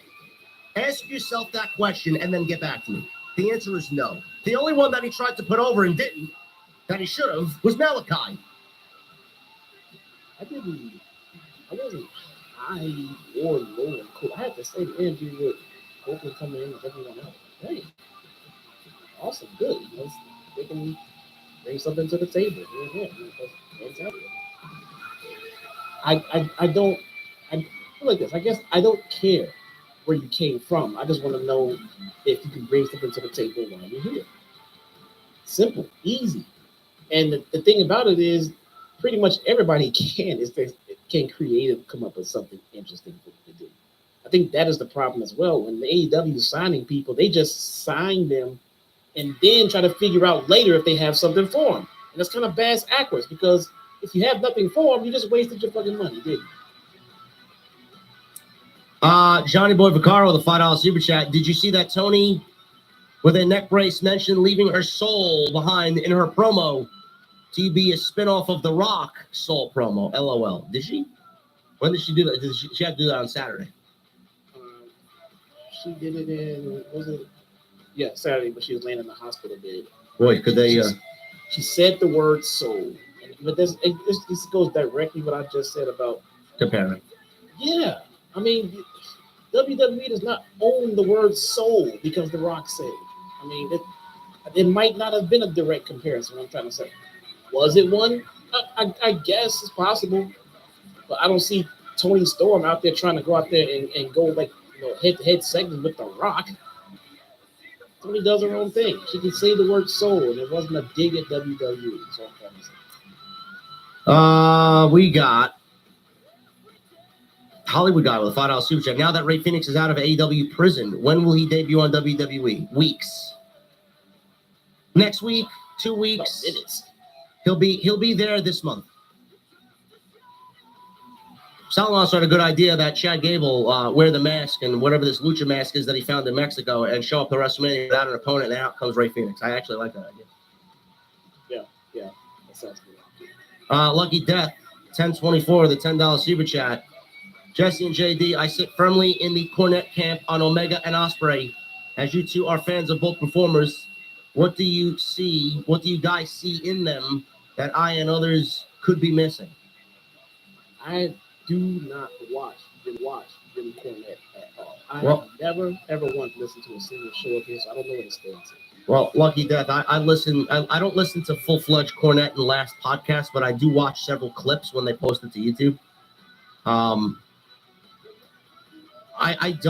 don't know what they don't see. Maybe it goes back to just Omega and the fact that Cornette doesn't like the Bucks for whatever reason, and Omega falls into that bubble.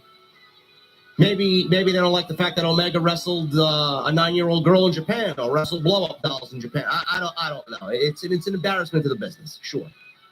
But Ospreay, I don't understand the Ospreay hate. I don't. Ospreay is one of the greatest pro wrestlers in the world. Maybe the best pro wrestler right now in the world. Let me tell you something. I'm So so what? tired of hearing about Omega and wrestling a girl. Triple H fucked a corpse on live television. Okay. Yes, he did. Triple H was a flat out in necrophilia on live TV. He fucked a dead body. And we can just look, I'm not saying to let him have it too. What I'm saying is people they pick and choose when they want to have amnesia about pro wrestling. You want to forget that part? Hey, do you want to forget the part where Triple H raped a woman with DX? You want to forget that too? Yeah, He kidnapped Stephanie to have her married. Remember when him and Sean Wallman grabbed a little girl, got a girl and had her kicking her legs and screaming? They closed the door and said, hey, we'll take care of this one. And they cut the commercial. DX at it again. Stephanie getting crucified by the Undertaker. I mean, why are we picking and choosing the horrible shit that happens in pro wrestling? Lucky Death. Wrestling a little girl seems to be the absolute least of those horrible things. Leave the kids alone, though. Lucky Death, I think it has to do with the fact that they are great pro wrestlers. I think deep down they know that they're great pro wrestlers, but I think it's the way that they construct a match. If I was to make a logical guess, I don't think Cornette likes the way that a lot of these guys don't sell. And all these big impactful moves. I mean, if you're doing a reverse Poison Rana, back to back, or a fucking series of Canadian destroy, that's a match ender. Like, I honestly think it's the way that they construct their matches and the fact that it's not believable. It's just a fucking a gymnast's wet dream. That's all it is. That's what I think they see. Look, here's something for all you Cornette listeners to pay attention to. As you listen to Cornette. Cornette's been in this business for fucking ages. He knows what he's talking about when it comes to pro wrestling. There's no doubt in that. Jim Cornette is a very old school guy. Okay? Old school pro wrestling days. That being said, usually people who are from the old school like that are not very open to change in the industry. So if things are happening in the pro wrestling business that are happening today that did not happen back in the day, they tend to shit on it because they don't understand it, because that's not what they would do or what they have witnessed in their time. It doesn't make it wrong today. It just means the business is changing and they don't like it. It happens. He's not wrong in his thoughts because his thoughts are his thoughts, but it doesn't make it law. Keep that in mind as you watch the guy. He knows what he's talking about, but maybe the evolution of the business is not something that he's just very comfortable with. It's just fine. He's free to think that That's onto his opinion. platform, right? Yeah. Mr. Team, bring it. With a $4.99, who do you think would be the biggest babyface in WWE if Cody Rhodes and CM Punk never went back? I caught it. I sneezed. Who? Darby. Biggest babyface in WWE would be Darby Allin? Oh, I thought you meant if they never left the company. In WWE. Roman Reigns. I guess Roman Reigns. Oh no, the theory. I think the question is supposed to mean that they would have moved on from Roman at that point. He would be that new top guy. I don't know. Roman was reportedly going to be taking a part-time role after his run. You know what I'm saying? So Yeah. Cody just happened to come back and fill that spot. But what if he hadn't come back? And what if once he came back, who's going to be the top guy? I don't know. It's a good question. It's actually a good question. Yeah. Blue Jay with a $2 super chat. Need a JD Jesse solo AEW review soon. It'd be great. That would be pretty difficult when Solid Monster does his own review. You can get an AEW review on Tuesday Night Titans sometimes with me and Jason. That's the most you'll get. Johnny Boy with a 5. Naomi was taken out of the movie because of kayfabe Jade attack, bro. What? Naomi was taken out for Jade attack. What does that mean? The fuck are you talking about? Jade was the one attacked. Naomi's in the movie. Yeah, Naomi is in the movie. $2 super chat by Mog. Your thoughts on Ray Phoenix getting released? Finally. Good for him. I don't know what took so long. Wanted to make him sweat. Had to pen up a nice, long, lengthy NDA for him. Ryan Fairburn with a $5 super chat coming all the way from New Zealand. Thanks for making Wednesday nights entertaining, unlike AEW. Awesome show as always, fellas. Love ya from little old New Zealand. OTS for life. Thank you, Ryan. Brendan Watson with the $4.99. I saw on one of AEW's social media posts is that Tony versus Mariah, the Hollywood ending is Falls Count Anywhere. Oh, is that what they're doing? That's great. They said that, didn't they? Oh, did they? Oh, wait. They said that on the collision segment. Oh, she's in the hospital. Yes, false anywhere, no holds bar, all that shit. Everything's out of the window. And Ryan again with a $2 super chat. How much for a Rampage roundup one day? Negative. Jesse would never watch Rampage. It's gone. It's gone. Good. It's dead. It's gone. There is no more Rampage. Goodbye. And Mog with a $2 super chat. All the way from Canada. Jack Cartwheel looked amazing on Evolve. Oh, I gotta watch. My guy Jack Cartwheel. And Don Parker with a $10 super chat. Excellent review. Show as always. Have to add Cena should say, fuck them kids. OTS for life. I hope he says something. I don't know. Anyway, Jesse, we're done here. Anything you want to say before we get the fuck out of here, man? Oh, man, I am good.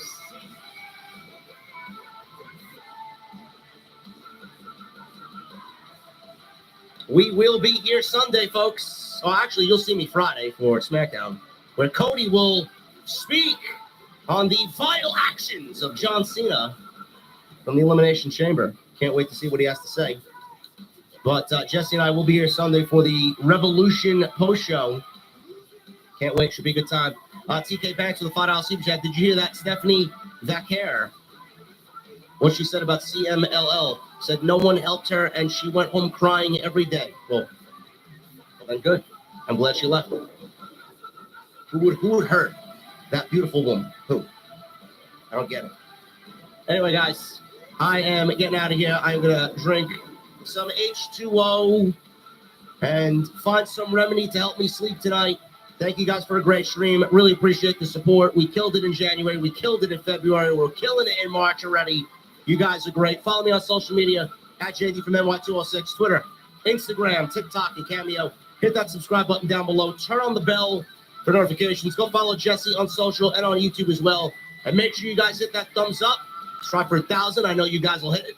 And then leave a comment down below. Helps us out in the algorithm. As always, until Friday, guys, hopefully I'm better by then. And I will see you all right here for the Friday Night SmackDown post on Off the Script. I'll see you guys later.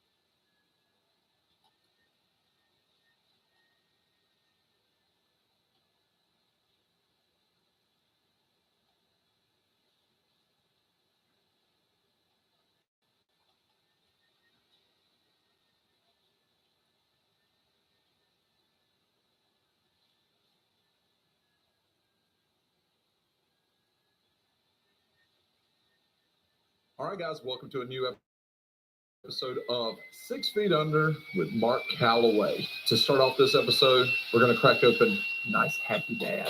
Get it kicking right away. Yes, sir. Yes, sir. Let's kick back, enjoy a Happy Dad on this episode with our fans. And guys, crack open a Happy Dad yourself and enjoy another episode of 6 Feet Under.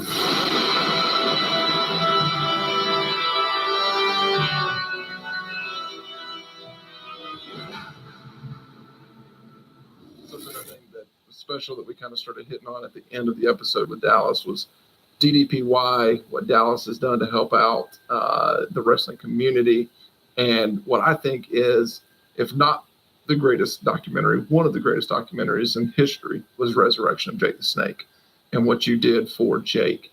And I would just like to learn, and hopefully our audience can learn a little bit of how that process happened, how you guys got reconnected, and what that whole journey looked like for both of y'all. You want to start? You want me to go? Jake's already laughing. Go ahead. What a lot of people don't know, you know that Jake lives with me. Over that time in Atlanta, we called it the accountability crib. And I'd reached out to my people. I said, Jake Roberts is going to come in to, try to get healthy. And what should we call it? And I got a list of names. But one of my girls came up with accountability group. I was like, wow, that hits on all levels. Now, before that ever happened, when we were working together, Jake being, coming in WCW, he took me under his wing, man. And me, him, and Kev, we were sitting at the foot of Yoda on the road. And at some point, it was a falling out between him and the company. I tore my rotator cuff and I'm out. A lot of people don't know I was gone for a year because I got let go, but I came back. But I came back mainly because Jake spent so much time with me. And one of the things that had happened when I tore my rotator cuff was I got a call from him, and he'd been out of the company for months at that time. And he said, I heard you tore your rotator cuff. How you doing? And we started talking, and I found out him and his wife at the time were split up. And I said, I'm going to come by and see you at the Marriott. I went over to my wife at the time, Kimberly, and I said, you think Jake Roberts could take that, room we got downstairs until he finds a place? And she's like, sure, go for it. So I went and told him. He came back. And Jake, as soon as he walked in my house, man, I said this on the show with you guys last week, I was so excited to get in the ring and learn from Jake. And he told me something I'll never forget. He said, you're going to learn way more sitting on the couch because you film every match you ever had, and we'll go over those, no matter how bad they are. We'll go over those. And You knew, huh? yeah, he knew. He knew. I just meant how bad they were. He knew. And he said, you're going to learn more on the couch. Just understanding the psychology of what you're doing out there and when to do what and how. He goes, you've already got the moves. You just don't know where and why you're doing them. And that was the beginning of us getting together. And as time went away, I figured his shoulder got better, and Jake, he's doing weekend warrior stuff, and eventually he started pulling me into the shows that he was in. I wouldn't get paid hardly any money, but that's what I deserved. Hardly any money at that point.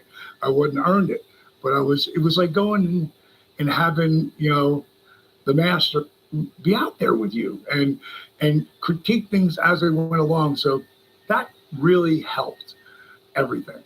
And it was going pretty smoothly until he lost a 12-foot black cobra in my house. Whoa, wait. You lost a 12 foot, 2 foot higher than a basketball rim, Right. foot cobra in his house. I was letting it bathe. Well, let's back up. Let's back up a little bit. I'm hearing Kimberly laughing in the living room. I'm in the back of the bedroom, and she's, Jake, whatever Jake doing, make her laugh. I go, what the hell's he doing? And as I walk down the steps, I see Jake in the black cobra, and he's got he's got the glove on, right. and he's playing with the cobra, And I'm just walking right by that because I don't want to be any part of this. She's having a good time. Let's go leave it at that. And he told me to call this booker up that, he had greased the wheel. Now I just had to book myself. I'm on the phone for him about 10 minutes, get booked. I'm pumped. I get out, have the laughter stop. And as I'm walking in the living room, Jake comes down the stairs. Big problems, big problems. I go, big problems? What's the matter? He goes, we lost a snake. I go, fuck you. He goes, no, I lost a snake. I go, bro, you didn't lose a snake. Don't rip me like that. He goes, I lost a snake. I had him in the bathroom. What was he doing? He was bathing. I gave him privacy just for a moment.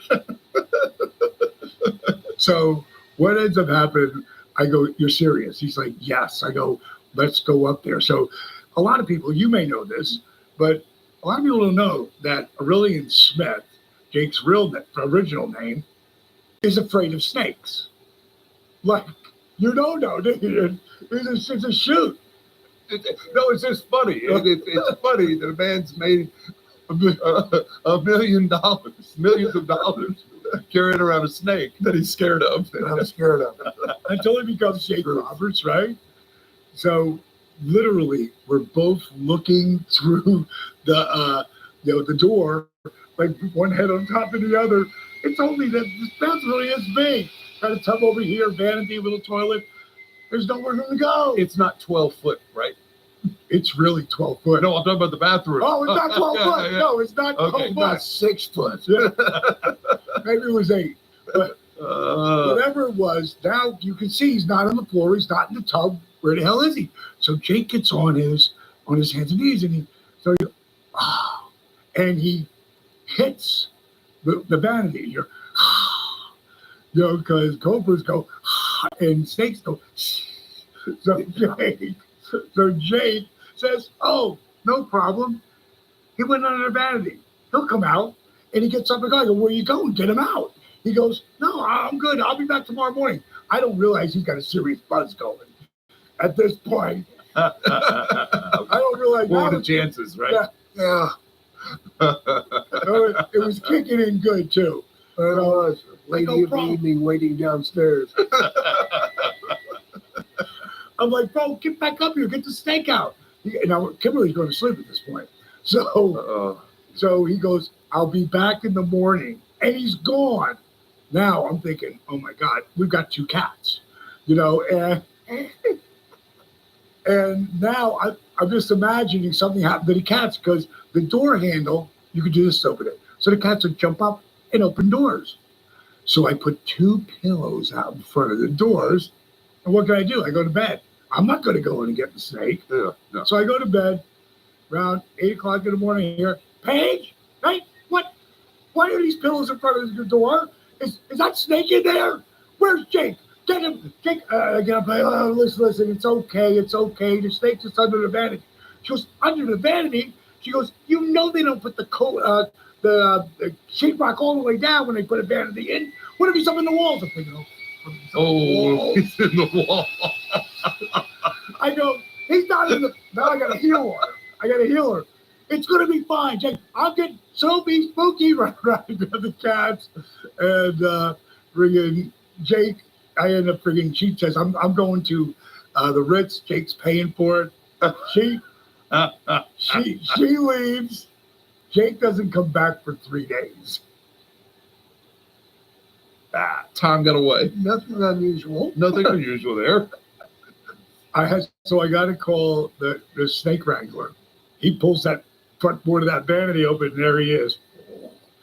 And I'm thinking, thank God he's not up in the walls, because I've got visions of laying eggs in the walls.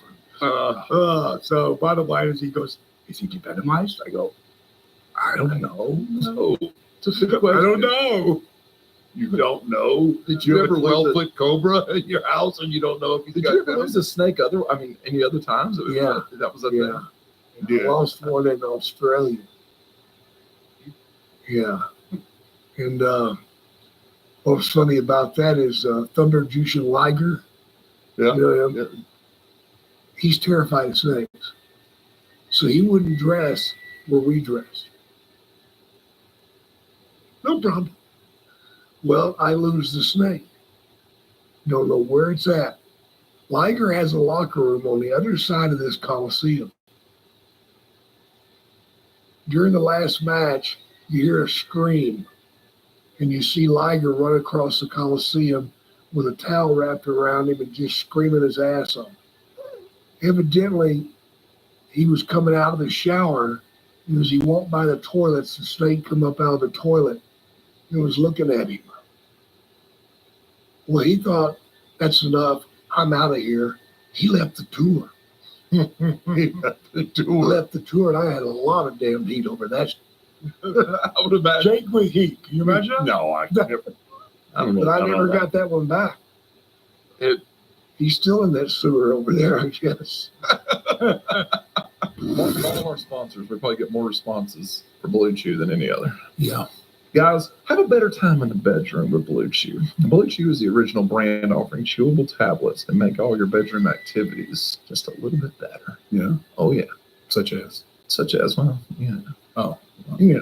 No, okay. You know. Not no details. Okay. Yeah, you know what Blue I Chew got can you. help I out got you. with. I'm with you. Yeah, you know what it can help out with. Blue Chew is putting its money where its mouth is and offering you a month free. Shut up. Oh, yeah. Oh, yeah. What are They they stepped thinking? up their game in 2025. What are they thinking? Oh, I have no idea. But all I know is they're not stopping until every creature of the night is, firm, stiff. The process is simple. Sign up at BlueChew.com, consult with one of their licensed medical providers, and once you're approved, you'll receive your prescription within days in discreet packaging, by the way. Yeah. So yeah, that's important. key. Yeah, That's key. You don't want the neighborhood Yeah. Karen walking by going, "What's that on their front porch?" And they're looking it up and then Yeah. talking Maybe about Karen's husband needs some Blue Chew and work her out. Blue Chew tablets are made right here in the USA. God, I love an American-made company. And prepared and shipped directly to your door. Once again, discreet packaging. You can take them anytime, day or night, for breakfast, lunch, dinner, snacks, whatever you want. It's part of my daily vitamin regimen. You snack on Blue Chew. Snack on Blue Chew. So you can plan ahead or be ready whenever an opportunity arises. See, I see what you did there. Best part, it's all done online, nice and easy. You're not having to go to a doctor's office, no awkward conversations, and no waiting in line at the pharmacy. Yeah, nobody wants to get their steroids for their wiener at a pharmacy. No. Does it work? Well, creatures of the night, find out for yourself and get a month free. If you don't, you could be missing out on the best time of your life. Blue Chew will not stop until every man is bricked up. Boom! Make life easier by getting harder and discover your options at BlueChew.com. And we've got a special deal for our listeners. Try your first month free of Blue Chew. Visit BlueChew.com for more details and important safety information. And we thank Blue Chew for sponsoring 6 Feet Under. So go to BlueChew.com and chew it. And do it. That's right. Thank you, Blue Chew, for sponsoring 6 Feet Under. The bottom line is, he was out of here. And I got kicked out. He got kicked out. Well, I can't, Yeah, what are friends for? just over a little misunderstanding. Yeah. That's all it was. It was, Wasn't a 20-foot snake. no, it was just Now, 12. 20-foot snake, I'd understand. Yeah. It was only 12. Well, And it wasn't in the wall. Yeah. and it was devenomized. You know how those pages are. I said. You think? So what ended up happening, we do road shows, even though we weren't living together again. And Jake would get me booked. And eventually I went back to WCW. And the great thing about Jake, if I call him up, I say, hey, man, I got a couple matches you mind watching. So I'd drive out to Lawrenceville. And, he'd watch him and say, well, but okay, that was okay, but what are you doing that for over there? And he'd make me think and understand the psychology of it. And I'll never forget the first time I pulled a diamond cutter on a enhancement guy. That's all I could beat back then. But I pulled a diamond cutter out of nowhere. It took a while. It took about a year before that started to happen. And he never told me, but I watched so many hours of this guy. I can remember one time we were on the road, a guy came with a box. It was like a crate. It had 40 full tapes of just Jake wrestling DVDs. So 40 hours of just Jake. And if you look at my style, I do favor him a lot, the different things. But how about the instantaneous, the original out of nowhere? You know, the original out of nowhere. And that the guy went to pick me up, and I figured I just caught him out of nowhere with it. It wasn't that big a deal, but it shocked it. And it made people react a little bit. Yeah. And that's where That's how you get attention. Yeah. And he would look at my matches, like anytime I ever asked him, well into 1996. So we're talking. Oh, years. yeah. That's great. That's awesome that you do that, because a lot of people don't have enough confidence to do that, right? The people get sold on their own. They get sold on their own stuff, and then they don't want to hear anything but the positive. Right. And that's why I never watched anything back with anybody. I always had to watch my stuff back alone so that I could look at it and went, oh God, I wish I hadn't have done that, instead of having somebody, because they used to play the pay-per-views back and catering the next day. You know, everybody would gather around, and I can't watch this here. Like, oh man, I know what I do good. I need to know what I can do better and where I screwed with what psychology didn't work and what. So yeah, I had to be by myself, quiet, and then just really just dissect it and you know, always thinking you could do better. Yeah. And that would come later. But I used to, what I really loved, because I would even attach it to the truck, you know, so I got, even though I didn't get to see that, it was Saturday night, 6:05 or something, I could still see, because it would be still taped onto my tape. And there were things where I thought, man, this is going to look so good. And that looked like, and this I was worried about looked fine. Mm-hmm. Because you never know what camera angle they get. Oh, yeah. You know, like the whole thing, instead of beating yourself up. But Jake, it was more of a learning tool for me, and it really helped me accelerate faster and have no ego. Like if he says it's the shits, it's the shits. You know, because he's one of the best to ever do it, right? So both of you guys learned from Jake in a lot of ways. Jake, who did you learn from? Guys like Buck Robley, Bruiser Bob Sweetan. You guys don't know him. I know him, but you know him. But those guys taught me. You know, Bob Sweetan, he taught me how to walk to the ring. And that was the person who took how to walk to the ring, which he picked up. Yeah.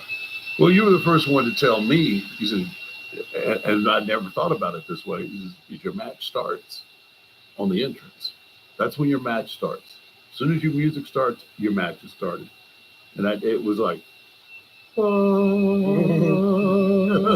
you took that to heart, because I've seen some of your entrances. Yeah, they're longer. They were longer than the match. I get my shit in. You did, boy. That's crazy to think that. I mean, just for you to say that in the sense of just how to walk to the ring. Yeah. You know, you don't hear a lot of that now. It's when the guys' music's hit now, everything's an explosion and stuff. Well, it drives me a little bit crazy sometimes. Someone will be in the thick of an angle, you know, where you've really crossed lines and building this angle, and people will come out, like they'll come out and they'll want to do their full-on regular entrance. Yeah, their baby face entrance. And to a degree, I mean, it's like, I always tell you, you have to remember the last thing that you did, whatever the last thing they saw on TV.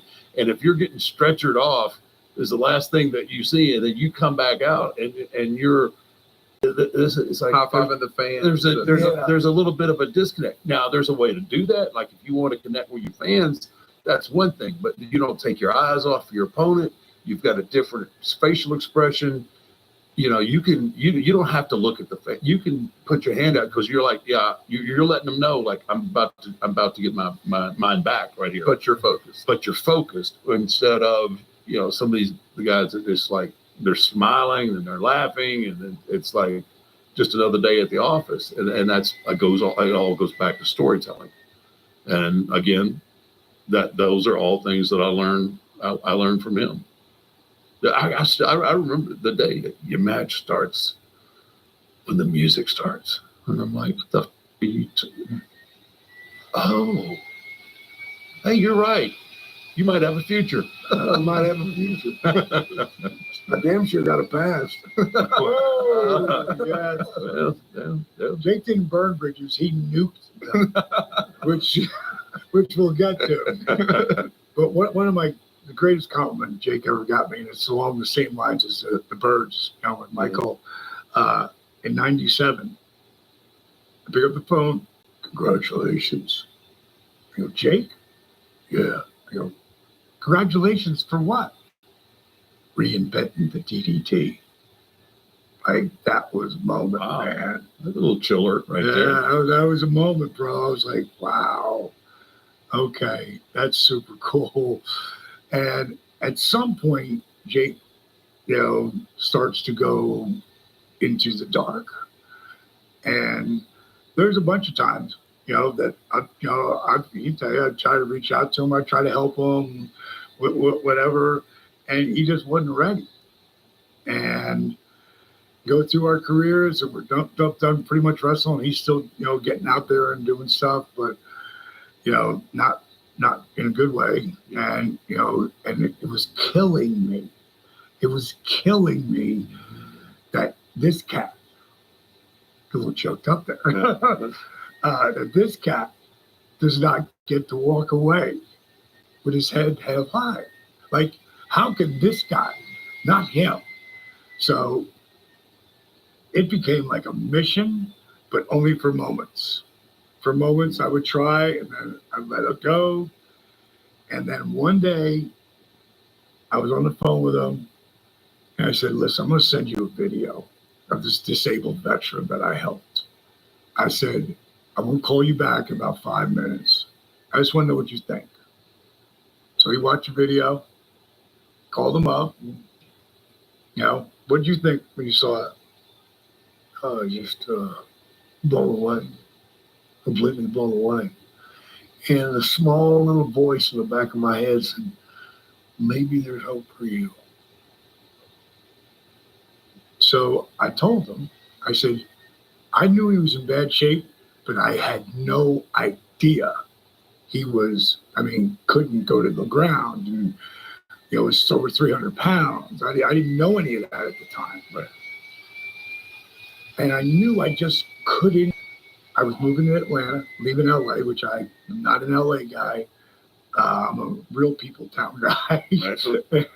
And I was moving back to Atlanta, and I was going to get this crib. And I said, can you weigh yourself right now? He goes, I don't want it. I go, can you weigh yourself though? Do you have a scale? He said, yes. I said, do me a favor. Just get on the scale. I want to give you something. I want to give you something to work towards. Just tell me how much you're weighing. He took a picture of us, 307 pounds. And that, Jake wears all his weight here, And I was like, oh, here's the deal. You lose 20 pounds. I'll come down and get you, fly you up, put you up. You won't have to pay for anything. I will take care of it. Because, when a lot of guys go into rehab, when they come out, they're right back where they started. Right. And you go into a rehab, man, and you come out, you've got a stack of bills this high. And the phone's ringing off the hook, everybody wanting money. Your life doesn't stop. Oh, my God. And what do? You freak out and go green eye. Yeah. Yep. Let me ask you this, because I've heard this, and I had a brother that suffered with addiction. And do you have to really, and one of you actually can fill this in for me, like you have to be at rock bottom, right? Before. You have to be at rock bottom, but there's different bottoms, man, for everybody, just depending on what your mind and soul can take. But with me, I went to several rehabs, man, trying to kick it. But I'd do 30 days, or I'd do 90 days, or I'd do 4 months. And again, I'd come out and all these people are screaming at me, and I'd just lose it again. But the difference, one of the big difference was when I went to his place, he made sure that my bills didn't stack up on me.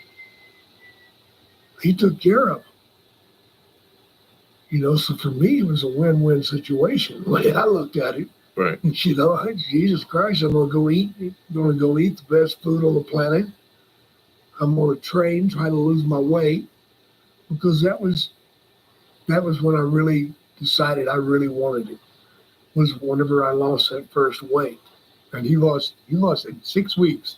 He lost like 20 pounds, and I was like, "Stop losing weight right now! I'm coming to get you." Because for me, just to lose 5 pounds, man, made me happy. And I'd forgotten what happy felt like. I'd forgotten what hope was. Because when you're down, brother, and you're out, there is no hope. There is no light at the end of the tunnel. There's not. Just more bad shit's gonna happen. You go to sleep, you wake up, and go, how am I gonna get high today? What is it gonna take? Then you work all day to get that same buzz. You never get it. So at this point, what was the substance of, like, or substances, all the above. whatever it took, whatever was available. Yeah. Normally, usually, it was crack cocaine. I was saying that's pretty impressive to get that heavy and be on crack. Yeah, well, at the same time. You worked hard at it. Yeah. Was it real crack? It was crack, guys. But it was also vodka, right, and beer, a lot of beer. Because you gotta have something to come down with. Yeah. Probably just cheap fast food and stuff like that. Yeah. When you run out of money buying the good, you start following down and buying the other. So it was the cheapest damn vodka you could buy. It was the cheapest damn beer you could buy. And you just, keep pounding them, man, so you get a little off that edge. Get that edge off of you. That way you can go to sleep.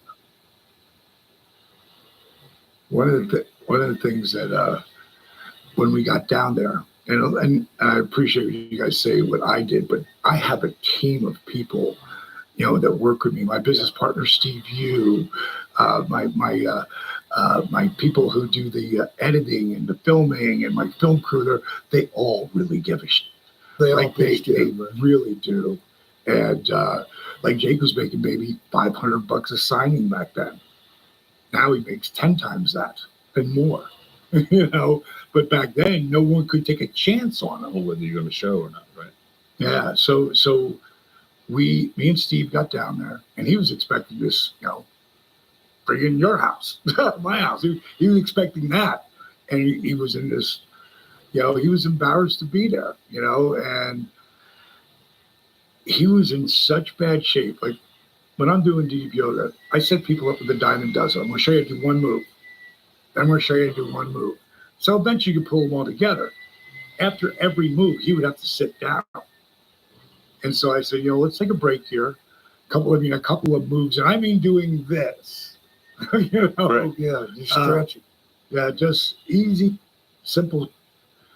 And so now I said, I wanted him to see what real food tastes like. Like if he got a celiac, you know what celiac is? Who's addicted, their stomach. It's like celiac disease. Celiac disease. Yeah, okay. Can't eat gluten. Gluten and all that. A celiac could come to my crib and be like, I can eat everything. Yeah, everything. Because I only have like real food. And if you talk to any Centurion, people have made it to 90 or 100, that are still doing what we're doing right now, what they eat and exercise. So Jake, Jake, we get down there and I'm making food for him. It was really pissing him off. I didn't understand why, but it was really pissing him off that I was in the kitchen making him food. And Steve comes up to me with the camera and he said, what do you think? I said, I'll tell you where to get in the car. Because what I was about to tell him was like, and I did tell him in the car, I don't think I'm ever going to be able to have a normal conversation with my brother again. Because he was booze, pills, coke, crack. When you say what is he up to, it's all of them. And the fog that's there. And it took like, I mean, after he was 2 years sober, I was like, oh my God, Jake's back. When he was 5 years sober, I was like, wow, I don't even know this Jake. You know, it was like so amazing. But back then, it's the beginning. So we get done. I go, A little rough, I can imagine. yeah. I asked him to go. I said, Jake, let's go to the floor. We'll do stuff on the floor. So Jake leans, and then just takes a bump. I go, what the are you doing? He goes, you told me to go to the floor. I said, yeah, lower yourself. Well, that's how I lower myself. Oh, it's like, okay, let me do it. Okay. So now he's on the way. He's friggin' lost some of the weight, and we're going to move him down. And the first week, Jake is an angel. Like, he is so, he's washing dishes. You know, he's being like, who's this guy? And he's about to go on the road because he had a booking that he had to do. And then I wanted him just with us for a while. And your price will go up. We're going to reinvent you. That's what we were doing. Similar to Scott, but completely different, right? Yep. And I said to him, Steve comes up to me, and Jake is going off to go get ready to go. And he goes, D, if there's no conflict, Jake's being amazing. Don't get me wrong, but if there's no conflict, we really won't have any kind of a documentary. And I looked at him and I said, remember you said that. Don't worry, I'm going to disappoint. Jake. I said it again, I'm going brother. to disappoint. Well, Mark, we're halfway through this episode. You know what that means? The only way to get through it is some first form energy. Yep. So we are the only ones not asleep. Oh, man. Well, first form energy, got a little screaming freedom here. Oh, man. If you guys want to be able to make it through the rest of this episode, crack open a first form and get some energy with us, because that's the only way we're going to finish this episode out, I think. Yeah. Ooh, that's good. Man. Yeah, they're all good. Thank you, First Form, for sponsoring 6 Feet Under. Jake knows how to tell a story about that. That was the weekend. Remember in the beginning when we're in the car? He doesn't have his shoes on. He doesn't have his shoes on. And friggin', that was that weekend. That was that weekend. And I'm like, he couldn't do 7 days. And it was the only time I ever took it personal. After that, it was like I started to understand the word that goes with every addict, and I never understood it before, but shame. Because and the thing that I loved about working with Jake is that, like, I wanted to learn our craft. I wanted to learn it more than anything. And he gave me that. Him and Dusty. Don't ever let me leave Dusty out, because without Dusty Rhodes, there is no Diamond Dallas Page. So he gave me that knowledge. I knew he didn't want to be that guy. He didn't want to, once he got to that, I could do 3 beers. Yeah, you're not like this on 3 beers. When you get to 5 or 6 or some vodka or whatever you're doing, then you just change. Yeah. And that's when you know the addiction is what it is. There's plenty of addicts who are functional and they drink every day, but they're functional. He was not. And I was, for what he did for me, we're going to go to the back. And over time, there were times where I said, dude, I ain't quitting on you. You quit on you. That's on you. Right. Wow. Tough luck. And nobody ever done it. Nobody ever got into the fight with me. And all I had to do is keep my mouth shut and just do what they told me to. That's exactly what I did. I didn't like some of this, going to a damn meeting every damn day. Those damn meetings are tough, man, especially when people recognize you. Yeah. There's nothing like walking out of an AA meeting and there being 20 people outside with cameras and waiting to take pictures and stuff, you know. That didn't do anything for your shame. But also, I mean, one of the first things that happened after that weekend is from then on, I didn't travel by myself. That was huge. Real big. Yeah. That was huge. When Jake just said keep his mouth shut, there was a point in time, because every shit I explained to him, I was like, when you can drink and party in your 20s, you're a rock star. And you can still do it in your 30s. You're a mega star. You're still doing it in your 40s, and maybe you should start to want to try to change up. You keep doing it in your 50s, you're a dirty old man. So it got to the point where I'd say to Jake, I don't care. If there's something you need to say, and it's something that's with someone in front of you or around you, say the opposite. I don't give a what it is. Say the opposite. And it was because he wasn't this guy. I had no filter. Yeah. There you go. Yeah. That's a word I'm looking for. And that's tough. Yeah. And for you, Jake, you come back from that weekend and you have to face Dallas, and it was I remember that part of the documentary. What was your mindset going back to Dallas's house? Were you in a mindset of I want to continue to drink and do drugs, or was it I've got to get back to Dallas's house? I've got to get back to Dallas's house, and the shame thing had already kicked in, Yeah. So I was whipped.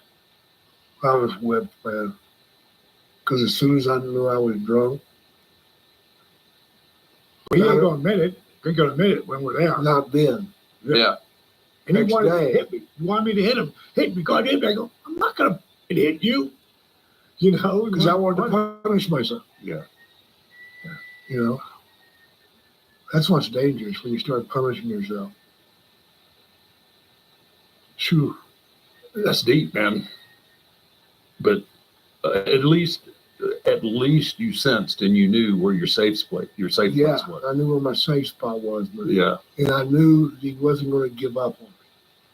So that made me try even harder. But each time I screwed up, the pain was even more. Because I knew not only had I let myself down, but I let my brother down too, who was going out there and sticking with me and fighting for me and doing all the right things. I hated letting him down. Which crazy. You think that you give about yourself, but at the time I really didn't. When you get off where I was at, man, you don't give a flying about yourself. If you did, you wouldn't be there. Was that the first time you felt like you had somebody that was a real friend in your life? Yeah, absolutely. That just wasn't your friend because you were dating Snake Roberts? Right. Mm-hmm. Wow. So, knowing how cynical we get being in this business, Yeah. and no offense, but a worker's worker. Yeah.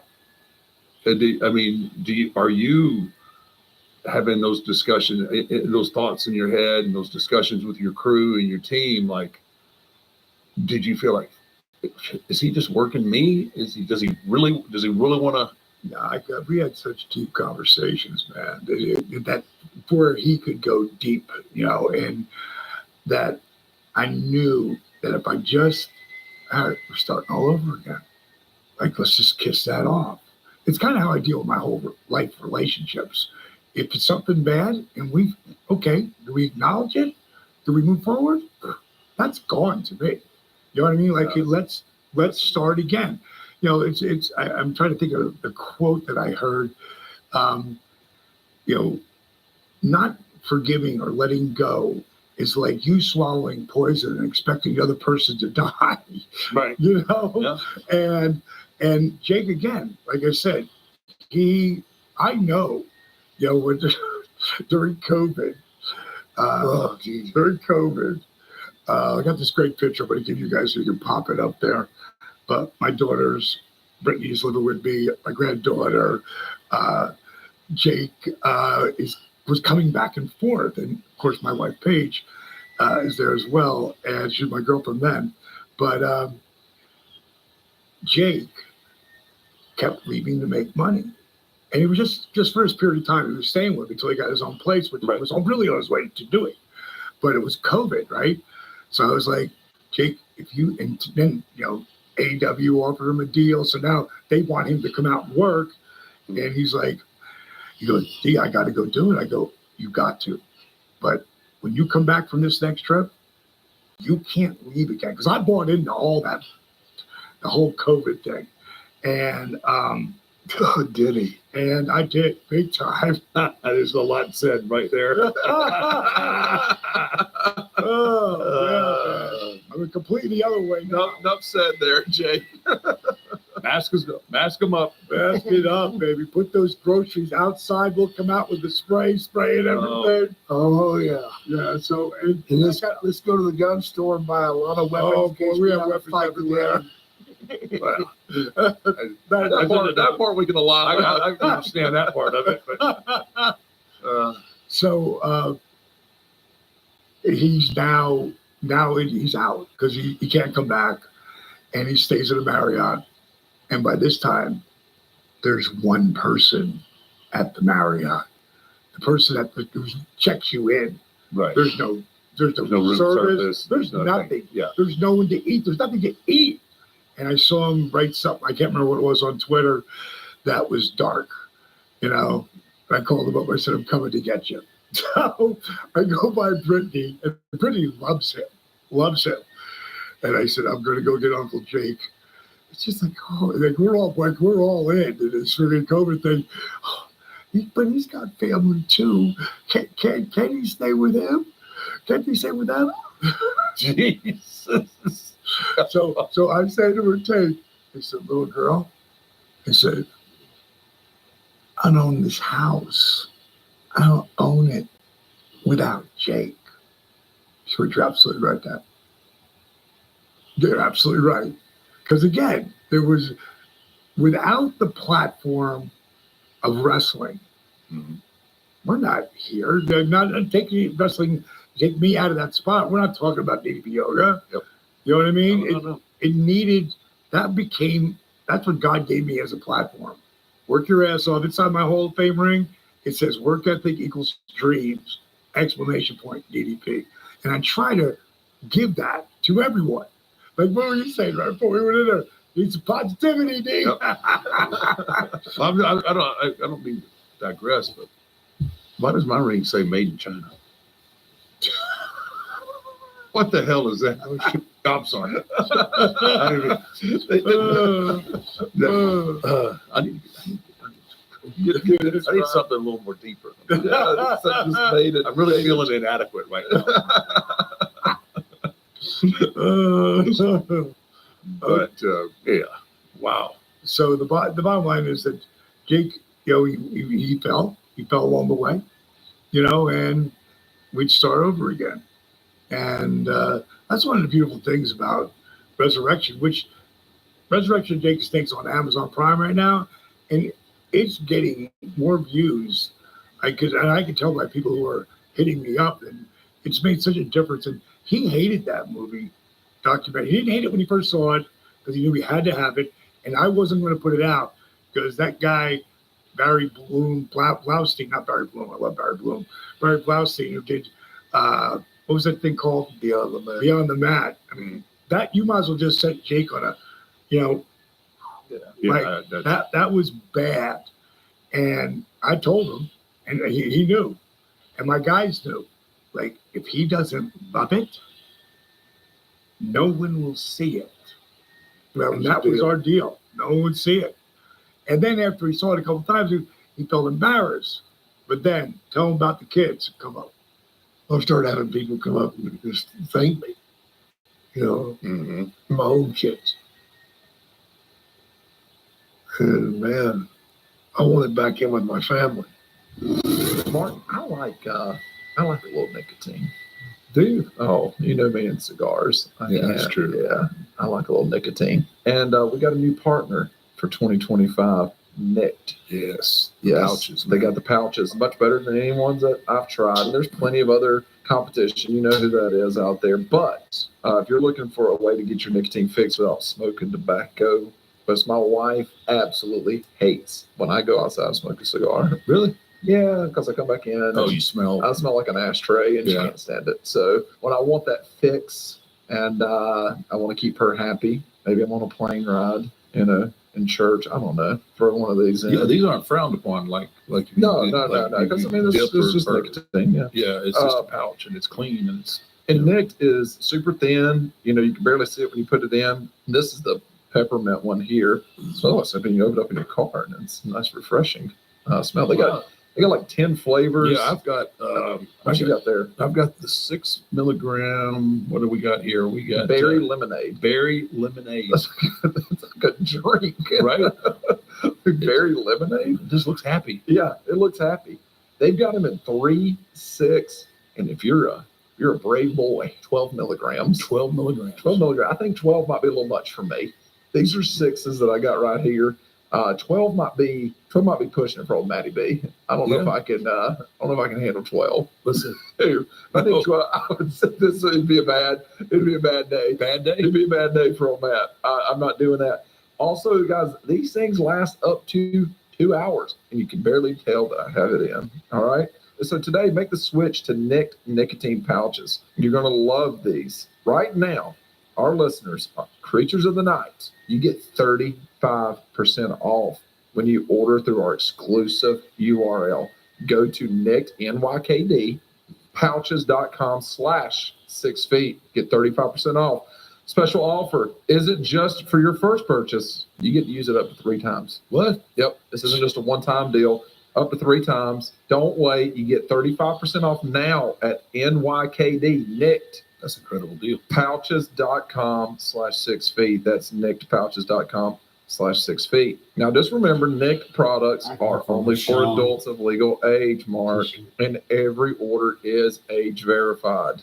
Don't be trying to sneak around out there. The product does contain nicotine, and nicotine is an addictive chemical. But if you don't want to smell like smoke and you're tired of dealing with tobacco, switch over to Nicked. Clean alternative. It's a clean alternative. NickedPouches.com/6 feet. NYKD pouches.com/6 feet. They got all kinds of crazy flavors, 10 of them. Go check them out. Thank you, Nick, for supporting 6 Feet Under podcast.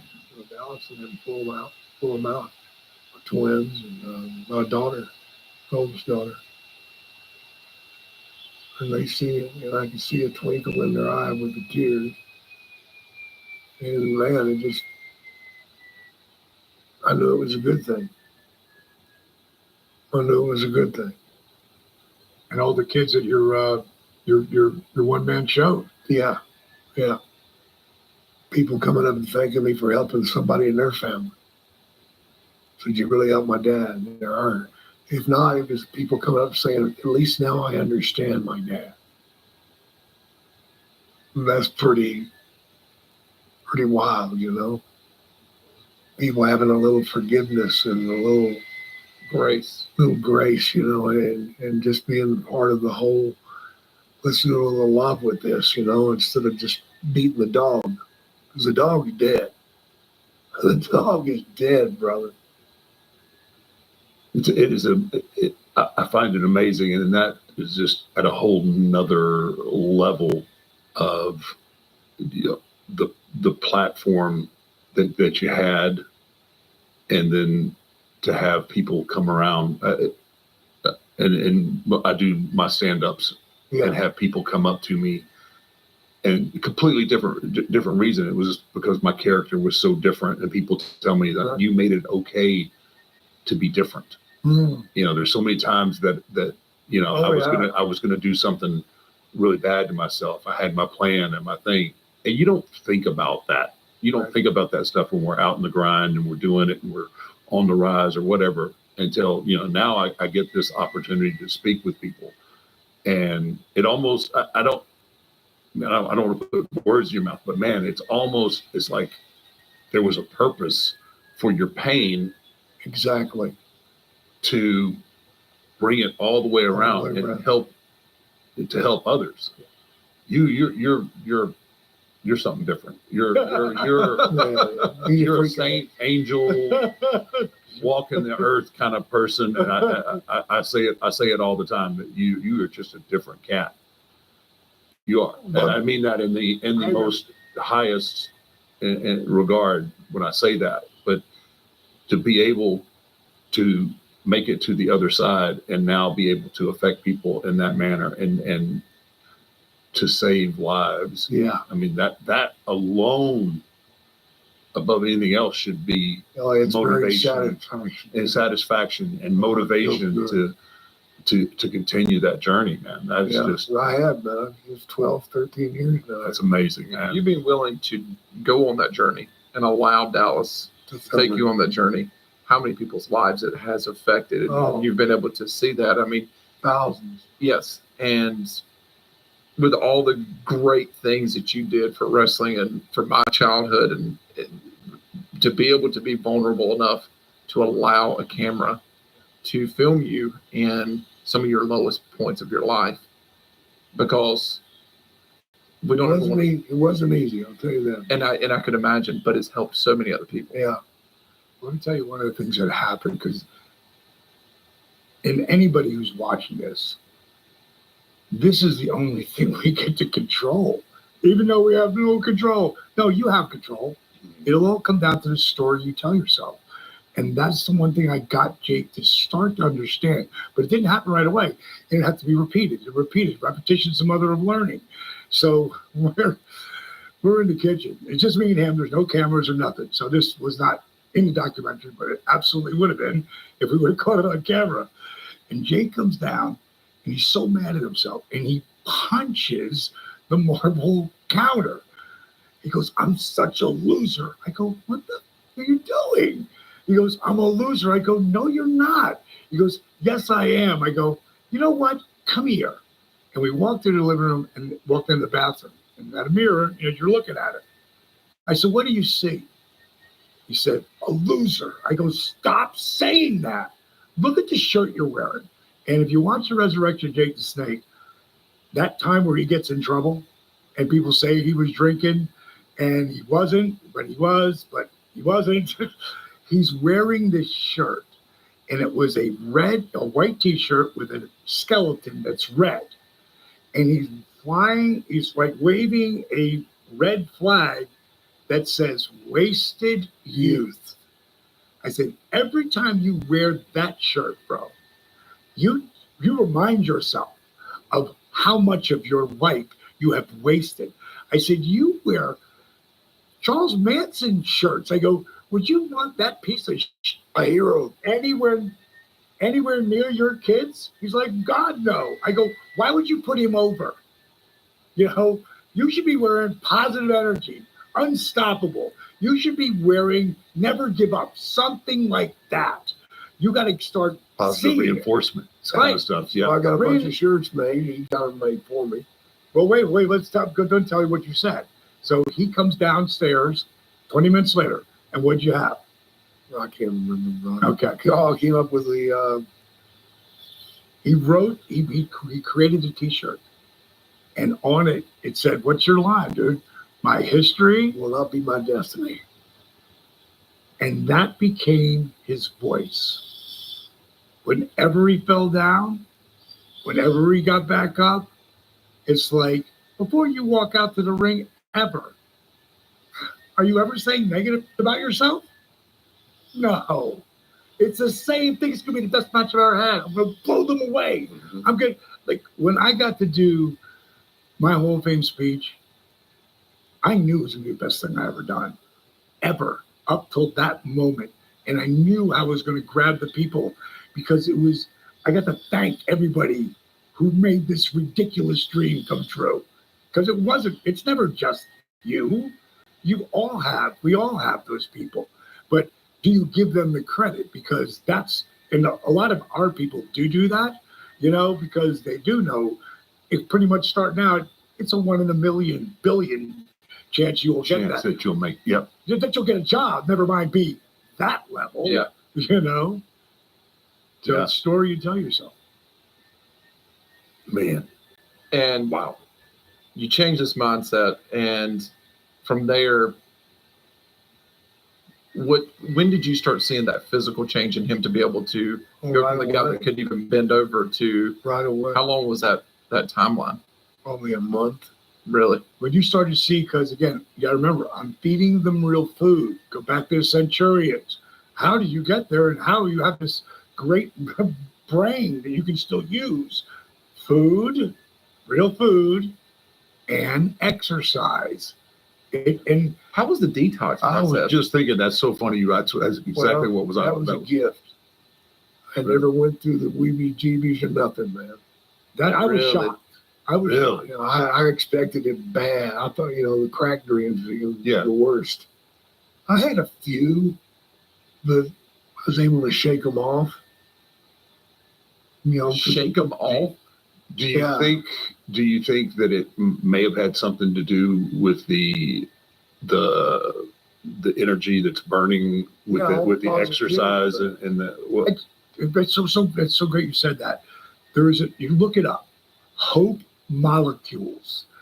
Exercise creates this. I don't know it enough to speak it like spot on, but they found that exercise, the art of that, when your body or your muscles are engaging. And with DDP yoga, we're always engaging muscles. It creates a positive attitude. They're calling it hope molecules. I thought first, this is some foo-foo thing. Right. No, it's in science books now. It's if you just look it up on, Google it, it'll come up. Boom. It'll tell you what it is and how they decided it. That story you tell yourself and exercise. So they're eating real food because that's all that's there. right. And it tastes great, so that makes it a lot easier as well. The food tastes great. Well, it's not really different. They don't know. And what really helped him was starting to help others. Scott Hall. I get a text. How I remember it. I think it's a little different than this, but how I remember Sean Waltman, X-Pac, Mm-hmm. Kid. I'll always call him Kid, and Kid sent me a text saying that, love what you're doing with Jake. And this is how I remember it. Can you please reach out to Scott? He said he's got a gun and he's going to kill himself. That's how I remember it. Now, Steve is right there with the camera, right there. And This is in real time. this is real time. We're filming, and I get a call. I go, wow, look at this text, or I think it was a DM, and it's Twitter or something.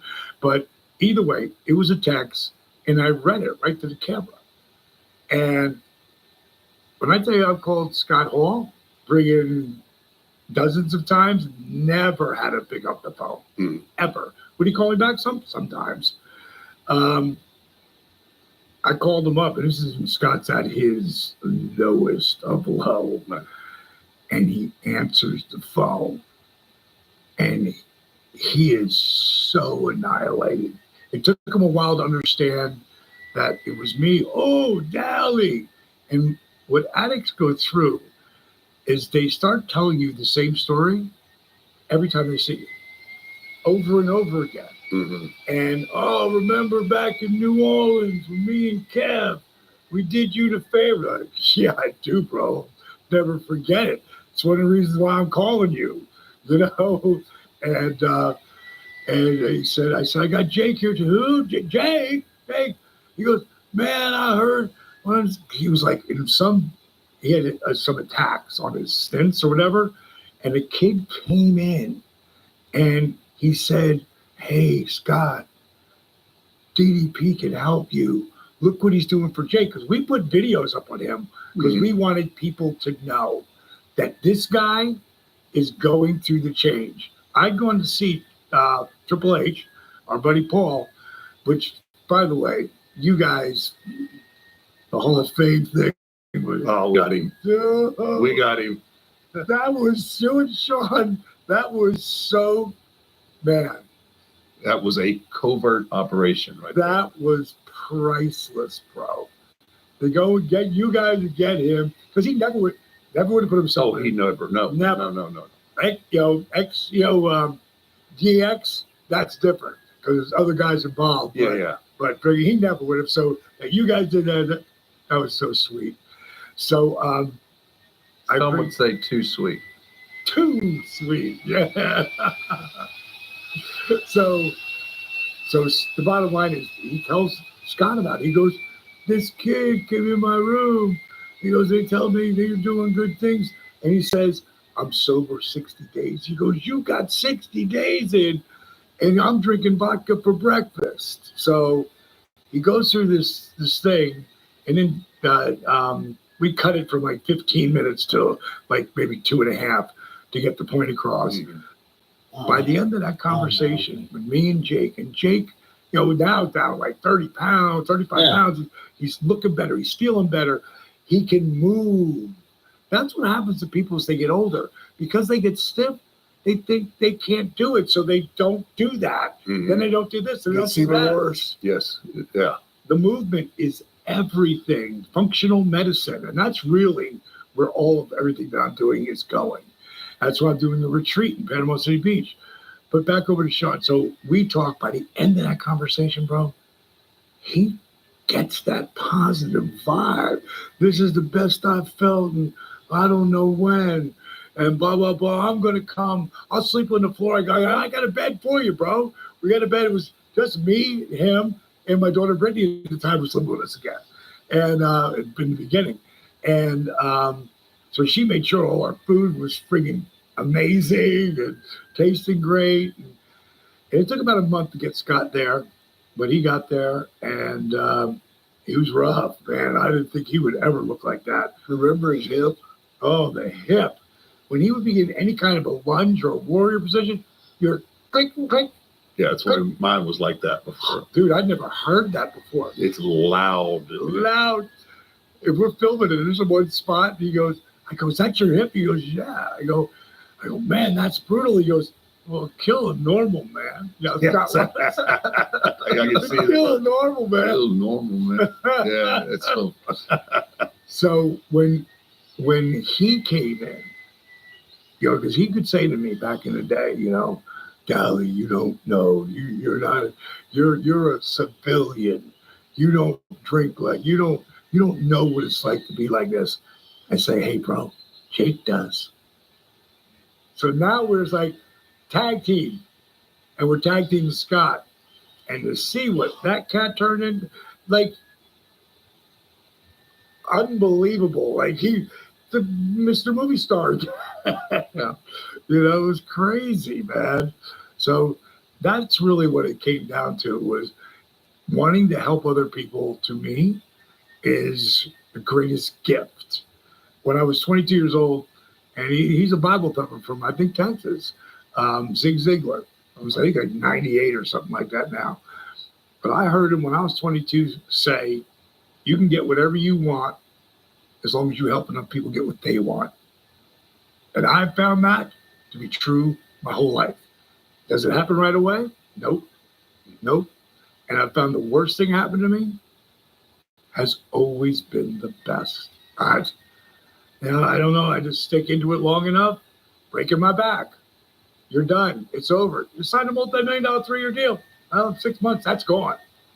In 3 months, I was back in the friggin' ring, and it turned into this, and this, and, Jake, for you go through all of this. What was it like when you got the call from WWE for the Hall of Fame? Couldn't believe it. I was shell shocked briefly. I mean,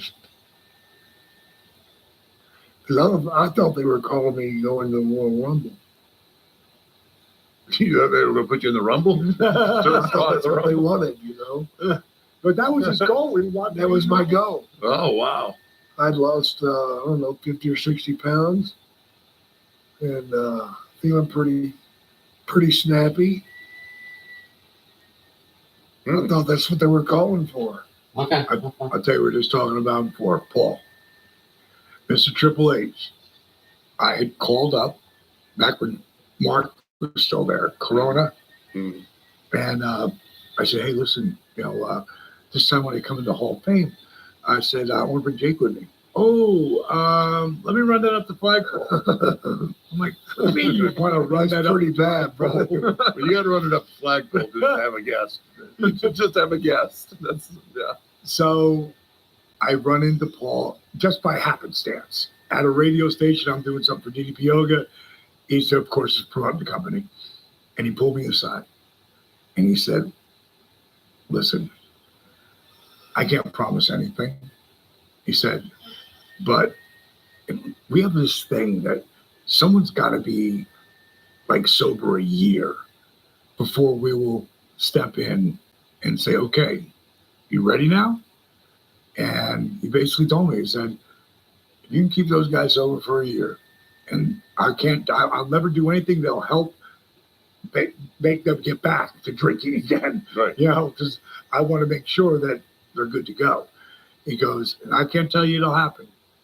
He said, but we both know they're both Hall of Famers. Yeah, right. Absolutely. But at this stage, no, they're not. Mhm. You got to represent the company.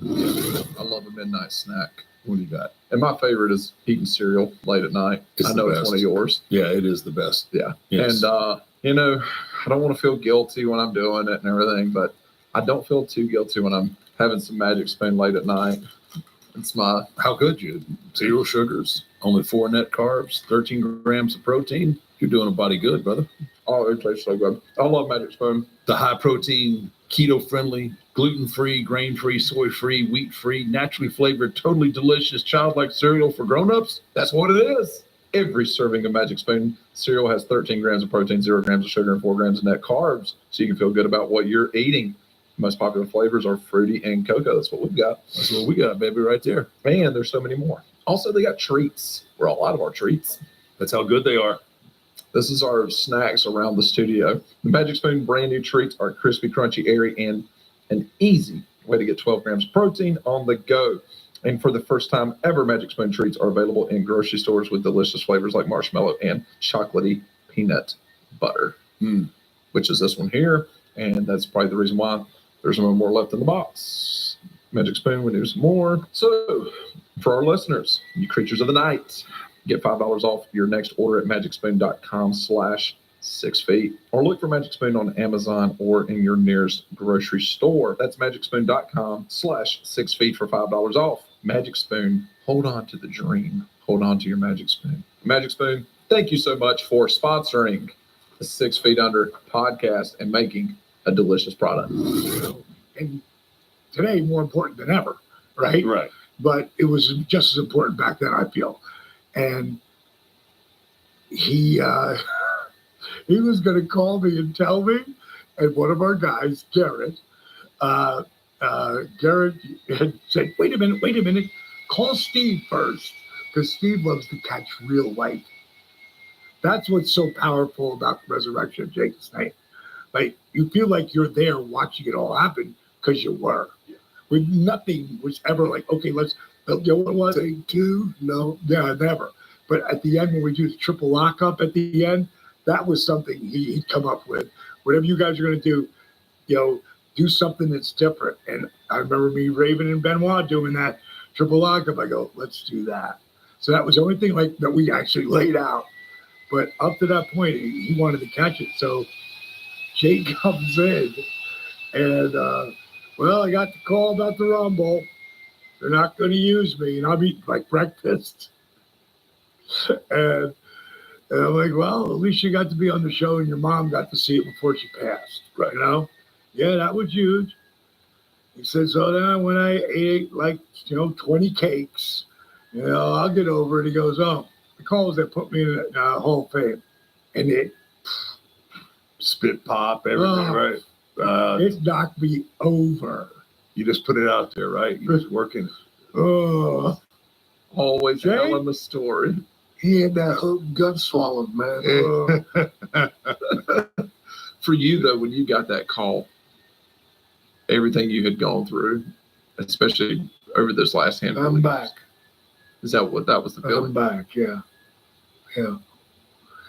And it's sort of like when I first went to AEW. Cody was in the ring, and I walked down to the ring to do an interview. And I remember getting into the ring and feeling the mat, feeling the ropes, smelling it. There's no greater smell, man, the arena full of people. You know, there's something about that. And just the smell of it. It just gives your body just such a cleansing rush. And it tells you that, hey, you got this. You know, this is yours. That's a full circle moment, right? It is, man. Yeah. For me, it was. It's a strong story, man. I tell you, it really is incredible Yeah.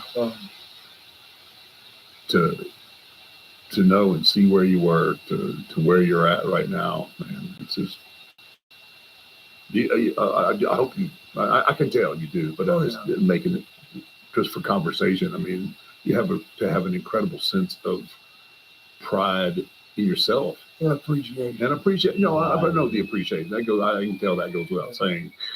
But but even you have to feel good about yourself, because Well, Dallas said he would guide this and show me the way, but I still had to put the work in. Yeah. 100%. And I did put the work in. You know, learning how to do those moves without busting my ass. You busted your ass quite a few times. Yeah, oh, yeah. Oh, I did. But finally getting it down. And now I'm back with my ex-wife. Are you really? Cheryl, yeah. Yeah, For 24 years. After 24 years. Are you kidding me? We I did got not back know that. together. Man. Congratulations. That is, Yeah. wow. incredible. That is incredible. Incredible. Yeah, man. man. That was one of my fondest things of all of this, because I knew when he had been set, because that's when he got back with her, I would come out to Lawrenceville and watch the videos and stuff, the matches. Right. And then they'd split up again because she threw him out because he was just, Had no choice. against the shit she had to the kids.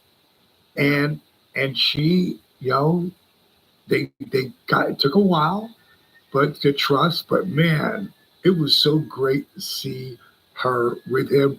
Because we'd gone through a lot too, because me and Cheryl, I've obviously been a huge part of his life forever.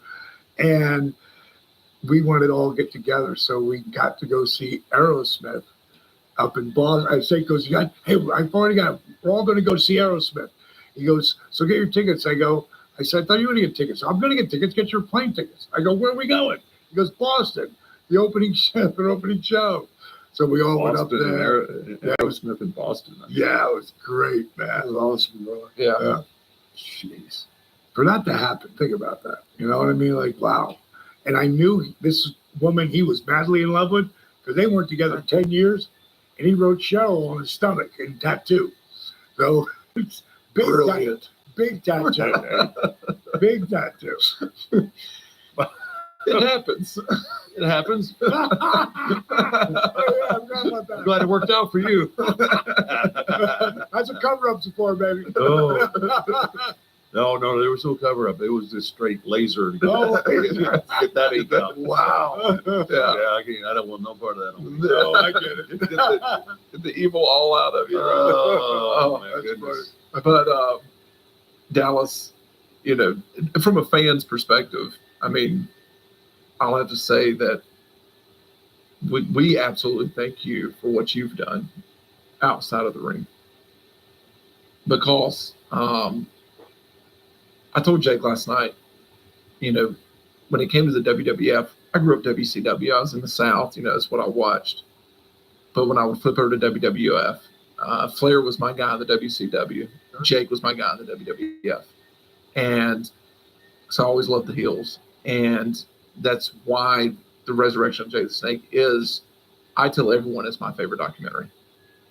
Because I got to see one of my childhood heroes overcome something that I know that you weren't in control of. It was controlling you. And because of you, I'm able to get to sit here across from one of my childhood heroes and have this conversation. Right? It is. And you've been able to do that with a lot of people, not just Jake, but Scott, with Butterbean, Butterbean. with that veteran, and so many other people that just everyday Americans, everyday people that are walking around. So that I want to say from a fan, thank you for using your platform to do something bigger and better that's greater than you, that will live on long after you've gone on to the next life. And Jake, I want you to know that I personally am very proud of you and what you've done and the courage that it took for you to take that first step. Thank you. Because you were a superhero on those Saturdays, and you meant the world to a guy like me and to a lot of our fans out there. And there's nothing that would have been worse in the world than to lose you to something like that. Yeah, to disease, man. And to have you sitting here as a Hall of Famer, sober, and living a great life. We appreciate you. Feeling good, man. And that's good. And if it wasn't for you, I mean, these two guys right here might not have ever, got that ring on their hand. You helped shape both of these careers. That's pretty special. You did a lot for this business. You did a lot for this country. You did a lot for this world, man. So don't ever forget that. I won't, man. I appreciate you saying that, though. You mean a lot to this business. Thanks. And I know tough guys, they might not say that to you sometimes, but I'm not a tough guy, so I'll say it to you. You mean a lot to us, man. Is that bumping him up higher than Flair to you? You know, I love Jake, but see, I'm a player. He had a chance. He was my WWF guy. He was my. He had a chance right there. Guy. I was believing. Right? I gave it to him. I softballed it. I softballed it. He for was him. my WWF guy, but Man. I'm not gonna lie. I'm an honest guy. Yeah, Mark, you could have saved that. One word. Woo. Woo! Man, yeah, My man. Yeah, My man.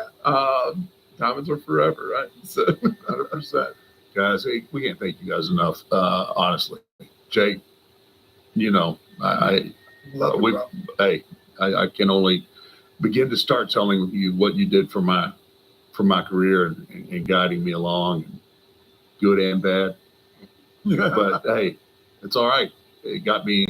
Hey, the path is and the journey, man. And DDP, I've already told you, man. Like, your career was all right. But what you're doing now, man, again, you're a saint walking. You're a saint walking the earth, and just keep fighting. No, dude. Well, you may be, even saints sometimes, I guess.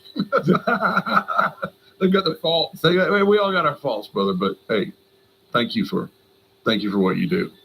And I don't want to get too mushy, but kill my gimmick off completely. But I want to thank you guys. Thank you guys for being here. I know our fans are going to love this because they've been asking for you guys, and I'm glad we can make this happen. I appreciate you coming down here to Austin, and I'm really excited for people to hear your stories. And remember, I'm gonna close it out with, you know, you're coming, right? Yeah. Just give me a window. I got to give you a window. I'm up there. You're right around the corner. I know, brother. I know. I shook on it. I shook on it. And on that note, we got bring us out.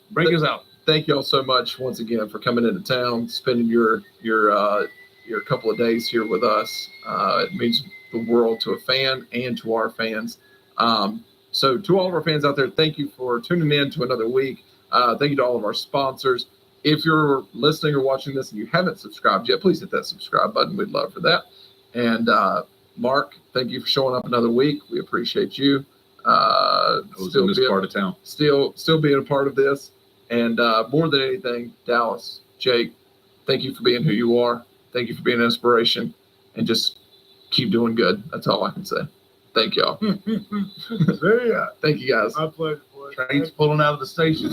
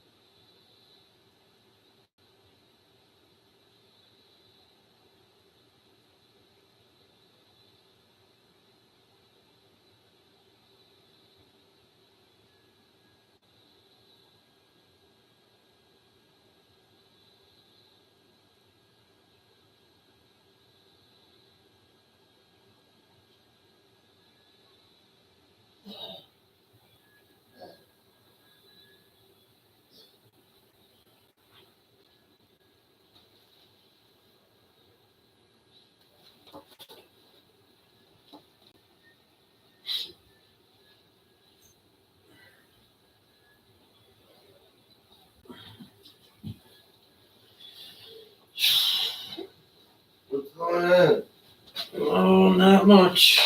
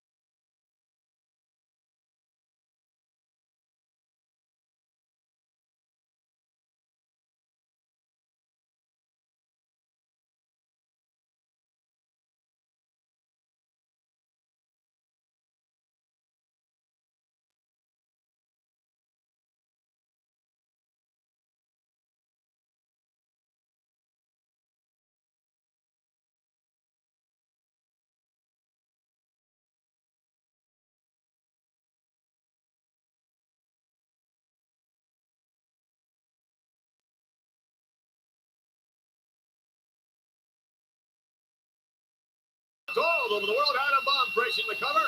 However, on the inside, there have been a number of Undertaker sightings, Mr. Lawler. Oh, there have, huh? Taj Mahal. Why, he's even been down around the shore What is area. that, Biloxi, Mississippi? You know, the other day I was working, and guess who walked in? The Undertaker. I couldn't believe it. This guy was huge. Came up to the counter and ordered a 6-foot wedge. I said, you sure you don't want a 3-foot wedge? He said, no, 6 feet. So I sliced the bread, cleared all the space on the counter, gave 3 pounds of roast beef, 2 pounds of ham, turkey, lettuce, tomato, onions, the works. Wrapped it all up, handed it to him, turned around to get his pickles, and he was gone. Vanished like a puff of smoke. I couldn't believe it. You know, the most unbelievable thing happened the other day. Sitting here, I stopped traffic for a funeral procession. The hearse goes by, one pulls up the back of the coffin, right in the middle of the street. It opens up, the guy sits up, it's the Undertaker. He gets up, looks around a little bit, walks off over into the park, and disappears. Unbelievable. When did you see the Undertaker? I saw him at sled down the slide. Yeah, when the smoke started clearing, there was this big figure standing there. When it cleared up, look, it was the Undertaker. Did you see the man who was just in here? He was enormous. Oh, I saw him. That was the Undertaker. No, It was. God, he was frightening. Well, what did you? You know, the other day we're on a job, digging a trench. Afterwards, we go eat lunch. They have to have been about 6 feet wide, anyway, about 5 feet deep. Come back for lunch. All my guys and my crew were sitting over there yelling and screaming. They're going crazy. I thought somebody must have got hurt. So I go running over there, and what do I see? The Undertaker sleeping in the trench. Oh my goodness, I said to myself, my guys, what are we gonna do? Get away from him? I don't know what's gonna happen. So back up about 5 feet, he just gets up, walks through the woods, he's not going. Man, he disappears into the woods. Wait, last week? Yeah, it was last week. We opened his pool, we pull the cover, all of a sudden, out the woods, there he comes.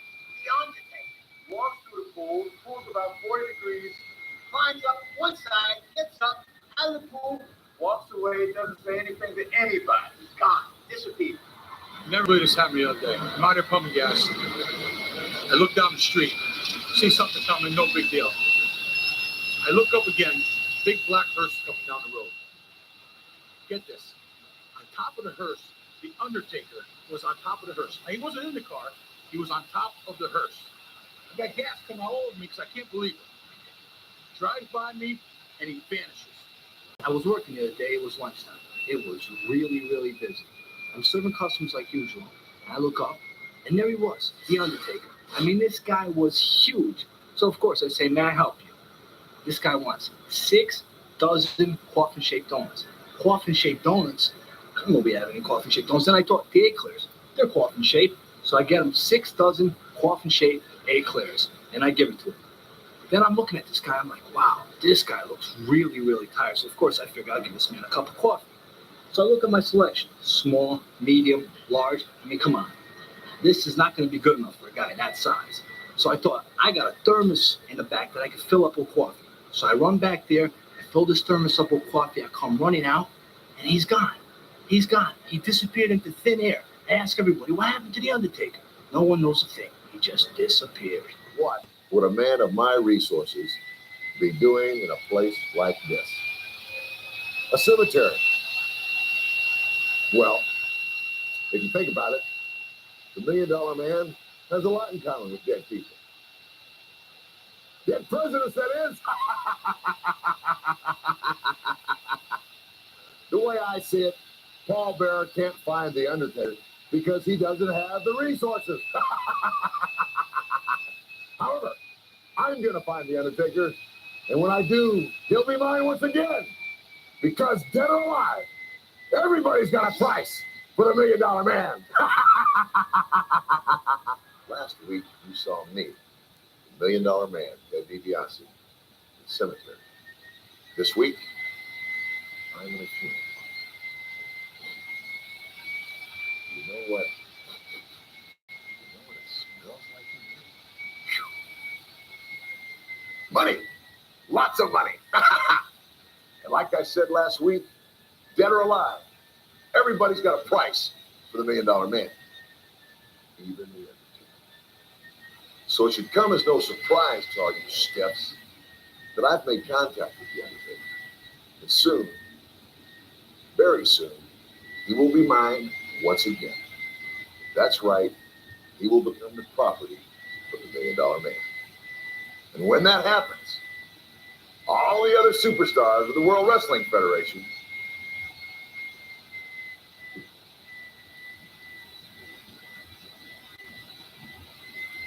will be rested in peace. So,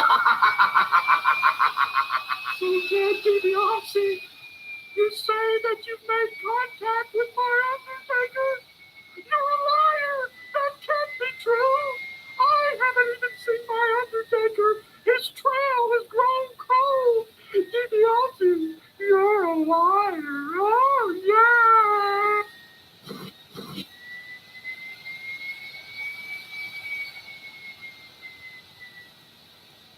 Right here next week, Paul Bearer, doubt me? I'll give you the Undertaker. Remember this, dead or alive, everybody's got a price for the $1 Million Man. Put that in your pipe and smoke it, McMahon. Nobody believed that the $1 Million Man could produce the Undertaker. Everybody doubted me. Nobody thought that it could be done. But nobody else had the resources to do it. Everybody from here to Timbuktu has said they've seen the Undertaker. But nobody, including you, Paul Bearer, can produce him. You can't find him because he's mine once again. Remember, Shawn Michaels, I'm the one who brought the Undertaker to the World Wrestling Federation the first time. And I am the one who has brought him back. Hey. So without any further ado, as I promised, because I'm a man of my word, right here at the Heartbreak Hotel, I give you once again, from the dark side, the Undertaker. All right. I saw the hearse earlier. He wasn't it. What do you think, McMahon? I died up. All right. I can't believe that Ted DiBiase's delivered. I can't believe it. The $1 Million Man, Ted DiBiase, with the resources in Deep Bear last week, said the trail had gone cold, but I still, this is unbelievable. Can you imagine the kind of carnage? Can you imagine the kind of power that Ted DiBiase will wreak all over the WWF? With this man on his side, I can guarantee you right now, Paul Bearer is in a coma. The Undertaker! And he has definitely gone from the dark side to the other side.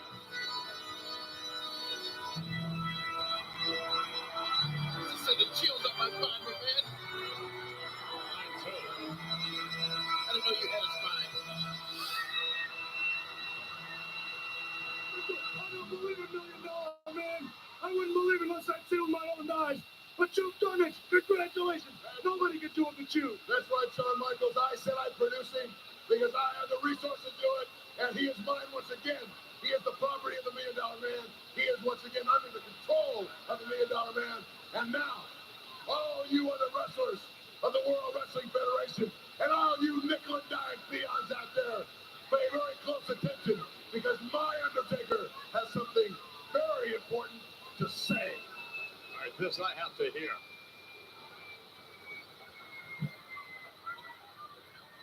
There's nothing to fear but fear itself and the wrath of the Undertaker. Rest in peace.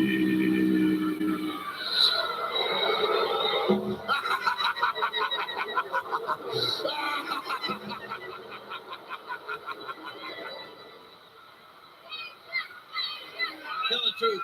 Did you ever think you'd see that again, Gorilla? Well, I had my doubts, but after all those countless Undertaker sightings, I'm not surprised. I'm only surprised that he's affiliated with Ted DiBiase. Why would that be a surprise? What's wrong with Paul Bearer? What's he got against him? Kidding me. Paul Bearer. Can you imagine the success that he will have now under the guidance of the $1 Million Man? There's nothing he'll want for. Anything that he wants or needs, the $1 Million Man can buy it for him. What can Paul Bearer do for him? Well, obviously, Paul Bearer did a lot for him. Look at the career he's had here in the World Wrestling Federation. Ooh, look at that. Still got that awesome power, no denying that.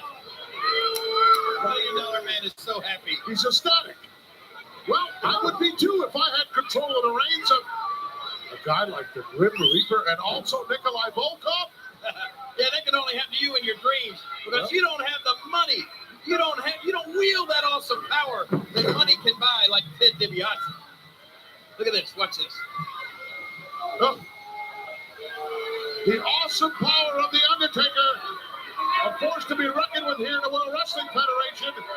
And now doing the bidding for DiBiase? Give me a break. What would you like broken? I did not want to see this. The Undertaker could probably arrange that for you. I'm sure he could. The referee, he's keeping his distance too. That's a wise decision on his part.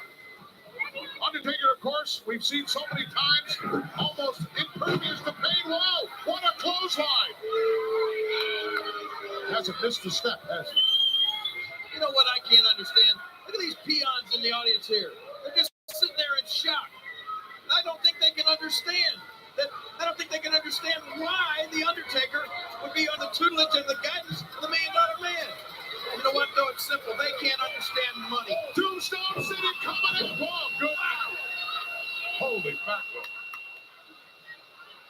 It's over. It's all academic from this point. Ooh, that's creepy. Here is Schulenberg. The $1 Million Man has a winner.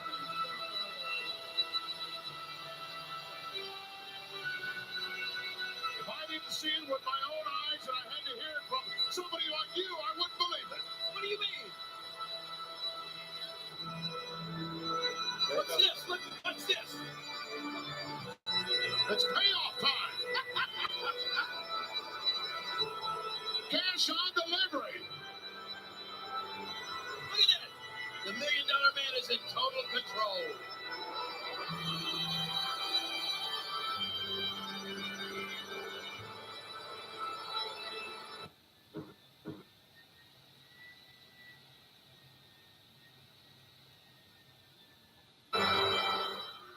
The $1 Million Man said for weeks and weeks that he could find The Undertaker. You claim to be able to find The Undertaker. But alas, while all this was going on, The Undertaker managed to elude just about everyone. But finally, one man here in the World Wrestling Federation had what it took, had the resources, if you know what I mean, to bring The Undertaker back to the World Wrestling Federation. And you know, the more I think about it, it's only fitting that the $1 Million Man, Ted DiBiase, brought The Undertaker back because he's the man who originally brought The Undertaker to the World Wrestling Federation. I mean, let's face it, when you took over the helm of The Undertaker, his career went down, Captain Kirk. I'm talking 6 feet down. The last time we saw The Undertaker, he was getting dropped in an oversized box.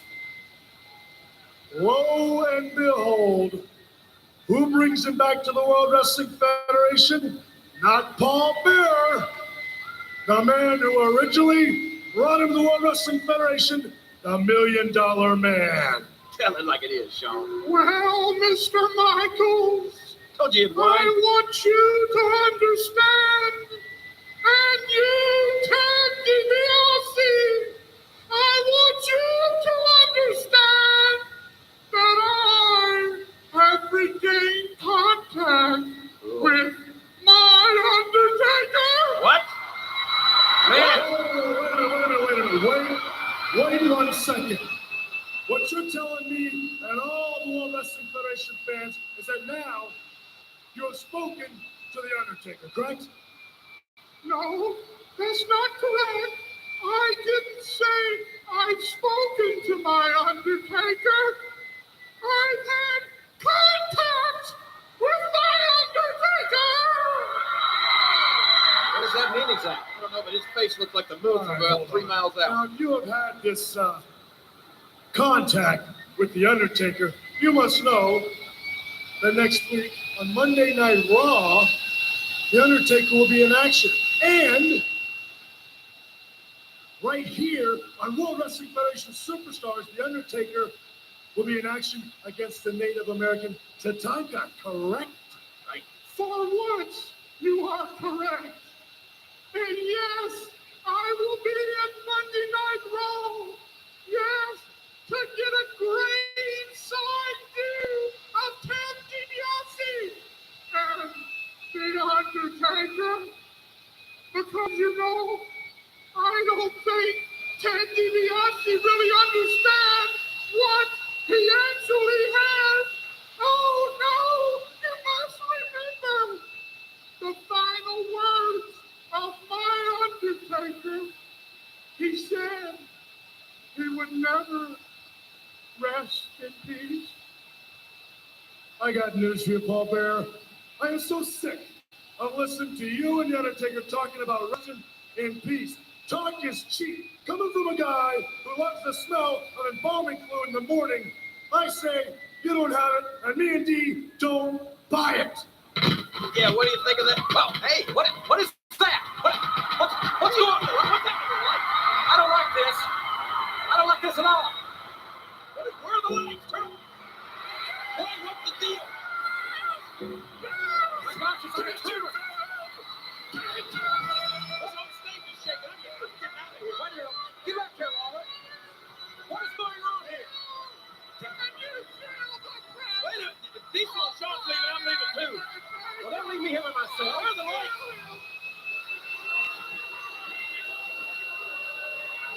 Now, lucky to get back to his feet. Uh-oh, here it comes. Tombstone City. Mike Smell is going to get tombstone. Well, I just thought of that when it happened. Think about it. Folks, this one is history. It is over. You do not get out from that. Could have if he would have kicked out. But I don't think it would have happened either. Obviously, because the Undertaker's the winner. A very ecstatic Ted DiBiase. Oh, wait a minute. It is Paul Bearer. This is going to be more than interesting. As the body bag comes out, Ted DiBiase has not spotted Paul Bearer yet. Neither has the Undertaker. What history here? Paul Bearer making his way ever closer and closer to the ring. Uh-oh. Is this chilling or is this chilling? Undertaker has just spotted him. And now DiBiase has to. How It could could you be tell? Nightmare City coming up. DiBiase can't stand this. He is being entranced here by Paul Bearer. Undertaker took a couple of steps toward Paul Bearer. Your call's as good as mine right here. Look at Paul Bearer. He's eating. Look at DiBiase. He's not very happy now. Uh-oh. That's what I wanted to see. Too much to hope for, but it's happening right now.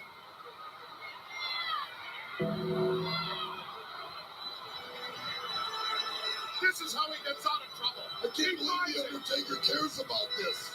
He finds his way out with the moolah. Check his head turn.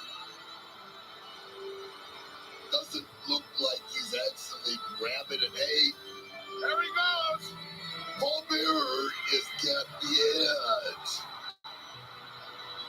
Feeling all the man beside himself. Cut this tension with a knife. The electricity is in the air. And I'm shocked. He's getting more money out. Obviously, he hasn't reached the point yet. I don't understand this at all. Look at that. The Undertaker's interested in the money, the amount of money. He's got a fistful of hundreds there. That's not what the Undertaker's all about. Paul Bearer can't believe it.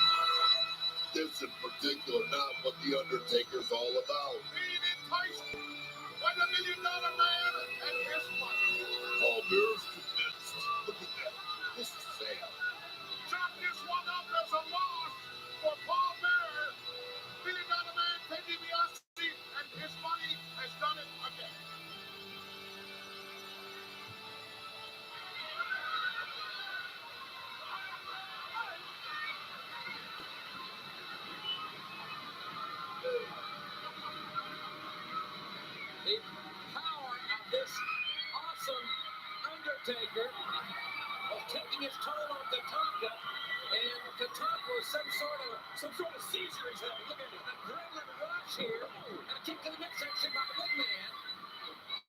And the Undertaker takes Tatanka face first into the turnbuckle. Maybe that was his wake-up call. But the Undertaker has been dominant thus far in this contest. Oh no, watch out, this war dance. Tatanka trying to build that hell of steam up. He's hitting the Undertaker with all he's got. And another shot right to the throat area by the Undertaker. And the man from the dark side has taken back over offensively. You realize what you said, Ross? Tatanka hit him with everything he had and had to put him on his feet. Still not down. Tatanka getting up some added momentum from the ropes, but he just rocking this huge man. And can he get him off? Yes, yes he did. Finally, Tatanka able to take the Undertaker off his feet. Oh my. The DiBiase Logic. The only thing now, look at this. I am very, very afraid, quite frankly, for Tatanka here, even though he's got back on the offensive. He's set too early. And the Undertaker took advantage of it. Oh my. Tombstone pile driver. He's got it. Will he execute it? Yes, he will. The Undertaker has just planted Tatanka. Tombstone pile driver. That's it for Buffalo, Brett. The Undertaker defeats Tatanka using the Tombstone pile driver. And DiBiase is sitting on top of the world, and that's what's controlling the Undertaker. It's not the iron any longer, it's the greenbacks. The power of the dollar sign. I believe the Undertaker is more awesome than ever. I have never seen him more impressive than just the last few minutes.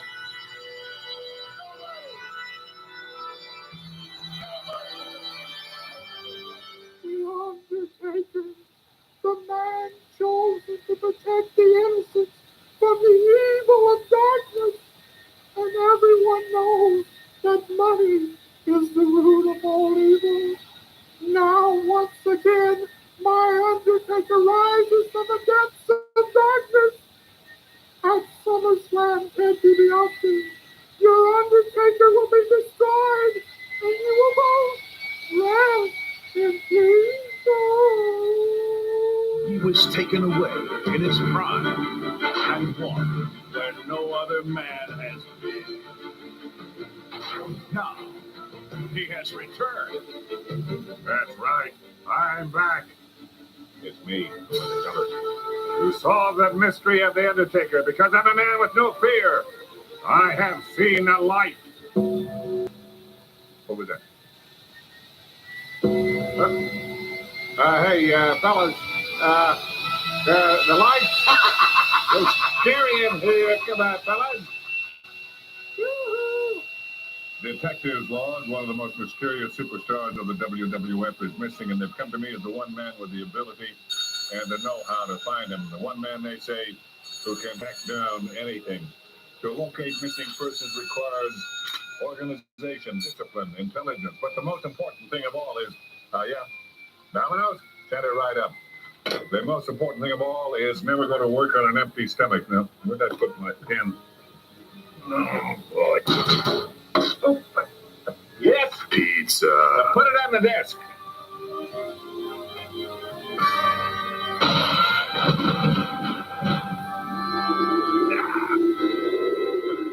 Oh, it suddenly got colder out here.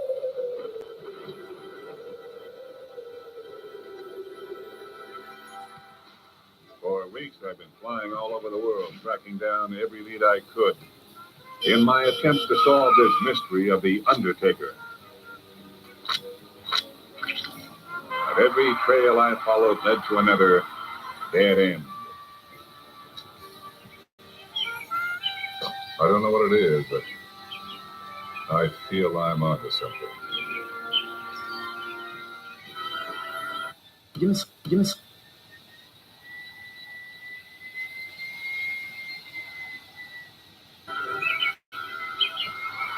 Oh, yes. SummerSlam is only 2 weeks away. And it's here. Oh, yes. Right here. Where I feel the presence of my Undertaker the strongest. He's definitely here. And Monday night, DiBiase, I'll be there on Raw in the King's Court to confront you face to face. Then next week, I'll return here and start the gig. Then I'll be reunited with my Undertaker. There I was, getting poolside, trying to catch some rays. Sorry, Ray. The girls were feeling macho. Macho Man, you're so big. Easy now, girls. It's family entertainment. Yeah. I had work to do. I was scanning around the globe for clues to the biggest mystery of our time. The sun was extremely bright. If your deductive capabilities were a fraction of what you profess, this incognito caper would have been solved by now. Hey, son. Right, kid. And he was right. After all this time, I'm still tormented by that one burning question. How can there be two Undertakers? Maybe one is corrupt like you. Police, arrest that man. I will solve this case at SummerSlam. The $1 Million Man was the first to bring The Undertaker to the World Wrestling Federation. And my guest, the $1 Million Man, out of the goodness of his heart, brought The Undertaker back to the World Wrestling Federation. And my guest, Can you imagine that? the $1 Million Man, now is subjected to not only ridicule, but doubt by all of these morons and doubting Thomases like Paul Bearer. He's claiming that you don't have the real Undertaker. You said it all right, King. I brought him to the World Wrestling Federation. I brought him back to the World Wrestling Federation. And what have we seen from Paul Bearer? Zero. A big fat zero. All he's given us is a lot of hot air. Exactly. Uh-huh. And speaking of hot air, why don't we get that Goodyear blimp out here right now? And let's just, they hired this stumbling, bumbling sleuth. Let's reveal. Well, look at that. Well, let's get Paul Bearer out here and see what he has to say about the mystery. This is going to get interesting right now. I believe Paul Bearer can beat them both. I don't know about that. Paul Bearer, I want to ask you one question. Was the ground cold when you crawled out of it this morning? I got you out here for one reason, and that is to let this man clear the air once and for all. We've seen him with The Undertaker. We've seen nothing from you. Oh, yes, Ted DiBiase. I've seen the evil that you have purchased. The evil that you call The Undertaker. And oh, yes, you're having fun, aren't you? Trying to tarnish the name that it took years for my Undertaker to build. Well, I have a message for your so-called Undertaker. My Undertaker will destroy him at SummerSlam! Oh, my goodness! Did you hear that? Well, you have a message for my Undertaker. Why don't you tell him yourself? That's right. I give you, once again, the one, the only, the Undertaker. Oh, yeah. We're getting down right now. And there it is, chilling. Now what are you going to say, Humbo Bear? You can face yourself face to face, and you tell me what's going to happen at SummerSlam. Oh, yeah. Paul Bear is going to have to back up his words. There he is, Paul Bearer. Undertaker looks 100 feet tall, doesn't he? It got awful quiet. What are you going to say now, huh? total control. The Undertaker Are you speechless, Paul Bearer? facing The Undertaker. Anything can happen at the World Wrestling Federation, but look at the look Focus on those Paul beady little Bearer's bloodshot look. eyes of yours on The Undertaker. Oh, yes. I see the evil in your eyes. But you know, at SummerSlam, those eyes will be closed forever.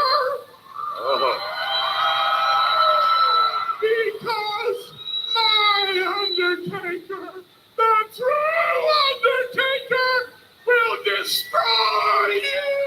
Oh, yeah! Did you hear that, Undertaker? He said you'll be destroyed at SummerSlam. Why don't you show Paul Bearer right now what's going to happen at SummerSlam? Hey, wait a minute. He's choking him down. Paul Bearer's going down. Paul Bearer's going down. Look at that. He's being choked out. The Undertaker's choking him down. Who's your Undertaker now, Paul Bearer? Look at that. Hey, wait a minute. All right, so quick right here. Wait a minute. It's getting cold in here. We're in total darkness. The lights began to flicker. The Undertaker was choking Paul Bearer by the throat. We're in total darkness here on Monday Night Raw. We're live. And wait a minute. What is... Where's the pump? He's here! What is going on? He's here! Can you feel him?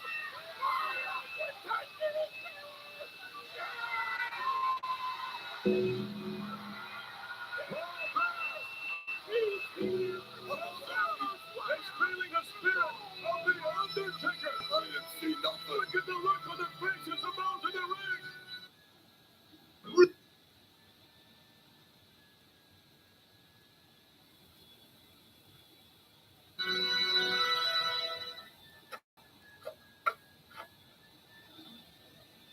Oh, yes, Ted DiBiase. I felt the power of your Undertaker in the King's Court last Monday night. Oh, but did you feel the presence of my Undertaker? It was all around. Now, $1 Million Man, I know more than ever that the Undertaker you possess is truly evil. I'm close to my Undertaker's resting place now. In only 1 week's time, at SummerSlam, my Undertaker will destroy the evil that you call the Undertaker. Oh, yes! Yes, yes. $1 Million Man, this Monday night at the United Center in Chicago, SummerSlam, the confrontation of all confrontations. Your one and only Undertaker takes on Paul Bearer and whatever it is he thinks he's bringing to Chi-Town. But for all practical purposes, the Undertaker. Sean, you're exactly right. But there's one big difference. I have produced something here. The $1 Million Man has put his money where his mouth is. There he stands. Flesh and blood. The Undertaker. Paul Bearer, on the other hand, has produced what? Absolutely zero. Nothing. Double act. All he's ever produced is a lot of hot air and cheap tricks.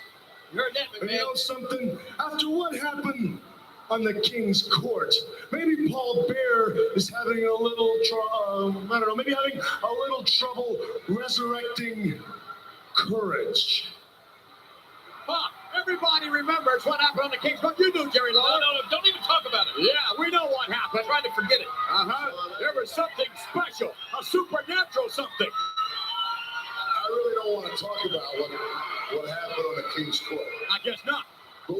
want to address. What I do want to talk about, Paul Bearer, is what's going to happen this Monday night in Chicago at the United Center. And what's going to happen, Paul Bearer, is that The Undertaker, my Undertaker, bought and paid for, signed, sealed, and delivered in the flesh, is going to destroy whatever rule, whatever it is that you're bringing to SummerSlam. And after he does that, Paul Bearer, mark my word, then he's going to destroy you. Moneybags, I can understand you not wanting to talk about what happened on the King's Court, okay? I'm with you, okay? But you know something? I'm wondering if maybe, possibly, Paul Bearer has done a little embalming on himself, because that cat doesn't seem to have the guts to come out here and confront us face to face. Because if he did, whoa, hey, out here, right? Wait a minute, what's going on? Let's stay with this. We're having some lighting difficulty. Hey, listen to this. You feel that presence, Jerry Lawler? It's just like the King's Court. Wait a minute. He's on the video wall.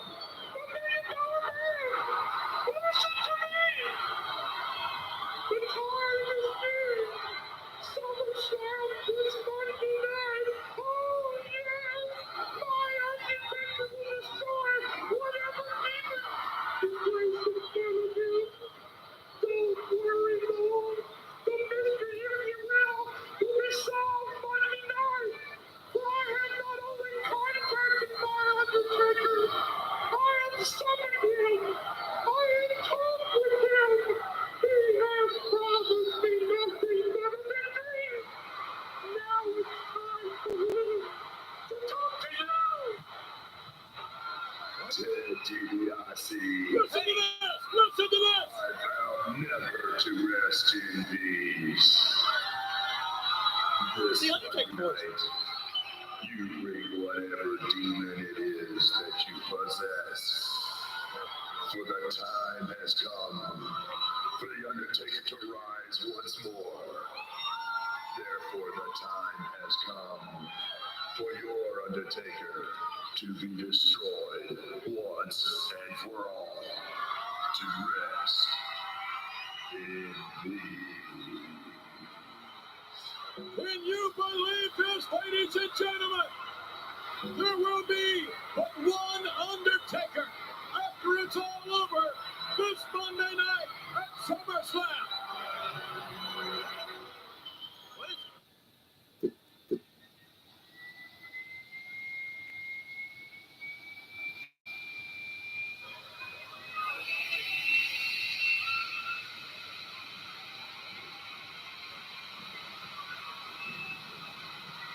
There's a light coming from the earth.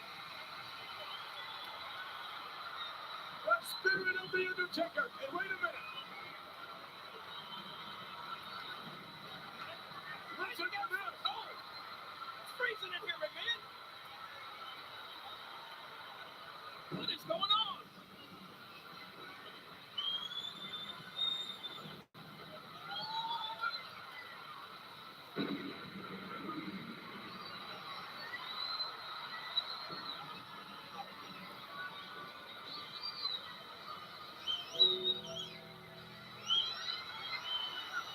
Commanding the spirit of the Undertaker.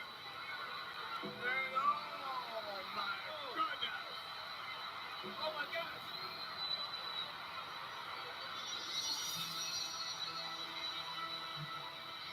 He's moving now. Jerry the King Lawler. How fast? The Undertaker. I've said it before, McMahon, but I really didn't believe it, but there are two Undertakers.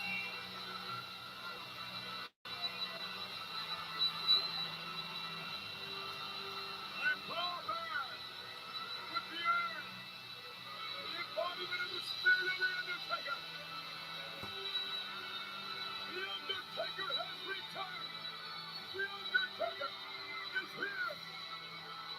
SummerSlam.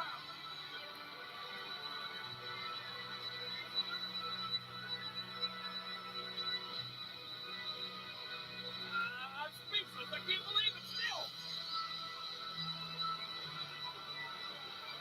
Like, man, there are two Undertakers.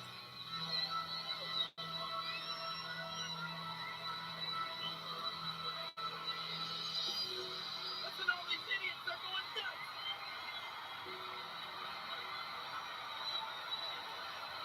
Listen to them. Oh, look at that. Wow.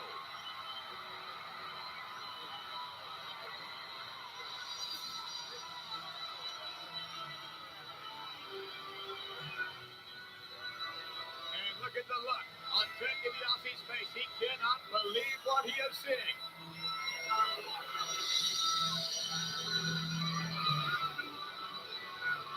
I cannot believe that sight right there, McMahon. It's like looking in a mirror.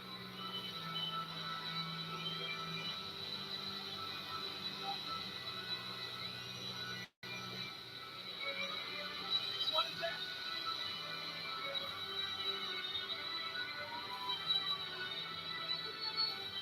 They're identical.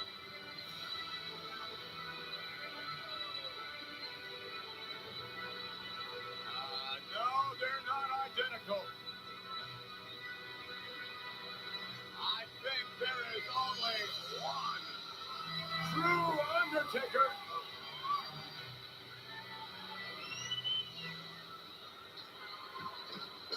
Off the rope, missing with a clothesline. There it is. And wow, we saw it. That should do it right there. He's not going for the cover. Good night, Paul Bearer and your Undertaker. And nothing is happening. Uh-oh. That was a sit-up and a scoop here. Look out, here we go. This is it. Here comes Stone. Yes. No one will get up after that. No one does that but the Undertaker. Ted DiBiase. Oh, the head. He's selling to his Undertaker now. It's it.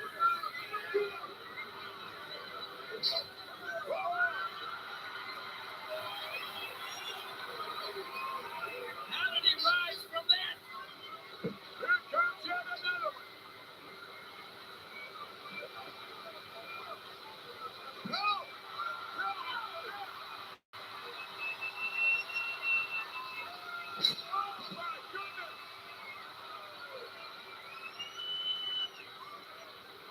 DiBiase can't believe.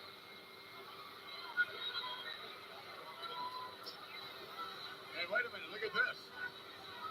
The Undertaker, who just gave The Undertaker the tombstone, is going to give him another one.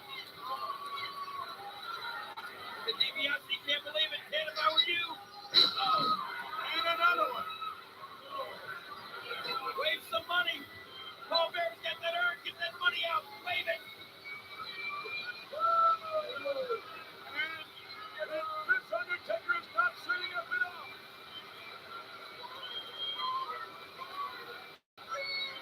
What is he saying? One more tombstone? And look, here comes another one.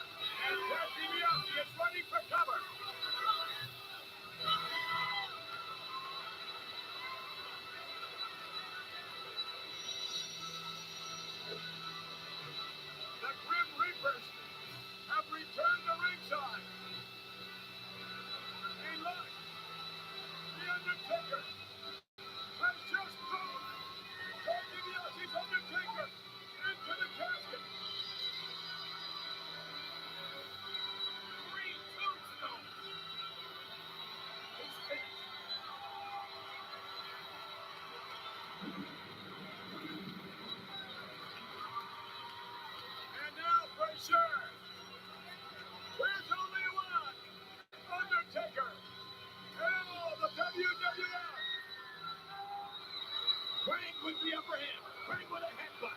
Praying now, doing whatever he can to the shot to the throat. Tell you what, I got a little bit of a bad feeling about Praying versus the Undertaker. Undertaker better pull that right hand. Praying in the second. Undertaker with another shot. Praying backing up.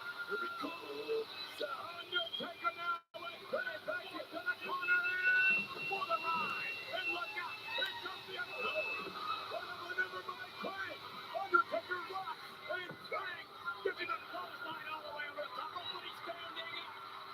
The Undertaker is standing up. Praying thinks he's close line of the immortal. Look at the look.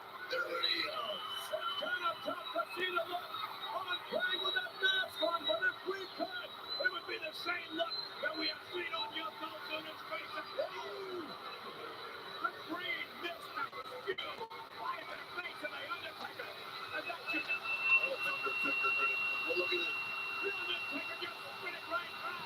And the Praying thing. And Praying is feeling the effect. And look at this. The Undertaker with Praying in hand. The Undertaker on the cover of the count and the victory. And I will just say that Praying is going to be resting in peace after this matchup. I'd like to say that the Undertaker is alive and well, but I don't know if that's fitting, Vince McMahon.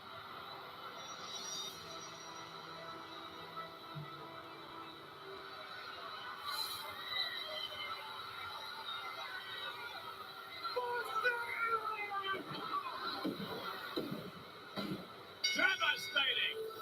Yokozuna, ladies and gentlemen, kicking off the WWF Heart Attack Tour, the American portion of this weekend. What a monster this man is. By the way, speaking of the Heart Attack Tour, believe it or not, there's going to be a Paul Bearer look-alike contest during the tour, and the winners get to go to the Survivor Series. That's a contest I don't want to win. Hey, wait a minute. Hey, Paul Bearer is doing the thing, Coco, right now. As Forrest Gump would say, he's doing an Undertakerism. Yes, indeed. You see the look on their face. Oh, Yokozuna.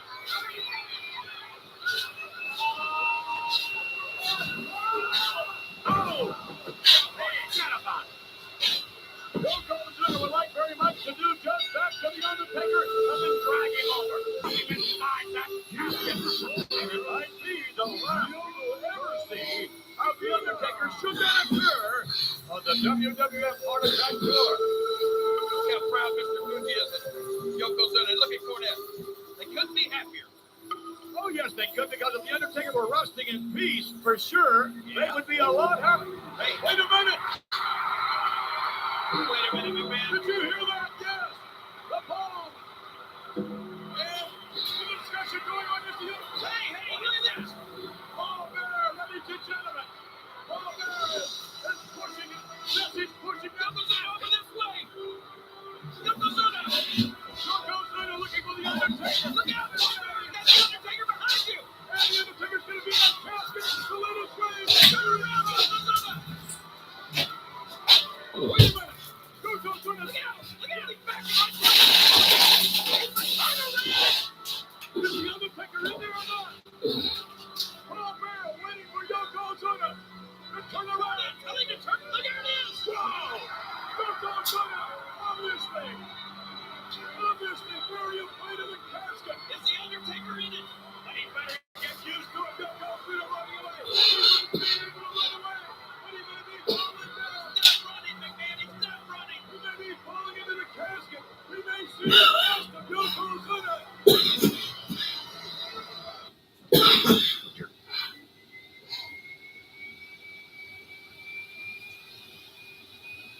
There are only two sure things in life, death and taxes. Like this poor soul they just brought in here. Obviously, he knows about death. However, something's just not sitting right with me. I'm wondering how many people would try to escape paying taxes by getting put 6 feet into the ground. Like this so-called poor soul. I bet when he was alive, he conveniently forgot to pay his taxes. Or maybe he just did it intentionally. But in my line of work, that's known as a red flag situation. So maybe this poor soul is in line for an audit by me, IRS. And remember, even after they bring your frozen carcass into the funeral home, you still have to pay your taxes. Razor Ramon now. Continue to hammer away.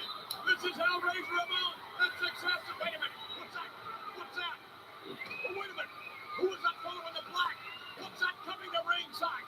It's a casket. Razor Ramon is heavy oil Yokozuna.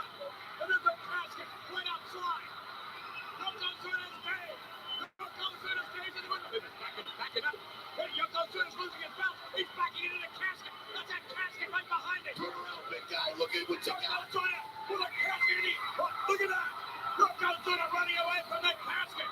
Yokozuna practically afraid of what just might be in the casket. What are you chilling with, bro, man? Inside the big